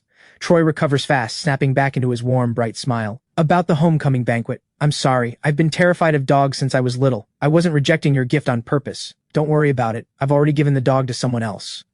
There's always something a little wicked in Jade's eyes, paired with a face that was born looking innocent. It makes it genuinely hard to stay mad at her. Troy loses himself for a second, staring. He drops his gaze, a little self-conscious. As long as you're not upset with me, I'm new to all of this, I haven't found my footing yet. I've made a lot of mistakes. She looks rough around the edges, he thinks, but probably easier to get along with than she appears. Better to start here than try to crack Nadia's stone wall. He presses on carefully. Mom and Dad are barely ever home. My classmates don't seem to like me much, even Nadia. He trails off. You don't hate me, do you? Jade's expression lands somewhere between a smile and something harder to read. Of course not, you're our brother. Nadia's just single-minded to a fault. Adrian was with her for 17 years. Of course she's more attached. But you're her actual blood. Learn what she responds to, and she'll come around eventually. Troy's eyes light up. He looks at Jade like she's just handed him something. Really? Can you help me? My relationship with Nadia has never been good. If I step in, it'll only make things worse for you. Jade pauses, deliberately, a flicker of amusement crossing her eyes. She takes her time. That said, you are my brother. I do want you to settle in. Nadia collects fine art, calligraphy, paintings, the kind done by real masters. I've heard that Master Z, who's been living off the grid for years, has recently moved back to the city. If you can get a piece of his work and give it to her, she'll see you differently, guaranteed. Master Z is considered one of the finest traditional painters in the country. His reputation in the art world is unmatched. Word that he's moved back to the city has spread like wildfire. Everyone in the capital circle is scrambling to track down his new address. After years of living in the mountains, his return is an event. The elite are practically beating down his door, declaring their love of art and reverence for the old master. And maybe, just maybe, walking away with a few precious pieces. The harder something is to get, the more they want it. Money is the one thing they've never run out of. It stopped being satisfying a long time ago. Hanging a painting that money alone can't buy, that signals taste and influence. But Master Z, as it happens, has a close friendship across generations with Adrian. If Troy goes through all the trouble of tracking down that address, only to get thrown out the door without ceremony, that would be something worth watching. Jade's suggestion is not a suggestion, it's a setup. She's playing him for a fool. But this is only the third time they've met. Troy has no idea what kind of person Jade actually is, or what she's really thinking. He genuinely believes she's trying to help him. He nods, eager and grateful. He's practically glowing. Thank you. I'll go find Master Z right away. Jade watches Troy's retreating figure, all bounce and excitement. The expression on her face goes cold the moment he's out of sight. She literally just told him her relationship with Nadia is terrible. Did he really think she was going to hand him a genuine strategy? What a waste. Not even a flicker of suspicion. His mind doesn't come close to Adrian's, and fooling someone sharp is the only kind worth doing. Jade turns to the attendant waiting nearby. They step forward immediately. She drops her voice. The paternity report Troy had when he arrived. Where is it now? Troy rushes back to his room, riding the high, and grabs his phone. He sends a message to the contacts saved as Clearwater. Hey, I heard Nadia likes fine art and calligraphy. I'm thinking of getting a piece from Master Z to give to her. Does that sound like a good idea? Clearwater replies quickly. You do need to get on Nadia's good side. Otherwise, Adrian could come back to the Harwick family at any time and take the place that belongs to you. I'll look into Master Z's new address for you. Good luck. Saturday morning. I pull on something casual and get ready to head out. Everything's in order. Time to visit Master Z. The Linden family is already moving. Lyra needs to get to Singlen's studio for filming. Ray left early for work.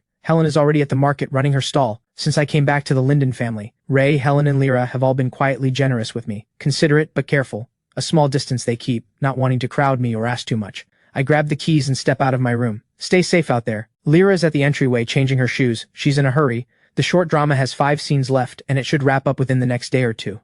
I smile. You too. Make sure you get some rest between takes. Ray's factory is far out, but he's already parked downstairs waiting to drop Lyra off at Singlen's studio on his way. Helen needs no prompting. Since the stall started getting good responses, she's been running on pure adrenaline every single day. Up before dawn to prep ingredients, long gone by the time anyone else is awake. The moment they leave, the apartment goes completely still. I take a slow breath, pull on my sneakers, grab my jacket, and head out. On my way to Master Z's new place. The villa I arranged for him is nearby. A 2-story house, elegantly furnished, nothing excessive. The courtyard is full of green, lush and thriving. 2 osmanthus trees grow there, which is how the place got its name, Osmanthus Court, and his favorite armchair is there too. The old one had long since seen better days. I drafted the design myself and had one made for him. Brand new, placed in the back garden, perfect for sitting in the sun.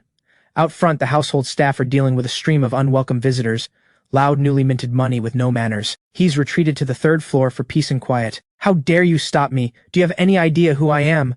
I'm the heir of the Harwick group. Cross the Harwick family and you think you can handle what comes next? That voice. Master Z pauses his show on his phone. He gets up and crosses to the window. He opens it a crack and looks down into the courtyard. What he sees, a young man draped head to toe in expensive labels, without a shred of grace to show for any of it. Master Z's brow pulls into a sharp frown. Dressed in royalty but born without an ounce of grace. So this is the real heir, the one whose return pushed Adrian out, traded away a pearl for a piece of broken glass. Victor and Claire have well and truly lost the plot. Downstairs, the staff maintains its composure. Sir, Master Xi has an important guest today. He's not receiving visitors. What, you're turning away money? Show a little respect and he thinks he runs the place. Get him out here, now. His voice goes up and his face twists. One of the staff is knocked off balance and falls. No time to even register the scrape on their palm. They scramble back up and block Troy before he can force his way through. Quite the reception for a move-in. What's all the excitement about? A familiar voice, calm and carrying a faint chill. Troy spins around. The crowd of would-be visitors has already parted, stepping back on their own. I'm standing at the gate, alone. Troy stops dead.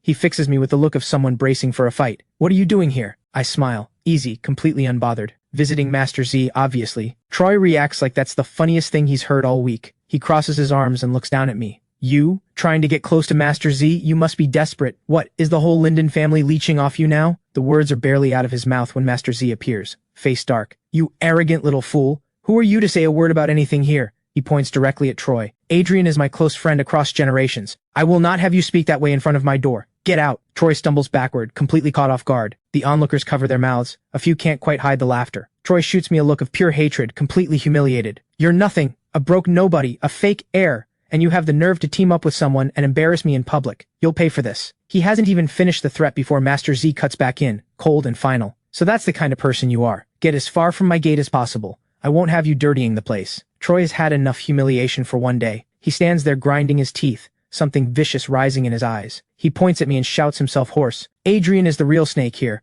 He stole 17 years of my life, and now he's getting his classmates to freeze me out. Anyone who runs with him is no better. I raise an eyebrow. Genuinely, I walk toward him at my own pace. That's quite a story you've got there. What? You think I was smart enough at birth to crawl into your crib, kick you out and get myself carried home to the Harwick family instead? And my classmates have nothing to do with you. You were the one who treated them like idiots and tried to throw dirt on me. Is it really a surprise that people don't want to spend time around someone who plays those kinds of games? Troy glares at me with everything he has, sputtering with rage, and not a single word of rebuttal comes out. And one more thing, I continue. Master Z and I are old friends. If you want to come at me, fine. But Master Z is one of the most respected artists in the country. Everyone here today came to pay their respects. When you publicly attack his character, you're insulting every single person standing here. The crowd flips in an instant, from spectators to a full-throated chorus of outrage. That's right, a word from Master Z is worth more than money can buy. We came here to pay our respects. How could we stand here and watch someone speak about him that way? Troy is suddenly the target of everyone. The crowd turns on him, voices rising, demanding he be thrown out. In the middle of the chaos, it finally comes back to him, why he came here in the first place. He needs a piece of Master Z's work to win over Nadia. He forces down the towering fury. His voice drops. His posture softens, because it has to. Master Z, my sister is a great admirer of your work. I'm asking you sincerely to sell me one piece. Name any price. Master Z doesn't waste a single word on him. He simply has him removed. The remaining visitors see that Master Z is still in no mood for company and quietly take their leave. Polite farewells all around,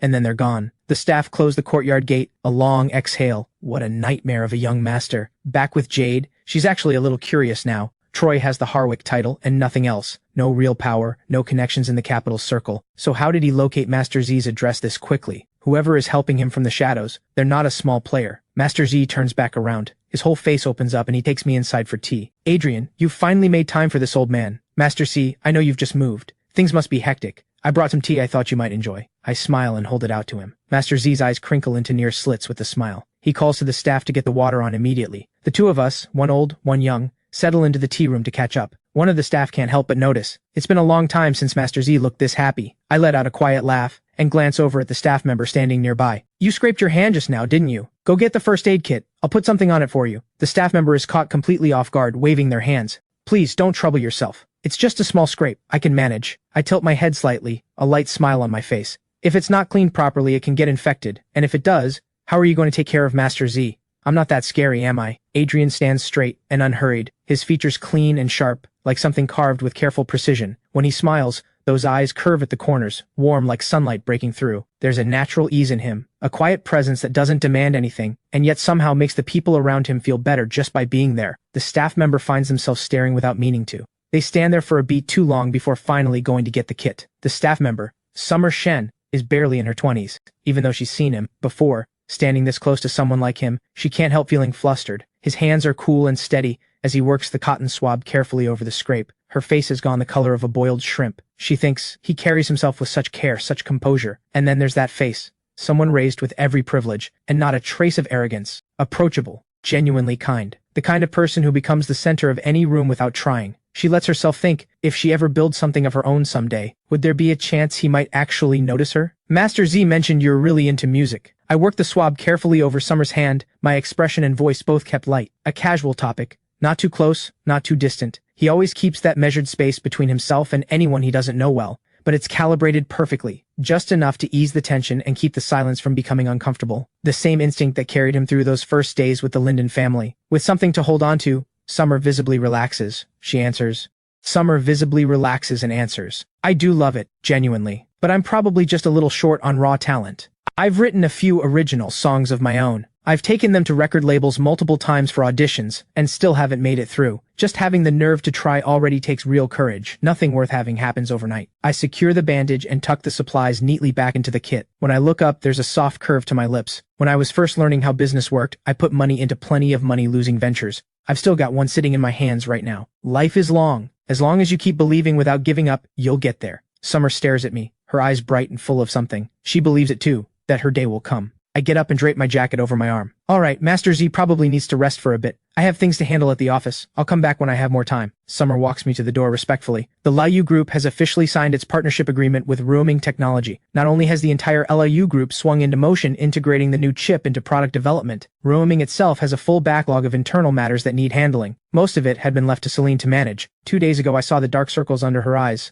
I have no choice but to step up and take on my responsibilities as the one in charge. Master Z watches the car carry me away, and lets out a long, quiet sigh deep inside. Those eyes of his have read more people than he can count, and what they see in this boy is someone smooth in every direction, never missing a beat, flawless to the point where there isn't a single crack to find. But sometimes, being too perfect is itself a flaw that's hard to put into words. Take Nadia, polished and refined on the surface, and underneath it something obsessive and completely unhinged.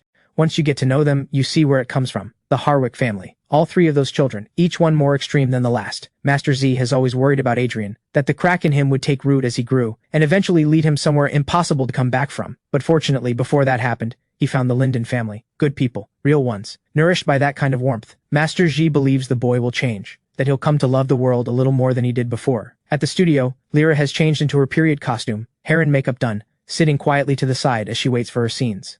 Today's schedule has 2 fight scenes, not staged sword duels, but scenes where she actually takes real hits for the story. She looks down at the script in her hands and lets out a quiet sigh. If she ends up with visible bruises, Helen is going to worry herself sick the moment she sees them tonight. Lyra! Someone calls out. At the sound of the familiar voice, Lyra looks up with a slightly dazed expression. There's Rico. Short hair, radiating energy. 2 warm cups of milk tea in hand. Lyra tucks away the quiet sadness in her eyes and lets a warm smile take its place. Rico, what are you doing here? Rico answers with his usual easy confidence. My wine shop is right nearby. I spotted you heading into this compound today. Figured you must be filming here. Thought I'd stop by. Even though he's only met Lyra twice, there isn't a trace of awkwardness about him. He holds out a cup with a grin. I brought this specifically for you. Does that count as a ticket in? Lyra takes it with a soft laugh. If you want to stay and watch, you're welcome to. Fair warning though, my scenes today aren't pretty. Pretty much the whole time I'm just on the receiving end. Rico looks at her with complete openness, his eyes full of a smile he isn't trying to hide. Doesn't matter. You're that beautiful. Even taking a hit, you'd still be stunning. That unguarded gaze makes Lyra look away, a little flustered. She drops her eyes with a helpless smile and lets the comment go unanswered. The director's voice booms across the set. Everyone to positions, next scene starting now. Rico settles into a seat beside the set, sipping his milk tea, watching Lyra with a face that's basically one big smile. But that smile doesn't last long. Lyra is playing the 3rd female lead, the one who exists to suffer. The male lead puts her through every kind of pain, and she responds with nothing but devotion. She even takes beatings from the female rival without fighting back, and the wooden rods coming down on her are solid hardwood. Rico's brow pulls into a hard frown. He's out of his seat in an instant. What kind of production is this? It's a short drama, not an actual fight. Lyra has already taken the hits. She doesn't dare call a stop mid-scene. If they reshoot, she'll have to go through it all over again. Rico is practically jumping out of his skin. He quickly records a clip and sends it to me. He remembers I have a stake in this company. Even if my bond with Lyra isn't deep yet, he knows I won't stand by while family gets hurt. I've just stepped out of the office, about to go find Rico for lunch. I'm about to ask if he's at the wine shop, and before I even send it, his message hits first. Adrian, look at this. Now, this isn't filming. Someone is coming after your sister. He watches the rod in someone's hands, about to come down hard on her knee. Rico's heart stops. He doesn't think. He just moves, lunging forward and grabbing the rod with both hands. He fixes the person with a hard glare. Is this a production or an assault? The director sees someone who has no business being on set storm into the shot and explodes. We're in the middle of a scene. Who let an outsider in here? Rico wrenches the rod out of Regina's hands and hurls it to the ground. Let's see exactly what kind of production this is. The dull, heavy thud of solid wood hitting the floor stops the director cold. He rushes over and picks it up to examine it. Then he whips around and roars at the crew. What is the props team doing? Why is there a solid hardwood rod on this set? The crew freezes. Not one of them makes a sound. Regina gives a careless shrug. Director, isn't authenticity the whole point of acting? This may be a short drama, but serious money has gone into it. Aren't you counting on this project to build your reputation so you can move up to bigger productions? The director presses his lips together. He can't find a single thing to say back, and it isn't because he cares that much about his reputation. It's that Regina has connections he can't touch. Third-generation money, a daddy's girl with a pretty face who's using short dramas as a launchpad before going for the big screen. This is a small operation. Cross Regina, and they won't just lose their shot at bigger productions, they'll be finished in the short drama world entirely. Sensing the shift in the air, the male lead Dorian comes over. His eyes are faintly red. Maybe he hasn't fully come out of character yet, but the look he gives Regina is full of grievance. You slapped Lyra last week. This week you switched to solid rods. You are clearly targeting her, Regina scoffs. So what if I am? The look she gives him is layered with something. My father is the investor behind this production. I perform however I want. Rico carefully helps Lyra to her feet. He shoots Regina a withering look. Big words for someone who thinks money gives them the right to do whatever they like. Lucky Rico moved when he did. If he hadn't, Lyra's knee might have been done for. Worse than the injury he took years ago, the kind you never fully walk off. Regina lets out a cold sound. Her eyes fix on Lyra, who is bent over in pain, with something genuinely ugly in them. Lucky with men, I'll give you that, she says with a sneer. Too bad all that beauty can't cover up how poor you are. The words have barely landed when a figure cuts through like a gust of wind. I stride forward and rip the rod out of her hands in one motion. I look at Regina, cold. The force of it pushes Regina back 2 steps. She rubs her wrist where it stung. Her brow pulls tight. Who do you think you are? Laying hands on me. Do you have any idea who I am? Cross me and my father will make sure you regret it. My expression doesn't move. My voice comes out cold and flat. Let's see exactly how much your family can actually back up. Everyone on set is staring. Even Rico and Lyra are frozen, both of them looking at me like they can't quite believe what they're seeing. The situation is about to spiral. The director scrambles out to step in and smooth things over. Regina isn't someone he can afford to cross. If the funding gets pulled, the people above him will come straight for him. The smart play when you run into someone like this is to know when to quit while you're ahead. He'd assumed Lyra was just a part-timer, someone who wouldn't dare pick a fight with an investor-backed cast member. But before Lyra can say a word, I go first. My voice is cold enough to make people flinch. My sister has been deliberately targeted on this set. If I don't get answers, your career as a director is finished. He has no idea who I am, but the weight of my presence has him sweating. He thinks, which Titan did I accidentally offend this time? He pastes on an awkward apologetic smile and lowers his voice to something conciliatory. Sir, please, don't get upset. This young lady is the daughter of Mr. Fang from Morning Wind magazine. Her family is backing this production. We're caught in the middle here. How about we get Lyra to a hospital first? All medical costs will be covered by the production. Morning Wind magazine. I raise an eyebrow slightly and glance at Rico with a look that asks the question. Rico shakes his head, just as blank as I am. He fires off a message to the group chat. Anyone know a Mr. Fang from Morning Wind magazine? Replies come back fast. A few have vaguely heard of it, but nobody thought twice about it. Others haven't heard of it at all. Good. Nobody knows them, which means they don't register. Rico shakes his head at me again. I pull out my phone and call Mr. Chen directly. He picks up almost immediately. I don't have the patience for pleasantries. My sister is being targeted by the production's backer. Send me Mr. Fang's number. Now. Before he can say anything else, I hang up. I meet the director's stunned look. Let me introduce myself properly. I'm Adrian, lead shareholder of Yunlan Pictures, and Lyra is my sister. The director's eyes go wide. Then his legs give out. He sits down hard on the floor. This young man? This is the owner everyone talks about? Before filming started, he'd caught a rumor. The lead shareholder of Yunlan's sister had joined the cast, but nobody that matched fit anywhere in the crew list. He figured it was just backstage gossip. It never occurred to him that the owner had the last name Linden. Regina still hasn't grasped the gravity of this. She keeps her chin up and her tone challenging. So what if you own a share of Yunlan Pictures? This production is funded by my family. In this production, my family calls the shots. Yunlan is just the hired help. She's refusing to back down even when cornered. I toss the rod to the side without looking at it. A cold smile. I move toward her, one step at a time, and the pressure of it keeps pushing her back. I'll handle this. I turn and go to Lyra. Rico isn't letting this go easily. Lyra has always been warm and thoughtful with him, the kind of person who takes care of the people around her. Now she's been hurt for no reason, and he is not standing down. Both sides are people he can't afford to cross. The director stands there like a piece of furniture, not daring to breathe. I glance at him. Cold. Go get a chair. The director bows and nods frantically. He runs off and comes back with his own director's chair, the most comfortable one on set. I help Lyra lower herself into it carefully. She looks up at her brother, decisive, no hesitation. Her body still aches, but something warm is spreading through her chest. She's never seen him lose his composure like this before. The fact that he went this hard, just to stand up for her, tells her something she hadn't been certain of until now. He cares. Mr. Chen's efficiency is as sharp as ever. The number arrives on my phone almost instantly. On one side, his superior. On the other, the money. The director is caught between them and doesn't dare open his mouth, quietly resigning himself to covering whatever damage comes out of his own pocket. The moment the number comes through, I dial. It rings and rings, until the system cuts it off automatically. I call again, patiently. Still nothing.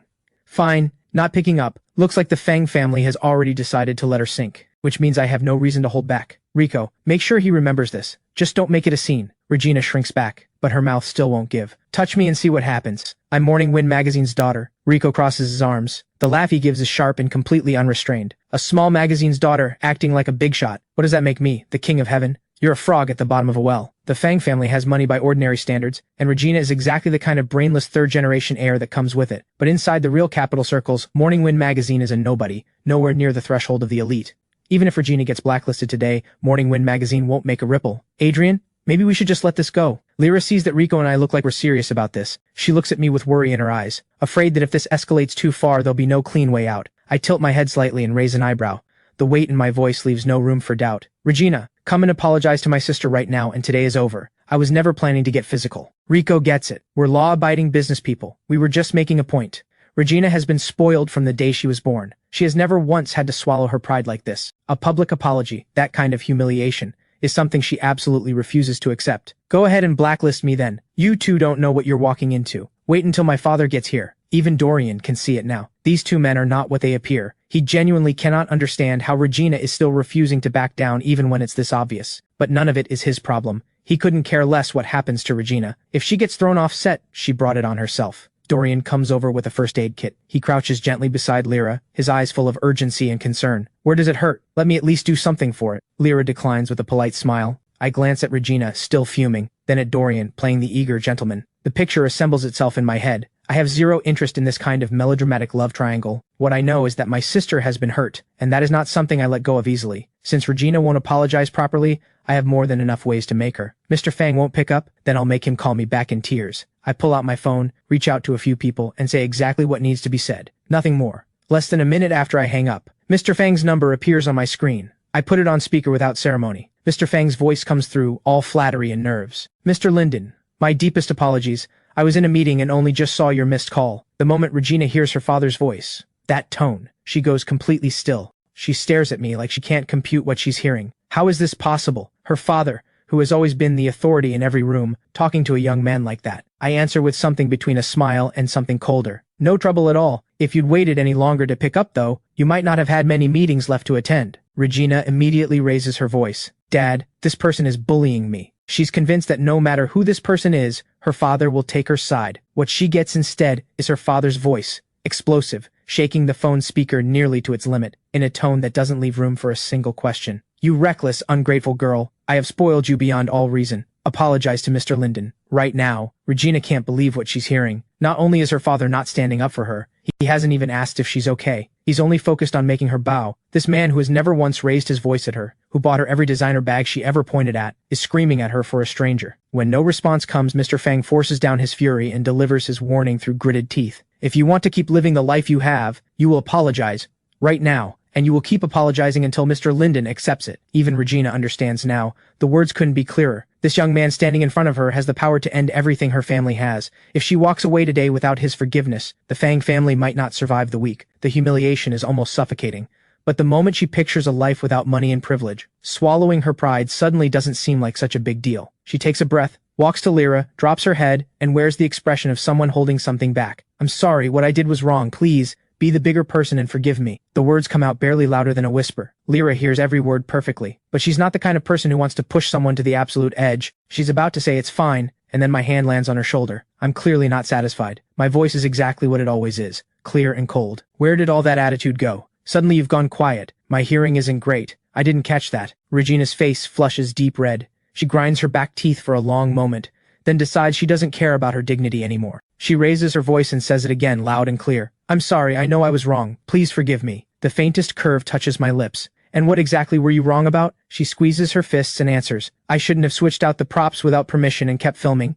I was deliberately making things difficult for you. I'm asking you to forgive my recklessness. That's what I was waiting for. I bend down and lean close to Lyra's ear. Does that feel like enough? A small smile settles on Lyra's lips. She gives a gentle nod.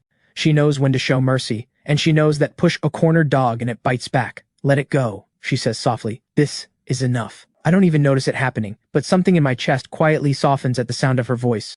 I straighten up and look at Regina. Since my sister has chosen to let it go, so will I. But you used your position to settle a personal score. An actress was seriously hurt because of it. Production has been delayed. I'm notifying you now in my capacity as lead shareholder. You are officially removed from this Yunlan production. Any future Yunlan project? Don't bother showing up. Regina doesn't have an ounce of attitude left. Fine, she won't film. She'll call it a break. As long as the Fang family's assets survive, she's still the carefree heiress she's always been. There'll be other ways forward. Hearing that things have settled, Mr. Fang ventures carefully from the other end of the line. Mr. Linden, regarding Morning Wind's investment in the production.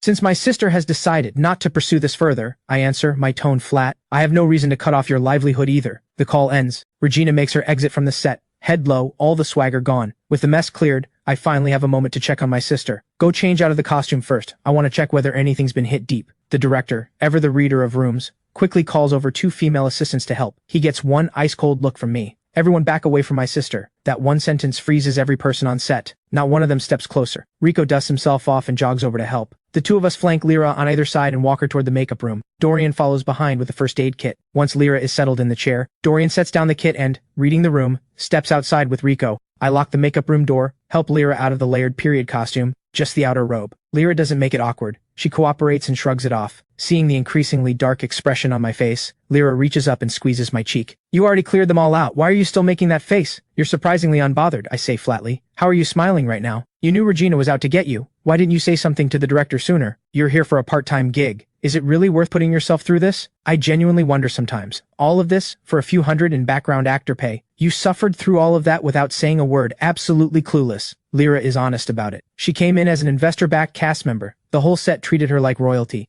I didn't want to poke at that. I was afraid it would cause trouble for you. She had no idea what I was holding. If today hadn't happened the way it did, she still wouldn't have known I was the owner behind the scenes. If I'd pushed her and she'd taken it out on your business, everything you've worked for, that would have been far worse. I touched the tip of my nose, a little caught off guard. That's on me. I should have been more open with the family. I never mentioned the companies I'm involved in, never talked about my connections. A short pause. Even so, you don't stand there and take it. Worst case, you just don't do the show, Lyra explains carefully. I heard this production has real traction. I wanted to use it as a chance to build some experience, get my face known in the short drama space. Even if I don't end up in the entertainment industry long term, I want more ways to earn. I looked into the rates. Regular part-time work pays a couple hundred a day, but if you have a name, it's counted in the tens of thousands. I'm not hoping to blow up overnight. I just want to raise my value bit by bit, save more, take some weight off the family, and make the effort you put into coming to that audition with me worth something. That pulls a long, helpless sigh out of me. I drag a chair over and sit beside her. I look her in the eyes. Money is not something you trade your body for. You need to keep things in order. Your first priority is university. Side work is just for the experience. The only thing worth pouring everything into is work you actually love. When I was learning through investment, winning or losing money, I didn't care, which is why I never interfere with the smaller ventures. But the core company is different. That's the foundation I've carefully built, the one that's had real people and real effort poured into it. That is where my real ambition lives. You can't let petty short-term gains trip you up. Narrow thinking keeps you locked in a small circle, and once you're in it, moving up becomes nearly impossible. Lyra sits with the words for a moment, chewing them over carefully. A soft smile touches the corner of her lips. Duly noted, lesson received. I've caused you so much trouble today, and you came all this way just to back me up. Something flickers in my eyes. My lips press together, a little uneasy. I can't even sort out what I was feeling. All I know is that the moment Rico's message came through, something in me wouldn't settle, and I came. When I heard what she'd said, those ugly words, my mind went hot. I almost reached out. That's not who I used to be, but watching someone go after my sister, I couldn't hold it down. A smile spreads across Lyra's face. Her brother, tough on the outside, soft on the inside, is, in her eyes, the most endearing thing she's seen. She understands. He's been through a lot. This kind of straightforward family love, it's still new territory for him. So when he acts on instinct to protect her and care for her, there's always this awkward stiffness around the edges, like he doesn't quite know how to carry it. She doesn't want to push him. She shifts the subject with easy naturalness. How did you get Mr. Fang to fold that fast? I answer like it's nothing. You grab hold of his funding pipeline, that's all it takes. As if this is something anyone could do before lunch. I work the antiseptic swab over her injuries and explain, without much fuss. Business is ultimately a system of exchanged interests. Capital across every sector is interconnected, each one held in check by the others. I don't have reach into every corner, but that doesn't stop me from weaving the web. When ordinary people hit trouble, they spend months begging around, throwing money at gifts, and still end up at someone else's mercy. In the circles I move in, most of the time it's one phone call. That's why building connections has always mattered to me. If I happen not to know anyone in a given space, I don't mind casting a wide net and investing in rising players, cultivating a few pieces I can call on when I need them. I'm 17, I'm willing to spend 10 years setting the board, By the time I hit my peak at 27, every one of those connections will be the sharpest blade I have. No matter how you calculate it, that investment will never lose. I ask out of nowhere. Do you actually like acting? Answer me honestly. The entire script is just different ways of making your character suffer. And then you've got Regina using it as cover for a personal vendetta. You'd have to be out of your mind to actually enjoy this. A laugh escapes me before I can stop it. Outside the makeup room door, Rico leans against the wall, working through the tapioca pearls in his cup. He listens to the exchange between the two of them inside, and the grin on his face refuses to go away. God, watching Adrian lose his cool back there was something. Dorian, beside him, looks deeply troubled, and completely unable to figure out what Rico finds so enjoyable about any of this. Lyra went through all of that, and this guy is taking it all in stride with his milk tea. The makeup room door opens a crack, and Dorian moves toward it before it's even fully open. His eyes are faintly red, his expression all wounded conscience. I'm so sorry. Today is my fault. I didn't handle it, and you ended up suffering for no reason at all. Lyra blinks at him, faintly puzzled. I roll my eyes without bothering to hide it. This male lead, has the drama gotten to his head? He's started to believe he's the romantic hero. Dorian bows his head, guilt all over his face. There's an unmistakable sadness in his eyes that he can't quite conceal. Regina has always been fixated on me. She must have seen something between us and let jealousy drive her to it. This is because of me. I'm the one who hurt you. Dorian has the face for this kind of moment. Idol-level features, bright eyes that carry weight when they look at you. When he apologizes with that faint redness in his eyes, it's the kind of thing that makes people want to comfort him. In a novel, this would be the devoted second male lead script, word for word. Unfortunately, life isn't a novel. I don't buy this kind of performance. And honestly, this particular character type makes me mildly nauseous. Eyes going red at the drop of a hat. Sorry, always ready to go. Like the whole world owes him something. I cut through without mercy. Stop making yourself sound more important than you are. My sister didn't endure any of that for your sake. When I strip it all down, here's what this actually was. Whatever Regina's reasons were, Lyra was there to work, to earn her own money. That's it. From beginning to end, this was nothing more than someone hurting someone else. Dorian has nothing to do with it. Dorian opens his mouth, desperate to say something, terrified I'll walk away with a bad impression of him. I don't give him the opening. I shut it before it starts. Stop. Save it. My sister and you aren't even ordinary friends. This has nothing to do with you.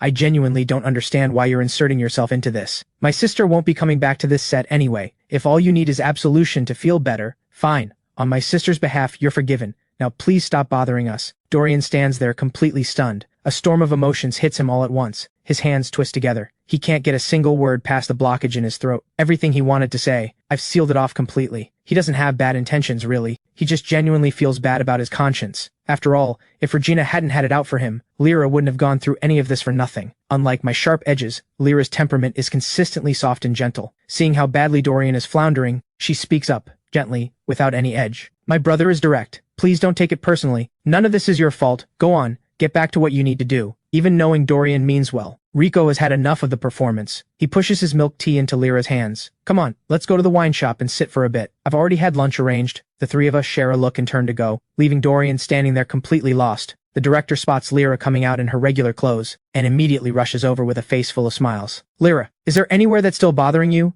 Whatever medical costs you have, take them to finance. Lyra keeps a polite, measured smile, perfectly clear on why he's saying any of this. It's entirely for her brother's sake. I lightly take her arm and lower my voice. Are you actually planning to keep filming this? Lyra nods seriously. I took the job. I'll see it through. Call it a proper ending to my first production. I nod. I respect the answer. Then my gaze moves to the director and the temperature drops immediately. Today's incident was a serious production failure. The props team is entirely responsible. Replace every single person involved. If something like this happens again, your time as director is over. The director throws up 3 fingers and swears on them, his voice so firm he nearly bites his own tongue. You have my word. Absolutely, completely. 100%. Never again. The 3 of us walk out of the set side by side. We make our way at a comfortable pace to Rico's wine shop. The shop has a tasteful name. The space itself is a decent size, nothing extravagant. Inside, 6 temperature-controlled wine cabinets line the walls. At the back sits a rosewood reception table.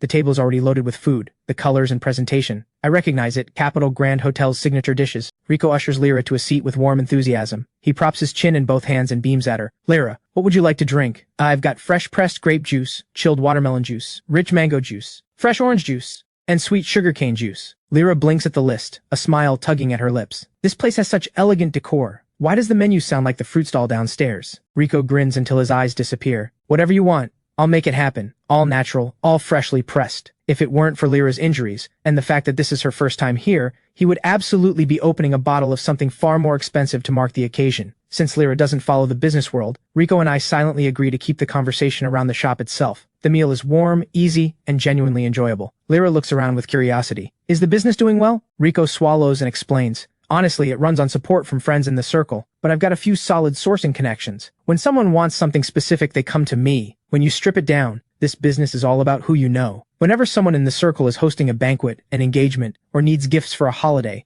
they come to him and take a few cases home. The demand for wine in elite circles is enormous. The shop's revenue is quite respectable.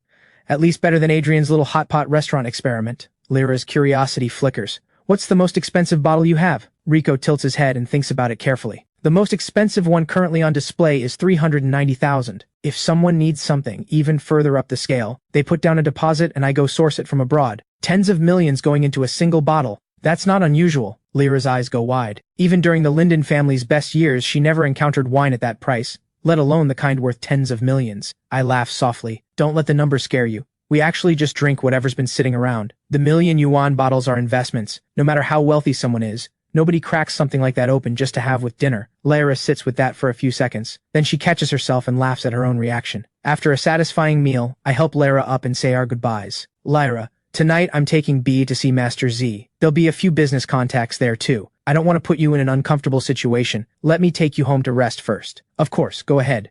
Lyra is someone who always knows where the line is. Master Z is her brother's close friend across generations, and also the mentor who first opened B's eyes to art. But for someone of Master Z's standing, you don't just show up. You ask first, make sure it's welcome, then confirm the visit. The car stops smoothly outside the complex. I carefully help Lyra up the stairs. Don't say a word to Mom and Dad about the injuries, Lyra says. I don't want them worrying over nothing. I nod. Understood. Then be careful when you shower tonight. Keep those wounds away from the water. I'll redress them when I'm back tonight. Lyra gives my shoulder an affectionate pat, the warmth radiating off her quietly. I watch her for a brief moment, caught off guard by it. Then I let out a quiet, soundless sigh inside. No wonder Rico spends every waking hour staring at her. He can't help himself. After leaving Lyra, I stop by the mall on the way and pick out a few quality gifts. Then I drive to Master Z's. He's in the living room quietly enjoying his tea. I set everything I brought down on the rosewood table. Master Z chuckles at the sight of it. Well now, you actually brought things, all for this old man, I presume? I settle into the leather sofa and accept the warm cup of tea Summer hands me. Can't exactly show up empty-handed and expect a meal. I picked out some good quality cordyceps and fish maw.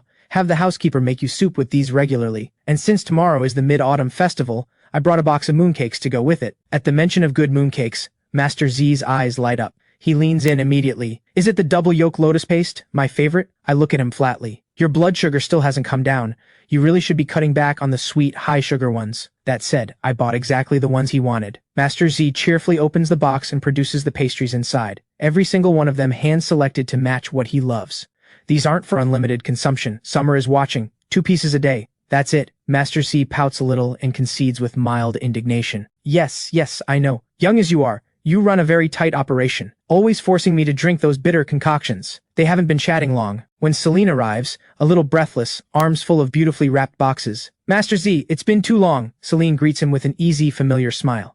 Master Z puts on the air of a put-upon elder and gives a theatrical huff. Well, Director Liu actually remembered this old man still exists. Celine laughs at that. I'm here to make it up to you. In person. Master Z takes the gifts, heavier than he expected. A tailored premium suit, a pair of handcrafted leather shoes with soft soles, wild ginseng, dried deer antler. Why does everything smell like medicine? Celine laughs outright. Drink more tonic soup. It's good for you. B has her wide, round eyes fixed on Celine, absolutely unwilling to look anywhere else. This lady is so beautiful.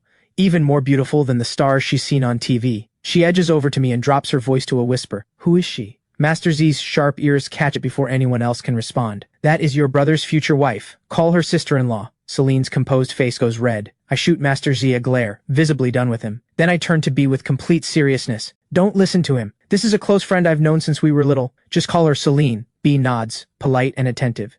She stands up from her chair properly and greets her. Hi Celine, I'm B, Adrian's little sister. Celine crouches down to eye level and holds out a small gift bag. Hi B, this is a little something I brought for you. B glances at me with a question in her eyes. I give the smallest nod. She accepts it with both hands, her voice bright and sweet. Thank you, Celine. Celine reaches out and gently touches her hair. You're welcome. Next time, bring me one of your drawings as a gift in return. Master Z ties on his apron with obvious delight and disappears into the kitchen. Summer follows to help with the washing and cutting. B settles quietly on the sofa, turning through the art book she brought with both hands. Celine settles naturally into the seat beside me. Right now, she's like a small, exhausted cat. She lets her head fall gently onto my shoulder. I reach back and take her hand. It's a little cold. Tomorrow, hospital first to see your parents, or straight to the airport for Country K. Her eyes stay closed. The fatigue in her voice is unmistakable. Hospital in the morning to see mom and dad. Book the afternoon flight out. This isn't performance. She's genuinely hollow from overwork. Her voice carrying a rawness she can't hide. These past few days she's been in the office around the clock, just to clear enough space to be here for the Mid-Autumn Festival. All of it just to spend the holiday with the people she cares about. She mentions she's going to Country K to visit family, and that something has come up in Yunling that needs handling. This trip will likely keep her away for over a month. I lower my eyes, say nothing. I turn something over in my fingers and answer quietly. Work comes first. I'll keep an eye on the hospital for you. She follows up without a pause. There may be things that need your attention too. The new product is still in development. We just signed the contract. This is exactly the kind of moment when things can go wrong. Understood, I say. Have Xiao reach out whenever I'm needed. With the work arrangements settled, Celine sits up. Something important surfaces in her expression. That thing you brought up before. There's been some movement. I pause, then it clicks. She means Troy's unexplained appearance at the Harwick family's door. I saw the paternity report Troy brought with him. I know which medical facility issued it, so this isn't completely blind searching. Celine had people look into it. She pulled the surveillance footage from the hospital. It confirmed that Troy personally delivered the sample and personally collected the results. But when Xiao was at the hospital, she ran into someone working for Nadia. Nadia and Jade are apparently suspicious of Troy's real intentions as well. I touch my chin, thinking, Troy couldn't have obtained a sample from Victor on his own, so there's definitely someone helping him. But that's what makes this strange. If whoever is behind this genuinely wanted to help Troy, why not just hand him the results directly? Why make him personally take the sample in? Why let him show up on surveillance footage? That leaves tracks, obvious ones. If Troy is genuinely the Harwick family's biological son, his return is entirely justified. Whoever helped him did something enormous. They could easily use that to get close to the Harwick family. So why stay hidden? Celine takes a sip of her tea. The earlier suspicion was that what happened back then wasn't a simple mix-up at birth, that someone did it on purpose. But I had people check the hospital where you were born. Something that happened over a decade ago. There's nothing left to find. A strong unease moves through me. My instinct says this goes much further than anyone has seen yet. Because infants born in the standard ward and infants born in the private very important person ward, they're not kept on the same floor. Not ever. Whoever arranged the switch went to extraordinary lengths. They moved me, someone who should have been in a standard ward, into the top floor private suite. What was the point? What real benefit could anyone get from swapping two newborns? This is too complex. I feel like my head is about to give out. Untangling this is harder than any investment analysis I've ever done. I let it go. Since Nadia and Jade are looking into it too, the truth will surface eventually. Things I can't figure out, I don't spend energy on. Brain cells are better conserved for figuring out how to make money. Money is the only thing that's truly yours. Celine can't hold back a laugh. You don't need to worry about this. I'll be by your side every step of the way. I put on a look of exaggerated indignation. Someone is about to disappear for over a month. Who exactly is being there for whom? Celine reaches over and hooks her arm around my shoulder. She gives my ear a gentle squeeze. The warmth in her eyes is the kind that doesn't dissolve. It really is hard on you. I'll bring back something worth it when I come home. And if you miss me, call anytime. I give her a flat look. Who has time to think about you? Don't flatter yourself. Celine laughs quietly. Still the same, saying one thing and meaning another. The food comes to the table before long. It's rare for all of them to sit down like this, and rare that Celine is here today. Master Z opens a good bottle to mark the occasion. Summer and Celine have a little with him. B and I are stuck with chilled orange juice. Over at the Harwick side of things, it's a rare gathering. The penthouse is Nadia's private residence. Normally it's just her. Right now, Jade is lounging cross-legged, swirling a wine glass with easy elegance. She's sprawled in the chair across from Nadia, unhurried. You're really not going to bring Adrian back? Nadia looks down and takes a slow sip. When she answers, it's only a few words, but the meaning couldn't be clearer. He has the Linden name now. Jade's brow pulls together. She sets down her glass. Linden name or not, you're just going to stop caring? Just leave him in that rundown place? Sharing a tiny room with everyone else? Taking the bus to school every morning? He was our brother for 17 years, even if he never got the full weight of that love. He grew up with everything. Fine clothes, good food, all of it. How can you just watch him struggle out there? Someone like him, he can't take hardship. In Nadia's mind, without warning, comes the memory of seeing Helen from a distance, looking at Adrian with eyes full of pure, open adoration. Something flickers in Nadia's eyes. She pulls herself back and speaks without inflection. He has at least 3 properties under his name, liquid assets over 5 million. Staying with the Linden family is his own choice. If he didn't want to be there, he has everything he needs to live completely on his own. Since he chose to stay, whatever his reasons, at the very least he's decided those people are worth being around. He knows he won't allow himself to be mistreated. If he did, he wouldn't need anyone to talk him into leaving. He would have already cut ties and gone his own way. Jade drags a hand through her hair, restless. Then she closes her eyes, worn out. A sigh. Fine, I'm too tired to care. He's grown his own wings, it's not our place anymore. Celine drives B and me home. Just thinking about the way Summer looked at me. She feels it already. A sourness she can't quite talk herself out of. When she speaks, the jealousy is right there in her voice. Could you maybe stop radiating at people? My sense of threat is very real right now. I blink at that, then burst out laughing. That jealousy comes completely out of nowhere. I barely know Summer. The only reason I paid her any attention is business. She keeps her eyes on the road. Are you thinking about helping her? First, I need to hear what she's actually written. After that, I'll decide whether it's worth doing anything. I have zero personal interest in Summer. Listening to her work is about measuring her value, assessing whether she's worth investing in. I know most of the people who matter in the capital circle. My holdings already span almost every sector. But for what I'm actually trying to build, it's not enough yet. I want to move into the entertainment industry. Summer is my first candidate to evaluate. Celine lets out a quiet, helpless sigh, and finds she still can't quite settle. Adrian, I've always been waiting for you. Will you wait for me too? A wide, unhurried curve pulls at my lips. I'm never waiting for anyone. I move forward, constantly, without stopping. Nothing stops me. The only thing that gives you the right to speak in any room is having money and power firmly in your hands. That's the truth I learned inside the Harwick family.